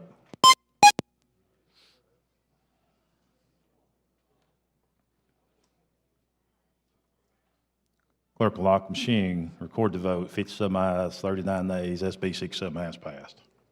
Thank the Speaker and the body. Thank you, gentlemen. Clerk, call the next bill. On page 16 of the calendar, House Bill number 302 was substituted by Representative Robbins relating to workforce.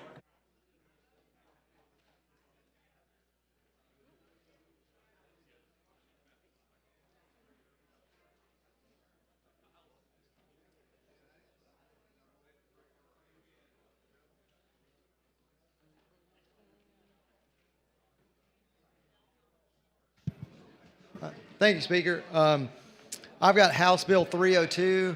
House Bill 302 is called the Workforce Transparency Act, and what it will do is it will allow us to regulate and require what we are calling labor brokers to register with the Department of Workforce. A labor broker is an entity or an individual that brings 5 or more people into the state of Alabama for work. You must e-verify those individuals so we know that you are bringing legal immigrants in the state of Alabama, and it will be an attempt to cut out human trafficking. The next thing that the bill will do is it will require each state to, or every government agency to use the SAVES program, which would be just verifying that that immigrant, an individual, is entitled to receive a government benefit before we give that government benefit to the individual. And the next thing that it will do is it will make sure that a immigrant that is here has a sponsor, and that sponsor that contractually agreed to provide services to that individual. If that sponsor does not provide those services, we will allow the Attorney General to seek reimbursement against that sponsor for not providing the services they agreed to. So with that, Mr. Speaker, I move for the BIR. Next question is adoption of the BIR. Clerk will unlock the machine and the members will vote.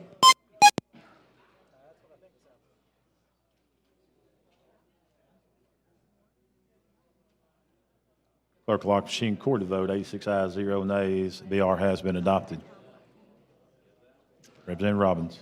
And we had an amendment committee as a sub. Do I go to the sub now? Or is that Yes. And so we added one amendment in committee, which was there was a place just in drafting where we needed to delete the term subcontractor. It wasn't deleted, and so we needed to delete. It was 3 spots. So that's what the amendment is, and that's what the sub is, where this wouldn't apply to subcontractors because they're already a business entity. So with that, I move for final passage. Okay, you heard the explanation of the sub. Question for the body now is adoption of the sub. Clerk will unlock the machine and the members will vote.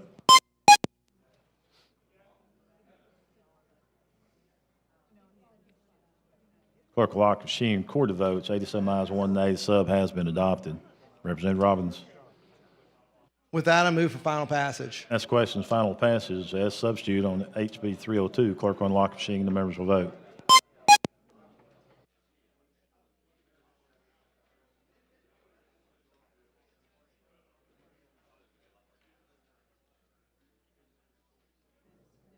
Clerk will lock the machine. Record the votes. 81 ayes, 0 nays. HB 302 has passed. Thank you, Speaker. Thank you, body. Thank you, gentlemen. Clerk, call next bill.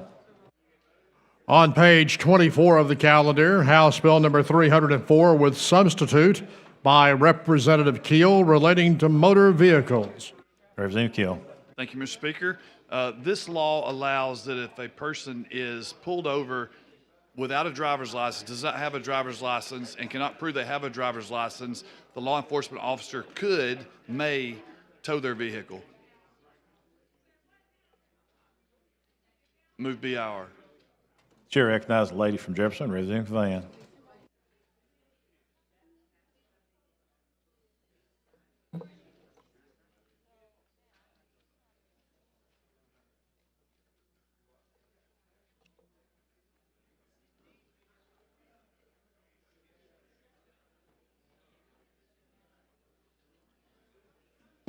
This is my what you talking about Willis moment. You remember that author, Different Strokes? You may be too young to remember Different Strokes. Oh, I know Willis.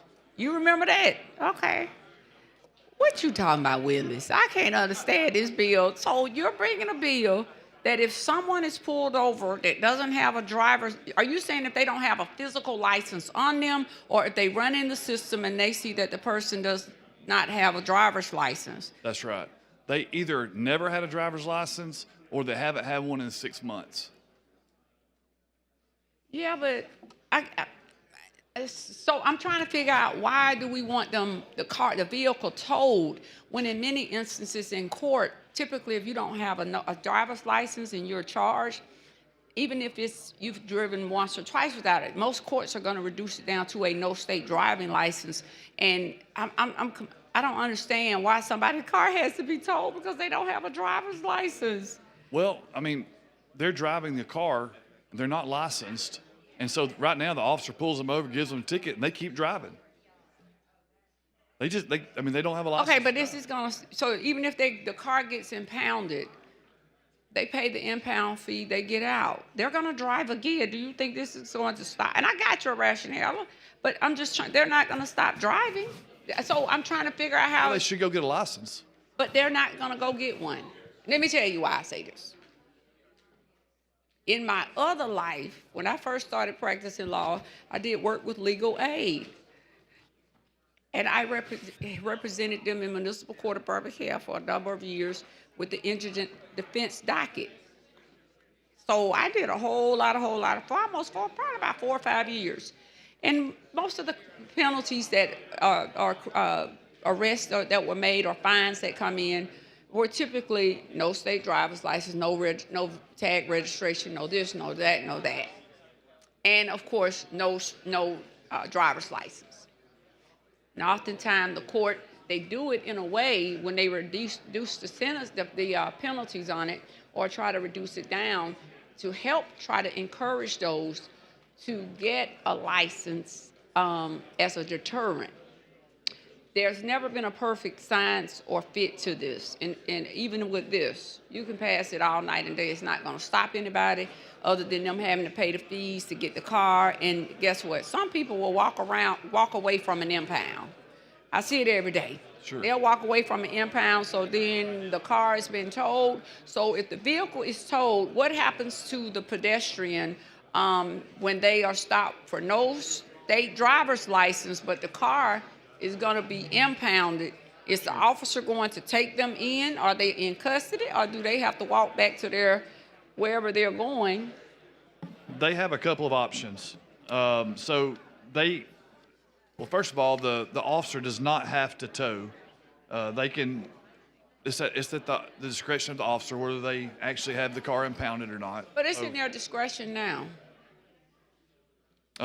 It's not their discretion now. Yes, it is. Officers sometimes will make a decision depending upon whether or not to tow a vehicle. Now, it's the mindset of this officer may be different from that one, but they still have that in their discretion to do. And I'm just telling you that they do. Now, whether they do it or not, that's up to them. And it depends on the situation, the stop, what have you.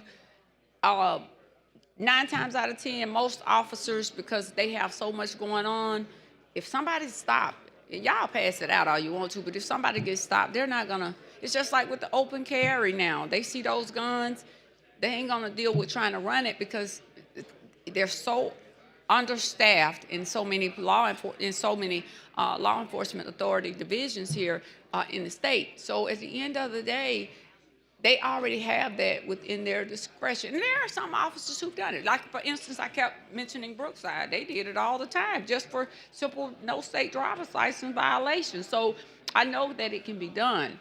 They have a city ordinance there that permits it. That's what it is. I know. I can't remember if they have the city. I don't remember everything with it, but there are people that, there are certain things in the law that allows a level of flexibility and discretion to law enforcement in many instances. And so, but they were towing folks' cars just to be towing them. So I can tell you what went on with that because it was such a ticket trap. And, they were making hundreds of thousands of dollars off of people. And so they actually had the tow truck drivers right there. And I want to caution you on this because let me tell you something. And there are going to be unintended consequences because that municipality literally had a tow truck company that they were working with. So as they had set those ticket traps and made hundreds of thousands of dollars off of all of those stops where everything came through there, they impounded the cars. So much so they had more impounds for less than 6 months than, for instance, the city of Hoover may have had even for a year to 2 years. And that's in court documents. So at the end of the day, there will be unintended consequences with it. It will pass out. I don't think that, I don't see where this is going to be a deterrent, just knowing the people who typically come in those courtrooms with these types of violations. I don't see it being a help other than making the tow truck guy rich and the impound company richer, because it's not going to stop anyone who does not have a driver's license. For instance, I'll just give you an example. Many of those folks that get stopped that don't have a driver's license, their state driver's license, their charge had already been reduced probably once or twice, multiple times over to a no state driver's license just to help with their penalties and their fines. So, and they go right back out and they drive and they never stop driving. So much so they drive to court with no state driver's license. So you're still not stopping, and I get what you're saying. You're still not stopping anybody. And since you said it was a deterrent, it's your bill. I'm not here to try to, my days of asking you all not to do anything has long since, ended. I just come up to try to talk to get the clarity and be able to go back home, and I share as best I know what I know. But and then I wait for the unintended consequences that I'll get a call from somebody who one of these pieces of legislation has impacted, and I just simply say, welcome to my world. But this is not a deterrent. I wish something better could be done. I know it's always, what other states have passed this legislation? I'm not sure. Yeah, I would like to know if there's a precedent set for this in any other municipality, but I just see a danger in this. But, again, do you get a lot of these types of stops or when someone is stopped in your district? We do. We actually have one of our cities there, Russellville, has a city ordinance that permits this already. So the cities can do it unilaterally. Yeah, I know they can do it, yeah. I told you, that's why I said I don't know why we need a law, because they already can do it, but yeah. I don't know why this firms it up or something, but they already can do it, and they do it, the ones that choose to do it, and when the officer has time, because you got to remember also, a lot of these officers, and especially in these cities, where they're down so low in the numbers of sworn law enforcement officers, they don't have time to be doing this for a tow truck company to come and wait through that process and go through all of that. It gets to be real cumbersome. So I would like to know if it passes the House and if it passes the Senate, what the ultimate outcome of this bill upstairs is. I don't think they're gonna let this one out. And it ain't been too many that I said that they're not gonna let out in the Senate that got out just because of the construct. But this might be one of the good ones. And you know, you're better for it if it does. But I would like to see. But I think municipalities need to use what they have on the books, because I hear complaints about what a municipality can and cannot do. And when I go back and I look, I say I have to apologize to our county government, because there are so many things that they say they can't do that they really can't. But there are so many laws on the books that allow for municipalities to have broader discretion than what they have, and they just need to utilize it. Thank you. Sure, thank you. Chair recognizes the gentleman from Winston, Representative Wadsworth.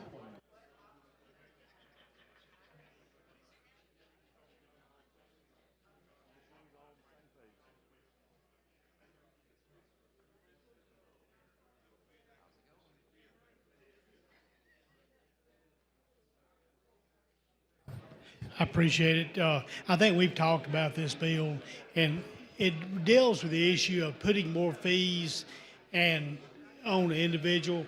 I think it adds another 6 months to driver's licenses, that their license would be suspended further.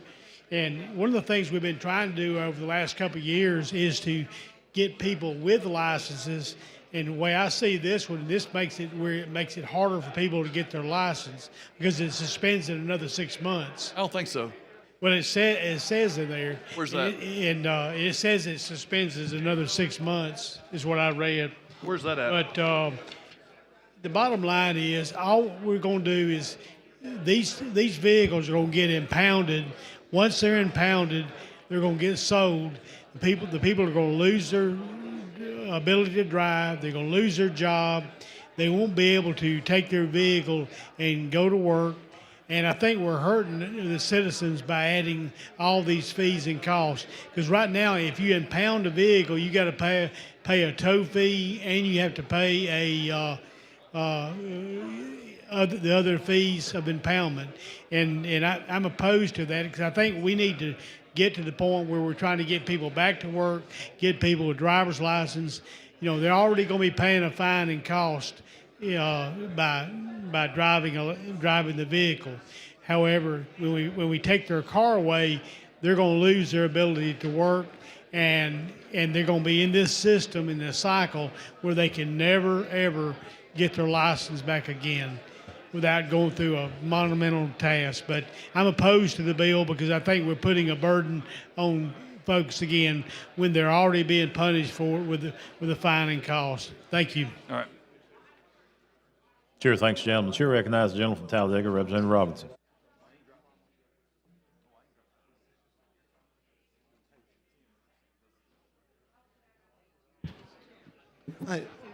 Representative Kill, 144, line 144. I want to thank you, one, for bringing the bill, and two, what I want to say is, so this would be, if you have multiple DUIs and you do not have a driver's license, your car would be impounded and towed, right? Right. If you've never gotten a driver's license, your car would be impounded. Sure.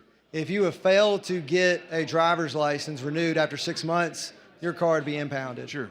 So if you got pulled over now, you would get a ticket and have court costs and fees and fines. So are we adding any court costs or fines or fees that aren't in it? No. So really, this is about public safety and making sure our roadways do not have people with no license or no knowledge of our laws driving on the state, right? We're going to let people drive cars without licenses. Why have them?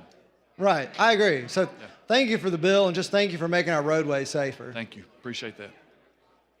Chair recognizes the gentleman from Ringo, Representative McCampbell. Be the fourth person to speak on the BR.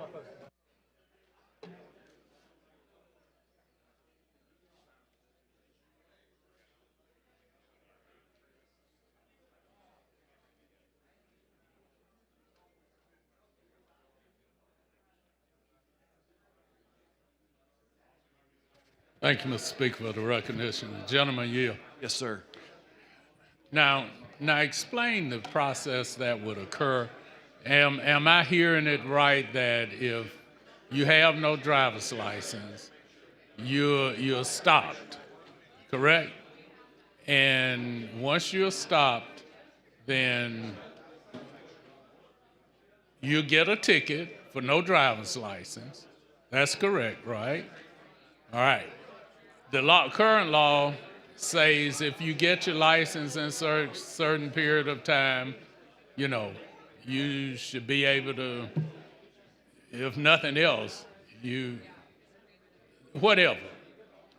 The thing I'm concerned about, though, is if you get stopped, does your bill give a person the opportunity to call someone to come get their vehicle before they are saddled with extra expense? A couple things happen. So, first of all, it's at the discretion of the officer whether they're going to be towed at all or not. So, on the side of the road, in a practical way, if they have somebody with them that can drive the car away, the officer can just let them go.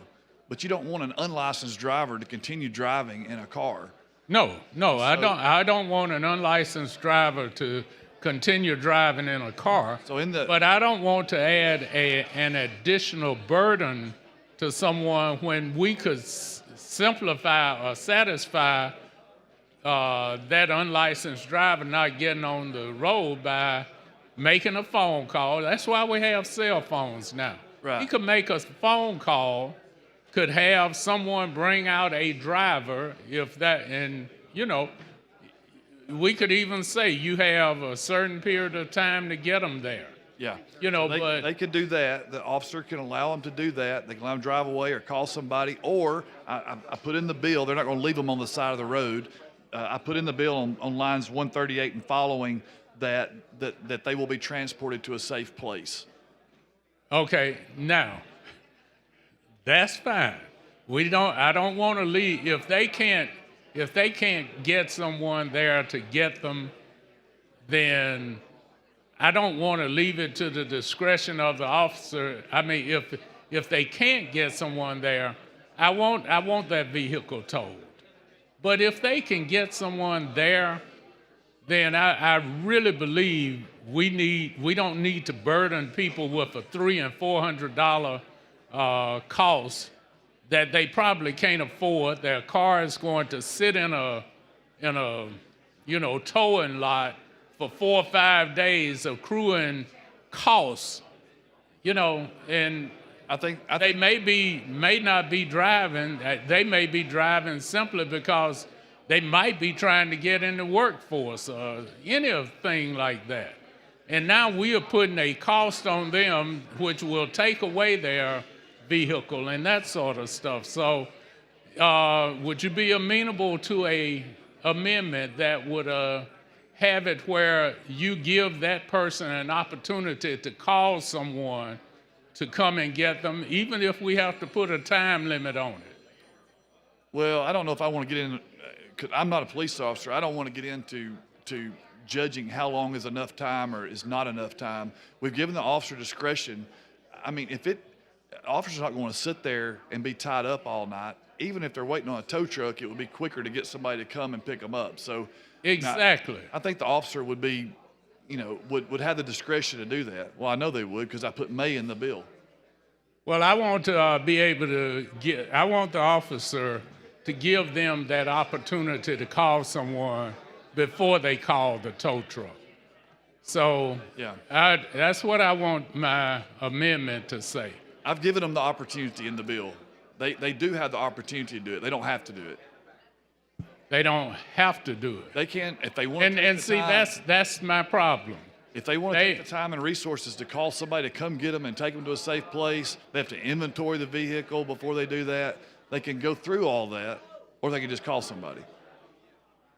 And that's what I'm saying. You and I on the same page. Yeah, I think that if they can't reach anybody, then I agree. Go on and have the car towed. Yeah. But if they have that opportunity to call someone first, because see, an officer may get there and say, I'm not going to give this person that opportunity. Yeah. And it shouldn't happen, but it could. It probably would if that's the thing that they are saying. So I'm going to. Mr. Speaker, we got any more lights on? We have no more lights on.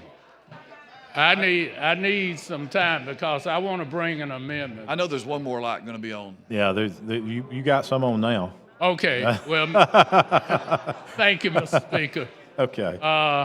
And you can, whoever you need to talk to, check with them because that's something that I'm very serious about. Okay. Okay. All right. Thank you, sir. Thank you.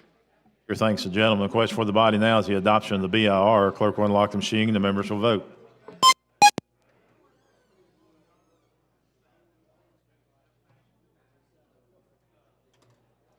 Clerk will lock the machine, record the vote, 73 ayes, 14 nays. BR has been adopted.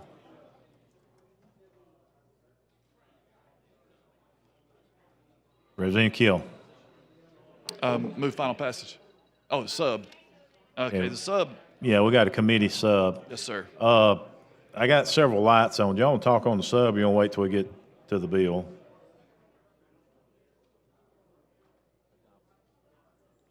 Okay, the question for the body now is adoption of the committee sub. Clerk will unlock the machine and the members will vote.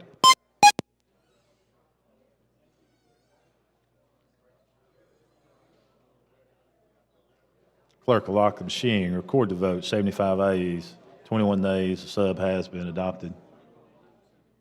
Move final passage. Chair recognizes the gentleman from Lauderdale, Representative Pettis.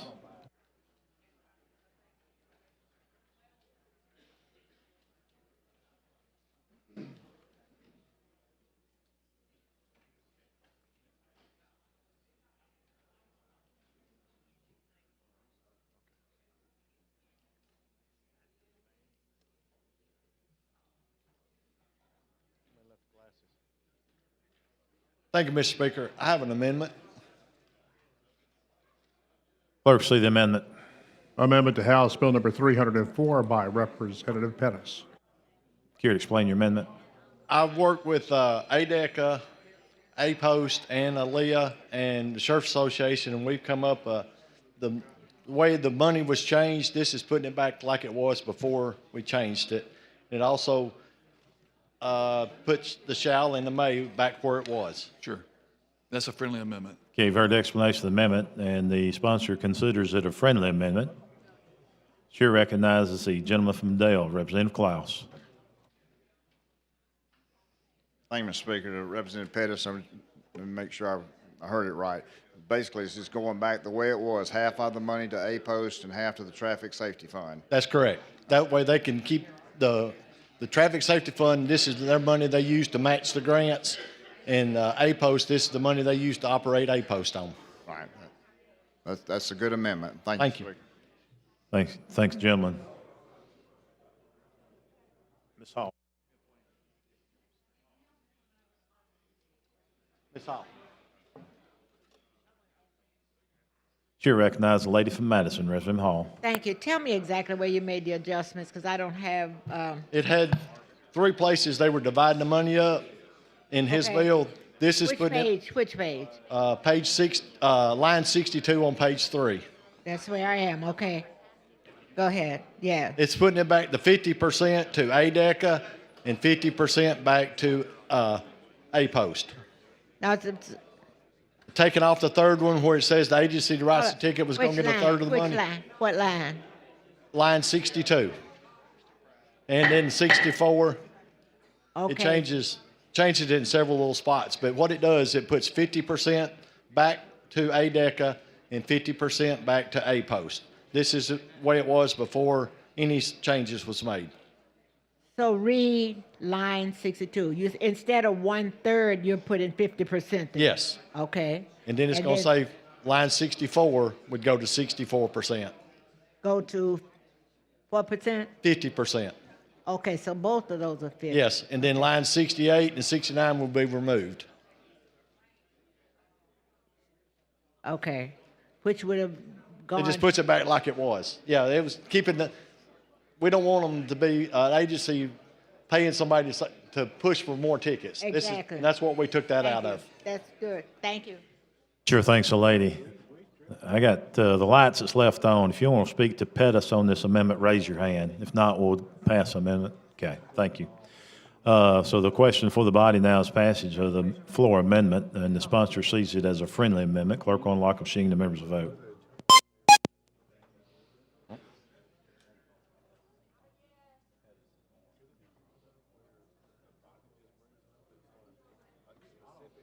Clerk will lock the machine. Record the votes. 95 ayes, 1 nay. The amendment has been adopted. Representative Keel. Move final passage. Chair recognizes the gentleman from Clark, Representative Jackson.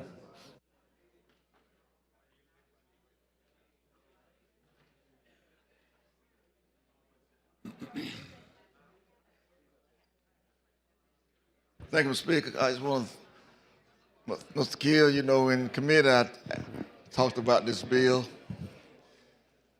and it does bring a little more adversarial collateral damages to the person who are being pulled over. I'm thankful for the amendment that was just adopted. It takes the quotas out. But to impound a vehicle, which is going to cost, and we talked about the person out there driving because he needs work, and he is working maybe, or she. They just hadn't done the proper sources. They got them checkoffs on their license, but they got to get to work because they got children to take care of. And then having their vehicle impounded is going to put more costs on them as well. $400 tow truck and a fee every day that vehicle is in the impoundment yard. And see what happens even in rural Clark County.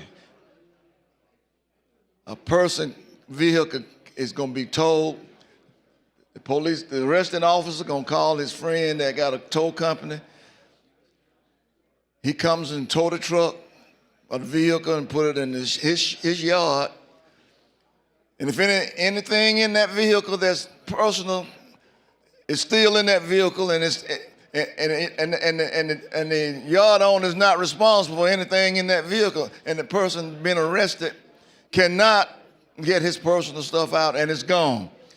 And plus, he got to pay for that vehicle being in that yard for how many days ever, however he get the money enough up to get his vehicle back. Plus, he got to pay 2 fees for towing and for storage. And this man don't even have a job now because his vehicle been taken away and he don't have no way to get in there. So how we recoup a person that way? How do we empower people rather than suppress them? We're making it think that it's easy. It's hard out there. When I drive into this city and see people walking with a sign asking for funds of work, I don't think they're doing it because they want to. They're doing it because they have no other resources. And now hear some of my colleagues say they're lazy people. Why don't they go get a job? Well, if they could work, they would be working. See, we shouldn't just turn people away because they're having some issues and make their life even more so of a burden than what it already is. See, we never had that problem, have we? I have. Like I told one of the colleagues back there, when I come to this microphone, I be speaking from experience, things that I've experienced as being a black man and living in this state. And it troubles me that we are burdening people, poor people especially, even the more, instead of helping them to empower them to make sure they become better citizens. And we're lifting the burden on them even more. It kind of remind me of Pharaoh out in Egypt, and he wouldn't allow the children to leave. So he made it even worse for them being there. He made them make brick without straw. They had to go find their own straw. So this is what we are doing. Do you see it? Is it helping? What we're doing, are we helping our citizens? Oh, I think we're keeping them safer by having unlicensed drivers off the road. I think some unlicensed drivers drive better than drivers, people that got license. Because they are more careful. They're not going, because now they don't have license, they don't want to make mistakes. I'm telling you, I've been there. I've been an unlicensed driver. And you have too, probably. I have not. I've driven. I mean, you never drove without license. 16. So you got your license in school through driver's ed. I went through driver's ed, but I had to go the old-fashioned way. I went to the courthouse and had to take the driver's test. The whole thing. I don't get to do what the kids do now. See, somebody let you use their vehicle and you go driving and you make sure you don't hit nothing. Yeah, when I and you as careful as you can be because you don't want to hurt yourself and you don't want to tear up the person's car and you don't want to be caught without license because you know you didn't have them, but you was the most careful person. And so I think those are some of the most safe drivers on the road. We're supposed to have insurance when we're driving, don't we? Sure. You think everybody out there got insurance that's driving? Do you think that? They need to be off the road if they're not. Well, I'm just asking a question. Do you think everybody out there driving got insurance? They don't need it till they have an accident, and then it's too late. This is what happening. But we're not. I don't know why we keep making things so much harder on our citizens. You know, like I said, they're gonna pay for it. They're gonna pay for it. But to have their vehicle impounded is one thing. But I'm waiting on the amendment to come. Maybe we have a phone call made and they can come. Some cousin or some relative can come and take that vehicle to the house rather than having it towed. That's $400, and then having it impounded in the yard for $25 a day or more per day. And if you don't have the money, you can't get it. And you know, by the end of the week, you're in trouble, big time trouble. You got $1,000 worth of stuff that you can't even afford. So you end up losing your vehicle. But I just wanted to ask that: are we helping citizens when we do this? We're keeping them safe. We absolutely are. You think that's keeping them safe? I absolutely do. I don't think so. I think it's another way of picking their pockets. We read it. I was hoping they had the amendment ready, but I'm just running my mouth until they can get that amendment. But it's just something to do, something to think about. How are we going to keep them safe?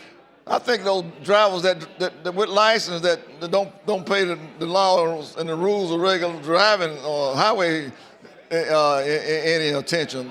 It's at 55, you driving 70. Is that keeping people safe? Now coming up here yesterday, I just ran right through that doggone light over there on Atlanta Highway. If I hadn't been yesterday, you know, on my watch, I'd have been T-boned. Yeah. But I bet they had license too. I bet they had license. I know that person had license. They were driving a nice vehicle. Well, because they're keeping one law doesn't mean they keep them all. But you know, we can't make everything be like. But maybe the possibility of we're thinking we're keeping them safe. Yeah. That's the illusion that we are having, that we are keeping them safe. But we are not really. I still believe that a person that is driving without license is a safer driver than because a person take for granted when they got their license, they don't pay anything attention. But a person without license, he always making sure that he driving the law, and because you know if he gets stopped, it's gonna happen. And because when they have license check, you know, you just think about it, when they drive up and you see all them lights flash, you know, it's a license check, you don't have no license, and what you do? Well, you got busted that time. So I done did some things, and I know about some things, so I'm just here. Is he ready? I got another minute and 6 seconds. So the experts are discussing. But are we making progress when we do this? Is that an illusion that you're saying that keeping people safe because they have license? If people, why have a license if we're not going to enforce the law? Why would a law enforcement be allowed to allow someone to leave? Why would they not have the power to stop that? I want you to answer this question before I sit down.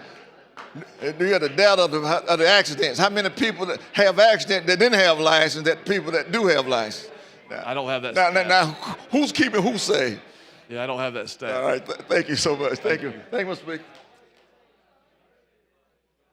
Chair recognizes the gentleman from Winston, Representative Wadsworth.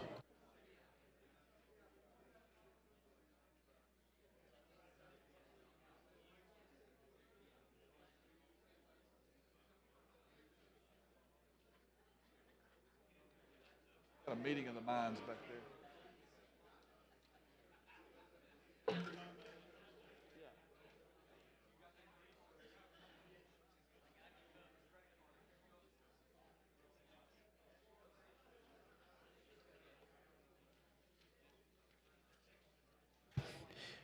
Maybe the gentleman yield. Yes. Basically, what we're doing, if you don't have a license, and even if you have a license, but you don't have it on you, and the officer can't verify it, you got potentially paying a fine and cost. And court costs are astronomical. You have to pay a tow fee, which there is no limit in the state of Alabama. People pay anywhere from $200 up to $1,500 generally for a tow fee. They can sell your vehicle. And it also, we talked about whether or not it also suspends your driver's license. It also suspends your driver's license for 6 more months. Not shall, but could. Well, but they're going to suspend it. We know they are. They always do. And with all these fees and stuff, people can't get their license back. We're trying to get people's license back. And by us, well, not back. These folks don't have licenses. And I gotta say that even if you have a license, they can still tow your vehicle if they can't verify it right there under this bill. Well, they verify it though. You've probably seen on the side of the road. If you don't have your license, they take your name. There's a provision in here that says if they can't verify it, and if it's nighttime, they may not be able to verify one thing, particularly an out-of-state driver's license. Because if they're trying to verify an out-of-state driver's license, they're not going to be able to verify it. Sure they are. There's a national database on driver's licenses. I don't agree with you, and I just think we're putting too big a burden on the public when people are trying to work, trying to make a living, and that's I'm opposed to the bill because of that. Because I think we've got to at some point reduce these fees and costs, and then even adding 6 more months, they've got to be able to work, and they got to be able to pay child support. And folks are struggling right now. But I understand your bill, but I'm not for it because of that reason. Thank you.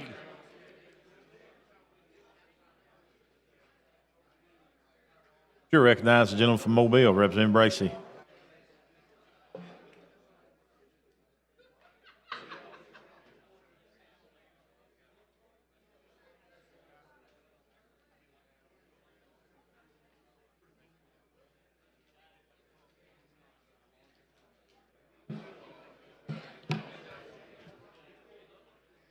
Thank you, Mr. Speaker. With the gentleman yield? Yes. Man, I was almost for the bill. I was like right there. I could see it on your face. I was. But the thing about the difference with me and so many people, like, I'm going to read these bills, and it's like, as I read it, the synopsis is not, it's a lot more to this bill than, what appears to be. So I guess we just need to kind of talk about that a little bit. We've got at least 10 minutes in the... A couple of things that kind of stood out to me is I know a couple of weeks ago, if the bill doesn't pass that we passed a couple of weeks ago from this house, if it doesn't make it all the way through, a person can hold your car for 5 days and you not even know who has your vehicle. Remember that bill just from a couple of weeks ago? Yes. So we're putting like a real burden on the taxpayers because in order to get let's just go through, what does it take to get your car back? Well, that's covered under a different code, and actually the sub that we had a while ago, the Alabama Department of Revenue gave me that so that we would have it under them, and the sub basically says that the impoundment shall be will come under them and their unclaimed and abandoned motor vehicle procedures. And so I do not have that code in front of me, but it's section 32884. Right. It's what tells you how you can get your things back. So based off of what I recall, we were trying to change it from 5 days. So a person can be pulled over, their car can be impounded for a minimum of 5 days, and they don't even know where the car is. So you're gonna have a reoccurring storage fee every day that's gonna be on top of all the other fees, which chances are most people, if you don't have a driver's license, you're probably in some type of financial situation. They're probably just gonna say, you know what, I'm just gonna let it go. It may be easier for me to just let the car go. So it's almost like the state is seizing vehicles based off of a person not having a driver's license, and then we're gonna turn around and profit off of the sale of these people's personal property. Because you don't have a driver's license doesn't mean that it's not your personal property. But it's like we're gonna seize their personal property, we're gonna put these fees on them where they can't afford to even get their property back, and then we're gonna sell it. Now, another thing that stuck out to me in this legislation,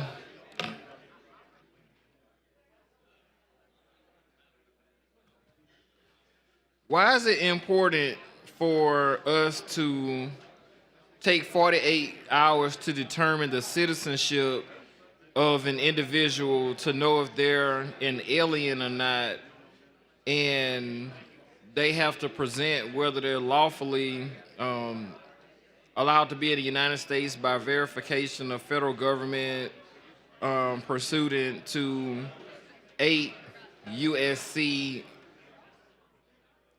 Where does that come into play in all of this? Like, how is this becoming from a driving without driver's license bill to more of taking an immigrational stance on whether somebody is an illegal alien or not? How do we get there from... What line are you on? Because on the surface, that has nothing to do with it. But once you kind of get into the bill, you start to see, well, maybe it's more to it. Like, how do we get to that point? What line are you on? Line 31. Line 31 of the bill says, for every individual found in violation of this section or section 32-6-1, a reasonable effort shall be made as soon as possible, but not later than 42 hours to determine the citizenship of the individual, and if an alien, whether the individual is lawfully present in the United States by verification of federal government pursuant to 8 USC, and it goes into the code section. Well, you probably see that's not new legislation. Some of it is, because some of it is stricken. Yeah, we cleaned up. So before, you can see that it said before that it must be within 48 hours, but now it just says, but not later than 48 hours. I'm not sure that there's a difference between within 48 hours and but not later than 48 hours. We're not doing anything different there. LSA just cleaned that language up as far as I can tell. Instead of calling somebody a person, they're calling them an individual. Instead of calling them an alien, they're calling them an individual. So why is it still alien in 35, row 35? That's a good question. I don't know if they missed that or if if there's a reason, I don't know it. So it just may be, okay, and in line 39 as well, an officer shall not attempt to independently make a final determination of whether an alien is lawfully present in the United States. It's already code. That's not new to this bill. That's already established state law. Right, but it appears that we are making changes to... We're doing some cleanup, I guess. We call the person an individual. The 48 hours does not change. Before it said, but not later than it said, but not later than within 48 hours. I don't know why that sounds redundant to me. So I guess we could have either said within 48 hours or but not later than 48 hours. It looks like a clarification to me. It seems Okay. redundant. Let's slide down because you know these 10 minutes go really, really fast, and I don't want 10 to turn to 20. So let's try to slide down. Let's look at line 52. Okay. Line 52 says, in addition, the Secretary of ALEA may suspend or revoke the individual's license or driving privileges for an additional period of 6 months. What would trigger that for the Secretary of ALEA to revoke for an additional 6 months? Because if the license is revoked for an additional 6 months, that's another additional 6 months that they cannot retrieve that car. Sure. The secretary would have the discretion to do that. Why? Like, what would give them? What would be the cause for them to have that level of discretion that they could suspend for an additional 6 months? That will make sure that, because a person, you know, like I know, man, if these people don't have money, they don't have it. Their car being pounded for 6 months, they'll never get the car back. I'm not sure that's always the case. I'm not sure it's even usually the case. I think that there's multiple reasons people don't have a driver's license, but... Well, I'm not saying, even if they're wealthy, if your car is impounded for 6 months, I'm sure it's going to be a very, very high cost to retrieve it. It could be. And like I said, we're regulating that cost with the sub by putting that under the unclaimed abandoned motor vehicle procedures. So that's what the sub did. Right. But this is new language. Yeah, the Department of Revenue has rules and guidelines about what happens once impounded. I don't have those with me. I don't have that code with me, nor their rules. So this language, this ALEA secretary language is from the Department of Revenue? No, the part about impoundment is from the Department of Revenue. Okay. This part is new. It allows the Secretary of ALEA to additionally suspend somebody for 6 months. So how long does a person's car have to be impounded before they have the authority to sell it, auction it, or whatever they're going to do to try to recoup their fees? Yeah, that's under a different code. This bill does not contemplate how an impoundment happens, what happens after the impoundment, after somebody's car is taken. This bill doesn't contemplate that. Right, but I would think that it would definitely have something to all of it. The impoundment is impounding, right? So it's like you have the impoundment legislation here, but you also have the fees and different things here. But at some point, they're gonna all have to come together to determine what a person's responsibility is to be able to get their vehicle back. And I know part of that would be to get a driver's license, pay this $50 fine.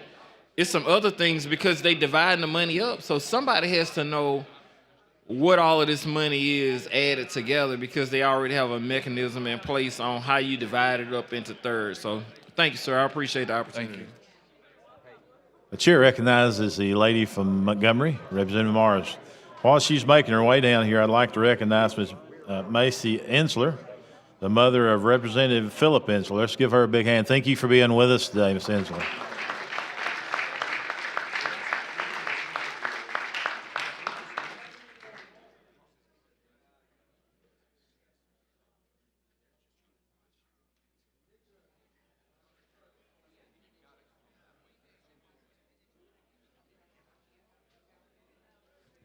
Thank you, Mr. Speaker. With a gentleman yield. I will. This is a long amendment. Just give me a little bit about your bill. Sure.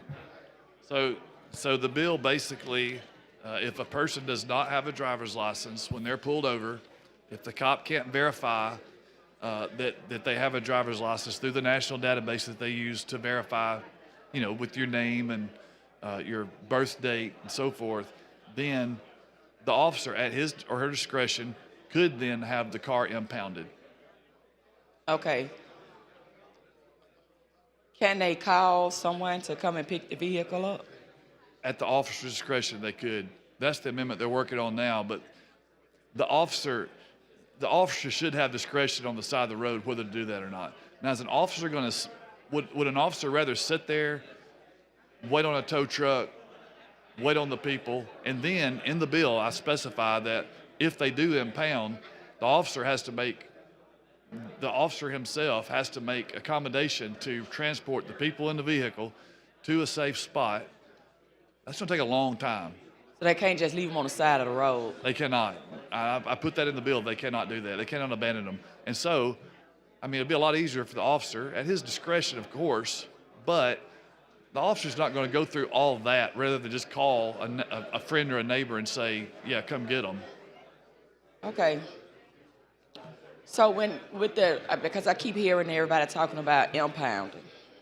Right. The impounding of the vehicle and not being able to have the proper money to actually pay for the fees after receiving it. And I sit on public safety, and that's one of the things that come through our committee a lot is dealing with towing and the excessive fees that people generate just by their vehicle sitting inside the. But does your bill have anything to do with the towing company itself? It puts the amendment that we had in committee from the Alabama Department of Revenue, if you remember them being there that day, it specifies that this impoundment will come under their existing code, and it's section 32884 that already exists. I don't have that code section with me. I didn't anticipate, so I don't have that with me.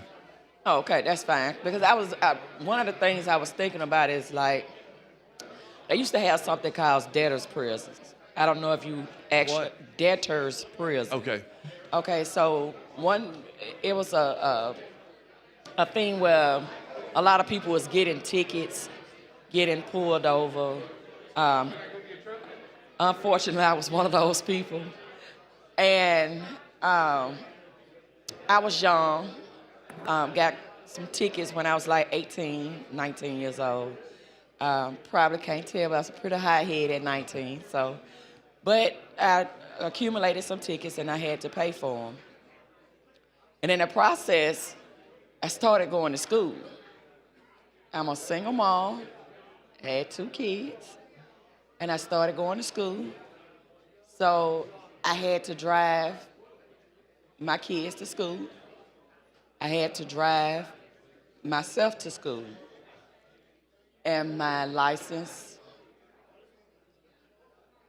was not great. So, yeah. But then once I made that, it was difficult getting your license back.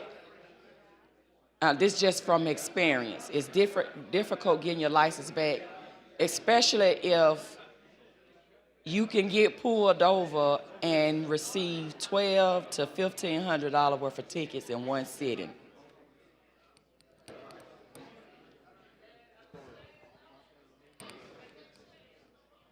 All right. Did they finish? We had 3 police officers and 2 attorneys back there working on this. Okay, thank you. Let's see what came out of it. I can't. Chair recognizes the gentleman from Ringo, Representative McCampbell. Thank you, Mr. Speaker, for the recognition. Will the gentleman yield? Yes. Yeah, we had 3 law enforcement officers and 2 attorneys. I'm so back interested up to there. see what y'all came up Actually, we had 3 attorneys up there, and the more the merrier. We couldn't come to an agreement. I can't believe it. Yeah, but I think we have I guess we have somewhat of a skeleton of what we would like to try and do, and I'm going to kind of give you a gist of it, is give that person, and we're saying have a time limit of 15 minutes that additional person would have to be there, because the state law, they have to have a tow truck there. The tow trucks have to be within 30 minutes. Now, we know 30 minutes can be prolonged, but that's at least giving them a 15-minute period in which they could get somebody there before he need to call the tow truck. Okay. And we're going to try to, I'm going to try to work all those lawyers and law enforcement folks gonna work up there in the Senate and probably get frustrated, but we're gonna do what we can up there with. Well, I saw Representative Robbins and Representative Chestnut back there. You know, those guys, they work by the minute, I think, so, or by the hour. So it's going to take a little while. Well, it may take a little while, and we're gonna send the speaker the bill for their. Thank you, sir. All right. Chair thanks the gentleman. Chair recognizes Lady Al Jefferson, Representative Gavan.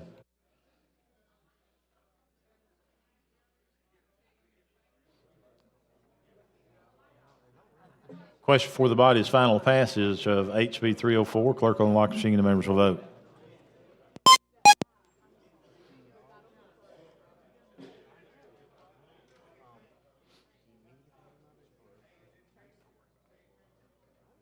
Clerk will lock the machine, record the vote. 72 ayes, 14 nays. HB 304 has passed. Thank you, Mr. Speaker. Thank the gentleman.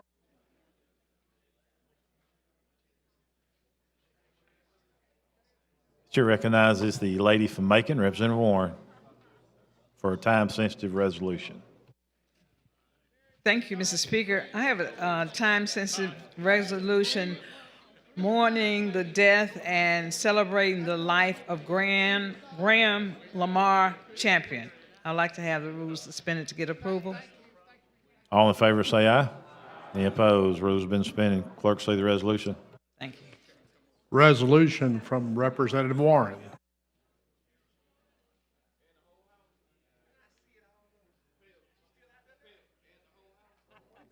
All those in favor of the resolution, say aye.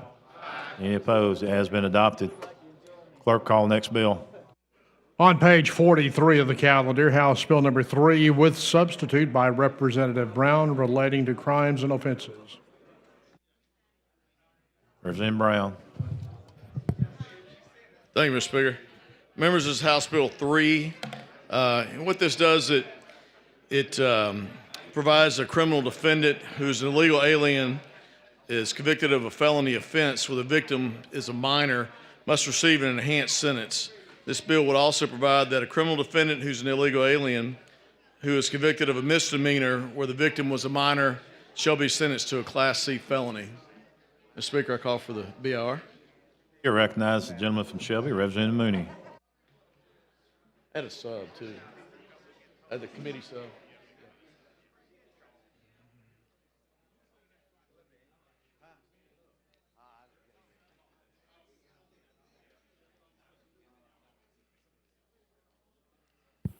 Thank you, sir. Appreciate it.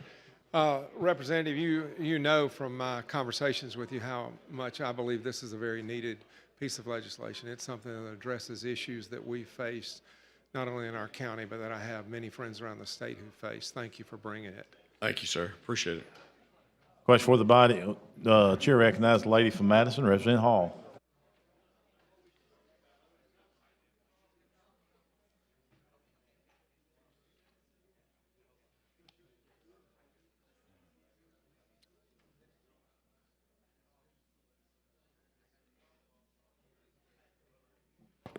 Thank you, Mr. Speaker. Will the gentleman yield? Yes, ma'am. Tell me what's an enhanced sentence? An enhanced sentence? Yes. Well, it's an upgrade. If you commit a Class B minor, it becomes a Class A. I mean, a Class B felony, it becomes a Class B felony. I mean, Class A felony. If you're convicted of a Class C felony, it becomes a Class B. A misdemeanor becomes a Class C felony. It just upgrades it one bump. So how do we determine that this person is, and as you list him as an illegal alien, I use it undocumented citizen, but an illegal alien. How do you determine that? What process is going to be used to determine that now, and why would we enhance the penalty? There's versus when a person is arrested, their biometrics are entered into a database that goes to the FBI, and then the FBI turns that over to ICE, and so that determines their immigration status. So biometrics presently, is that being done today? It is being done. So we already know who the illegals are once They're person picked is up. if they're picked up for a Right. crime. Right. We already have evidence of who that person is or what nationality that individual is. And so from that, no matter what the crime is, that it is enhanced. The sub is against a minor. Right now, the original was just a felony. So the sub, though, takes it to any crime committed against a minor. Well, I think. Oh, okay. You haven't done the sub yet. It's I have one sheet of the sub. yeah. The sub is basically the same bill. It just Yeah. changes it from a regular felony to a felony against a minor, and a misdemeanor against a minor. Oh, okay. Criminal, if it's against a minor, where the victim was a minor, must receive an enhancement. And what prompted that? Did something happen? Did Well, no, something happen that prompted that? Well, what we've seen is, say, like Lake and Riley's killer in Georgia, they had 2 misdemeanor arrests, and they refused to detain them based upon ICE had asked the local jurisdictions to detain the individual, and they didn't. They released him back on the street. So he had 2 misdemeanors that they just let go back onto the street. And so with the thought on this is if they have an enhanced sentence, that one or two things will happen. They'll have that on their record if they are deported by ICE, so that it acts as a deterrent then coming back to the state of Alabama. Would it not make sense? So you're saying it's automatically that information goes to ICE if From the FBI. because I mean there are people that look like me that are not citizens here. I'm just saying I'm looking for. So how do you determine? You're saying all individuals that are stopped, if they suspect that they are here illegally, then information is sent to ICE to determine their nationality. It goes to the FBI, and the FBI in turn runs that. They're the ones that maintain the database, the national database, and that in turn is given to ICE. And ICE comes back and determines their immigration status, whether they're here illegally or not here illegally. Yeah, I might look like somebody, and then I get caught up in this too. Okay, so. And that would show too if someone was here, let's say they're on a visa or green card, they'd also be in the system, and they wouldn't be classified as illegal. They'd be as a legal immigrant. But to make sure I'm clear, the only enhancing of the crime is when a minor is Yes, ma'am. involved. That's the only time. Yes, ma'am. All 100%. others remain the same. Yes, ma'am. Thank you. Thank you. Yes, ma'am. Chair thanks the lady. Chair recognizes the gentleman from Talladega, Representative Robbins. Be the third person to speak on the BR.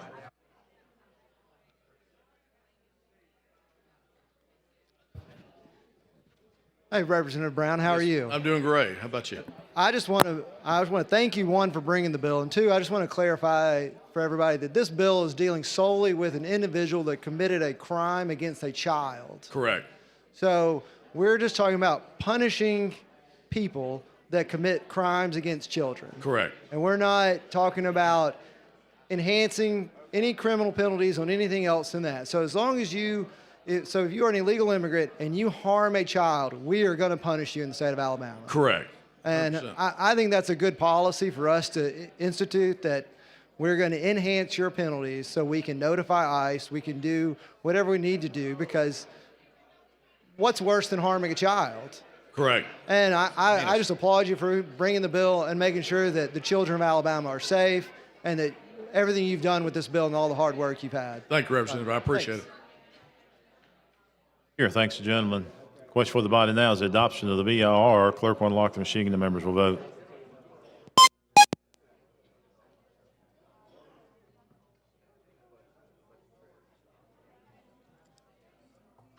Clerk will lock the machine. Record the vote. 78 ayes, 0 nays, 23 abstentions. The BR has been adopted. Chairman Brown. Thank you, Mr. Speaker. I call for adoption of the committee sub. Okay, you care to explain the committee sub? Essentially, the committee sub just changed from being a defendant, being any felony, to a felony or misdemeanor committed against a minor. Okay. I got a couple of lights on. You want to adopt the sub? You want to speak on the sub? You want to speak on the sub? Chair recognizes the gentleman from Mobile, Representative Bracy.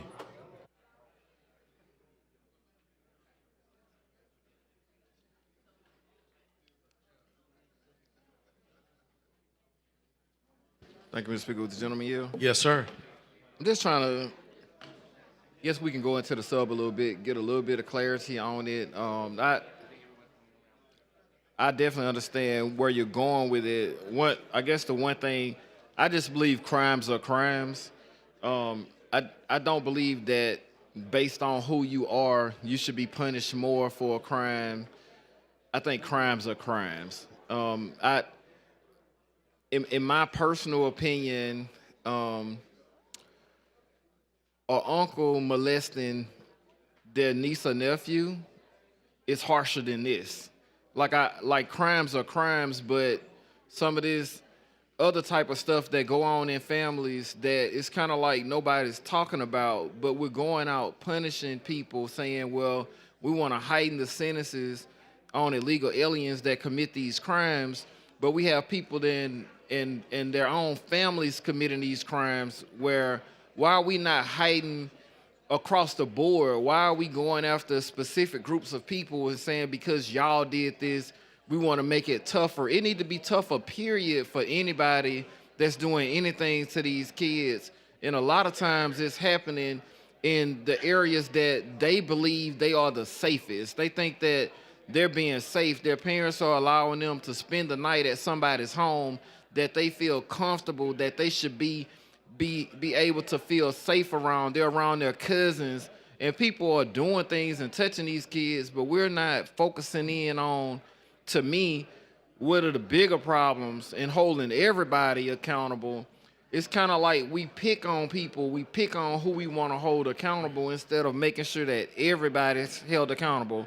I'm not against this. Sure. I just think that this don't go far enough. Like, I think that creepy uncle that people know that's creepy, that nobody want their kids around, he need to be looped into this and not given a pass because we want to go after a specific group of people. I understand the political climate. I understand some of the things that has happened that would make people do this, but I'm talking about stuff that's been going on in families for generations. Sure. And I mean, just give me an idea, like, how do we get to this point to just focus on this? Because I know I've seen you bring some tough legislation. You know, I've seen you with Anaya's law. I've seen you bring some tough legislation that pretty much impact whoever that's committing these crimes, that's given opportunities for discretion to be put in place to just say, this person should not be let out because this person is a habitual offender, or this person will be a repeat offender. We got a feeling, we don't know for sure that they'll go out and do something else again, but we got a feeling that they will just based off of their history. And it doesn't matter who they are, it doesn't matter what race they are, it doesn't matter what sex they are, it doesn't matter anything. We just looking at who you are based off your criminal past. We don't trust you in our society, so we're gonna look at holding you and let you sit down a little bit longer because too often people get out and do these things. This is different. This is different. Yeah, I understand like the Lincoln Riley case. We have other cases that has happened, but I'm just wondering, what is it that made us say we're gonna heighten the penalty for crimes, but other people can do the exact same crime and don't get the same time for it? Like, how is that even fair? Well, the biggest difference is that they've already committed a crime when they come into the state of Alabama because they entered the country illegally. So they already have one strike against them. Right, and I understand that, but what I'm saying is, whether you're here legally or illegally, the punishment should fit the crime, not the person. That's what I'm saying. If you do something to a minor, that punishment should be across the board. It shouldn't matter if you're illegal or if you're legal. You should not do anything to harm children in this state, especially in this manner. And if you do, we're gonna come at you with the strongest extent of the law that we can. We're gonna throw the book at you. We're gonna punish you for what you're doing to our children in this state. It shouldn't matter if a person's illegal or not. You know, that's all I'm saying. I'm saying the punishment should fit, to me, the punishment should be harsh and it should fit the crime, and it it should not be based off of who the person is that commits the crime, especially when we know there's so many heinous acts that happen within own family safe environments that we're not really pushing anything about. Like to me, I would love to see a bill that say, you know, the creepy uncle get double the time because you're a person that they trusted around the kids where, you know, everybody else have to stay a safe distance. But like, how do we get to the point of saying, okay, you came here illegally, so we're gonna give you one step up in the punishment realm than another person that commit the exact same crime? A 9-year-old girl is a 9-year-old girl. A 30-year-old man that may commit a crime against a 9-year-old girl is a 30-year-old man, whether that person is a citizen of the state of Alabama or an illegal alien in the state of Alabama. That crime is a crime, and that punishment, to me, should fit the crime and not necessarily because this person is illegal. It's wrong. Wrong is wrong. It doesn't matter if that person's here legally or that person is a citizen. That person, we've seen things happen within some of the churches. These are crimes against children that should be punishable to the highest extent that we can go, but it shouldn't be like, well, we're gonna give them a pass because they're citizens, so we're gonna not, we're gonna make this a class C or D instead of a or B. You see what I'm saying? Like, it's Sure, I understand. Do we think that this will stand up in court doing it like this? I do. There's different opinions. There's different cases that have been on both sides of this. So okay.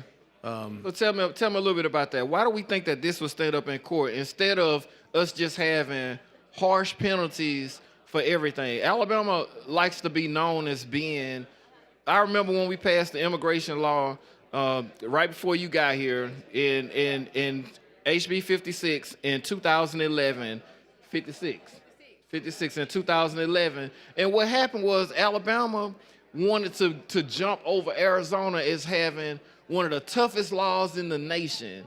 If we're gonna do something, let's have the toughest laws in the nation protecting our kids, not just the toughest laws in the nation protecting our kids against illegal aliens. Let's just have the toughest laws in the nation protecting our kids, period. Well, I don't think, as far as the toughest laws in the nation, Florida passed a bill recently that called for the mandatory death penalty of illegal immigrants that commit felonies. So, I mean, we're not even on that level. Yeah, but I'm thinking about stuff that can actually hold up in court. Like, you see what I'm saying? Like, sure. Mandatory death penalty for committing a felony is not something that's going to be constitutional. So I'm saying something that we know is going to be able to stand, that's going to actually protect our citizens. Because to me, I think our children have a greater opportunity of being molested by that creepy uncle than they do from an illegal alien that I know for a fact that my kids don't leave. I have 3 daughters.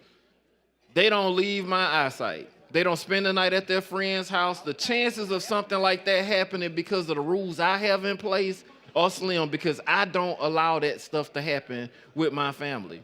So the chances of this happening is very slim because of the strict rules that I have in place for my family. But guess what? We have these relatives, we have these other people that we're dismissing it. We're acting like it doesn't happen, but we know it happens. So I just have an issue. I'm going to vote in favor of the bill, but I just have an issue with singling out a particular population, saying because you did it, we're going to be harder on you than everybody else that doing the exact same thing to our kids, that we're just turning our heads, giving them a slap on the wrist. And it's a lot of time difference between these C's and D's and these B's and A's. So when you look at it, we're giving these folks a lot more time for doing the exact same crime, that what we're gonna do is allow these other people to get back out, and then they can continue the cycle that they've been doing and plaguing on these children and their families that they've been doing for many, many years. So I just urge you, man, like you did with Anaya's law, I think the punishment should fit the crime and not about who committed the particular crime. But thank you for your time. Yes, sir. Appreciate you. The chair thanks the gentleman. The chair now recognizes Representative Grand from Jefferson. It's a cultural divide. I'm going to get it on the floor. You really about to do it? 40 acres and a mule. This is bigger than the music. You really about to do it? Yeah. You rigged the game, but you can't fake influence. Listen, I was thinking about Kendrick Lamar, and I know he took a lot of heat for the Super Bowl presentation, and a lot of folks were raising their eyes trying to figure it out. But they missed it when they saw the red, white, and blue jumpsuits of a divided flag. I like art. I like artistry. Many people who know me know I do. I'm not big on certain things. But I thought about that song, and I thought about that moment at the Super Bowl. Because I was trying to figure out what is going on. But when I went back and played it, there was a message. And the message is the revolution of and the evolution of what is going on here in the mindset of leadership in Washington. And, you know, I always call those supporters. I've been doing it for some years, so y'all ain't got to tweet me and email me. And I call them Trumplicans. You know, and just as people dub those who supported Obama. I too agree, and I support any bill, and I think you had a bill. But this is a cultural divide. 40 acres and a mule. For me, it's bigger than a lot of the things that we come down here for. But I started thinking about that song because at the end of the day, we are so divided in this country. I've shared sometime very openly. My table at my home on Thanksgiving looks like a hodgepodge of every color in the rainbow. My nephew's mother is white. My cousin's husband is white. Her children. I have another cousin. It's very blended, very, very interesting makeup. And I've spoke about it openly on the floor about it. And we have issues that we discuss. I have family members that are Republican. And we discuss those issues, and we discuss them very openly and all of that, what that means. And I support any bill relative to children. And if this is a part of you all's agenda, that is fine. I had really said I was not going to get up on anything this year relative to immigration. And I'll tell you why I said that. Why is that? The people had a choice in November. And there were a lot of those that are Latino and that may be immigrants of some degree, whatever. And they were warned about several things that may come down the hopper. But they were determined that they would defy any logic of those who tried to in some way impress upon them what was coming. Sure. And now what is coming, they now see. If it's not them, their loved ones. And the realization now in this country is that because democracy prevailed, because there was an election, it didn't appear that anyone stole the vote. So one would concede that the will of the people had been met. But on the flip side of it, for me, as I've listened to those people who sit around my table, when issues such as this and immigration come up, I'm sitting there saying to those, even in this party, and I do have some friends that are in the Republican Party, and nothing wrong with that. But I will say this. I said to them one day, there was a man that stood and spoke at a convention that black folk, Haitians, were eating dogs in Springfield, Missouri. Because they are deemed to be immigrants, black people eating dogs. That was pretty hard. A damn dog. That was pretty bad. Sure. That was real bad. But not only to retract or redact the statement, it was stated over and over again for almost 2 weeks, even after some of the good Republicans, such as yourself, said, listen, we might need to back off of this because it's just not true. The Republican mayor spoke out and said the same thing. So for me, I stood today because those individuals that I had all of these conversations with, who were dead set on defying the odds, are now seeing the repercussions and the reality of where they may land, and not only them, but members of their family, whether it be jobs that are being cut, because some dingbat here yesterday stood up and said that this was a job, it was a jobs bill. But everything on the news is saying that jobs are being cut. But yet you promote saving jobs, but every day 200 jobs, 300 jobs are being cut.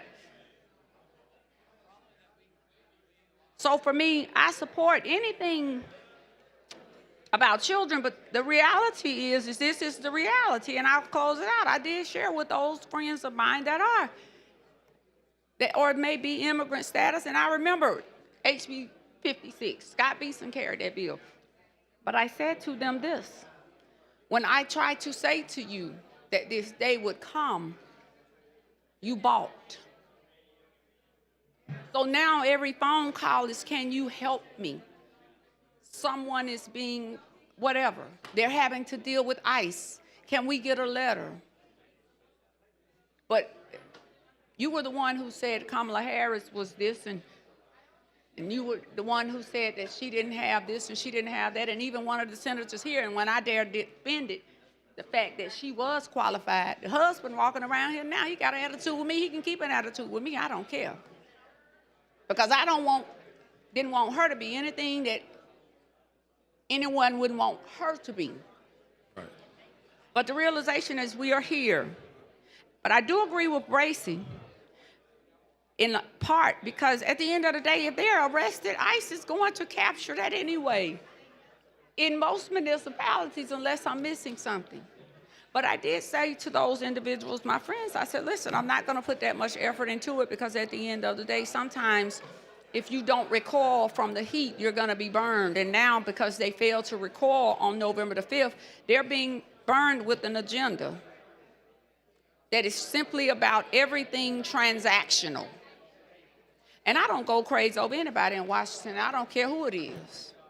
Because every one of those people go to bed at night with millions of dollars in their pockets. And they don't have the same kind of problems that we have. Right. Now, they may put a spin on it in TV, and people like you and others in here buy into it.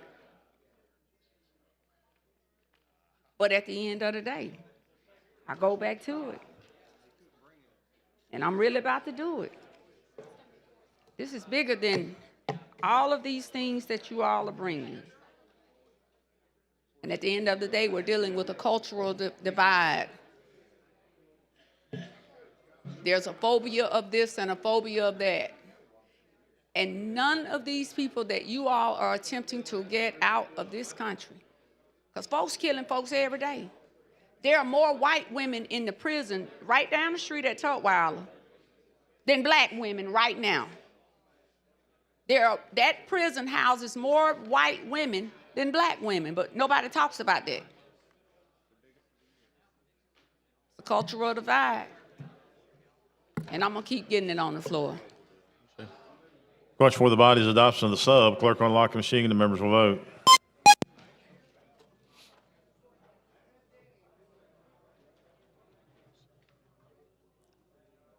Clerk will lock the machine, record the votes. 81 ayes, 0 nays, 19 abstentions.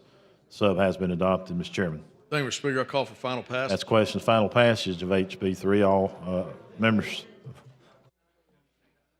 Clerk will unlock the machine and the members will vote.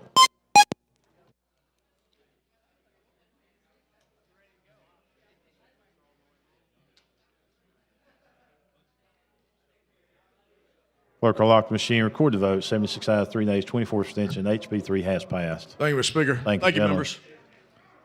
Chair recognizes the gentleman from Mobile, Pro Tem Pringle. Ladies and gentlemen, having previously agreed to meet at 1 p.m. on March the 18th, I move the House stand in adjournment. All those in favor say aye. Any opposed? That's pretty loud. We are adjourned.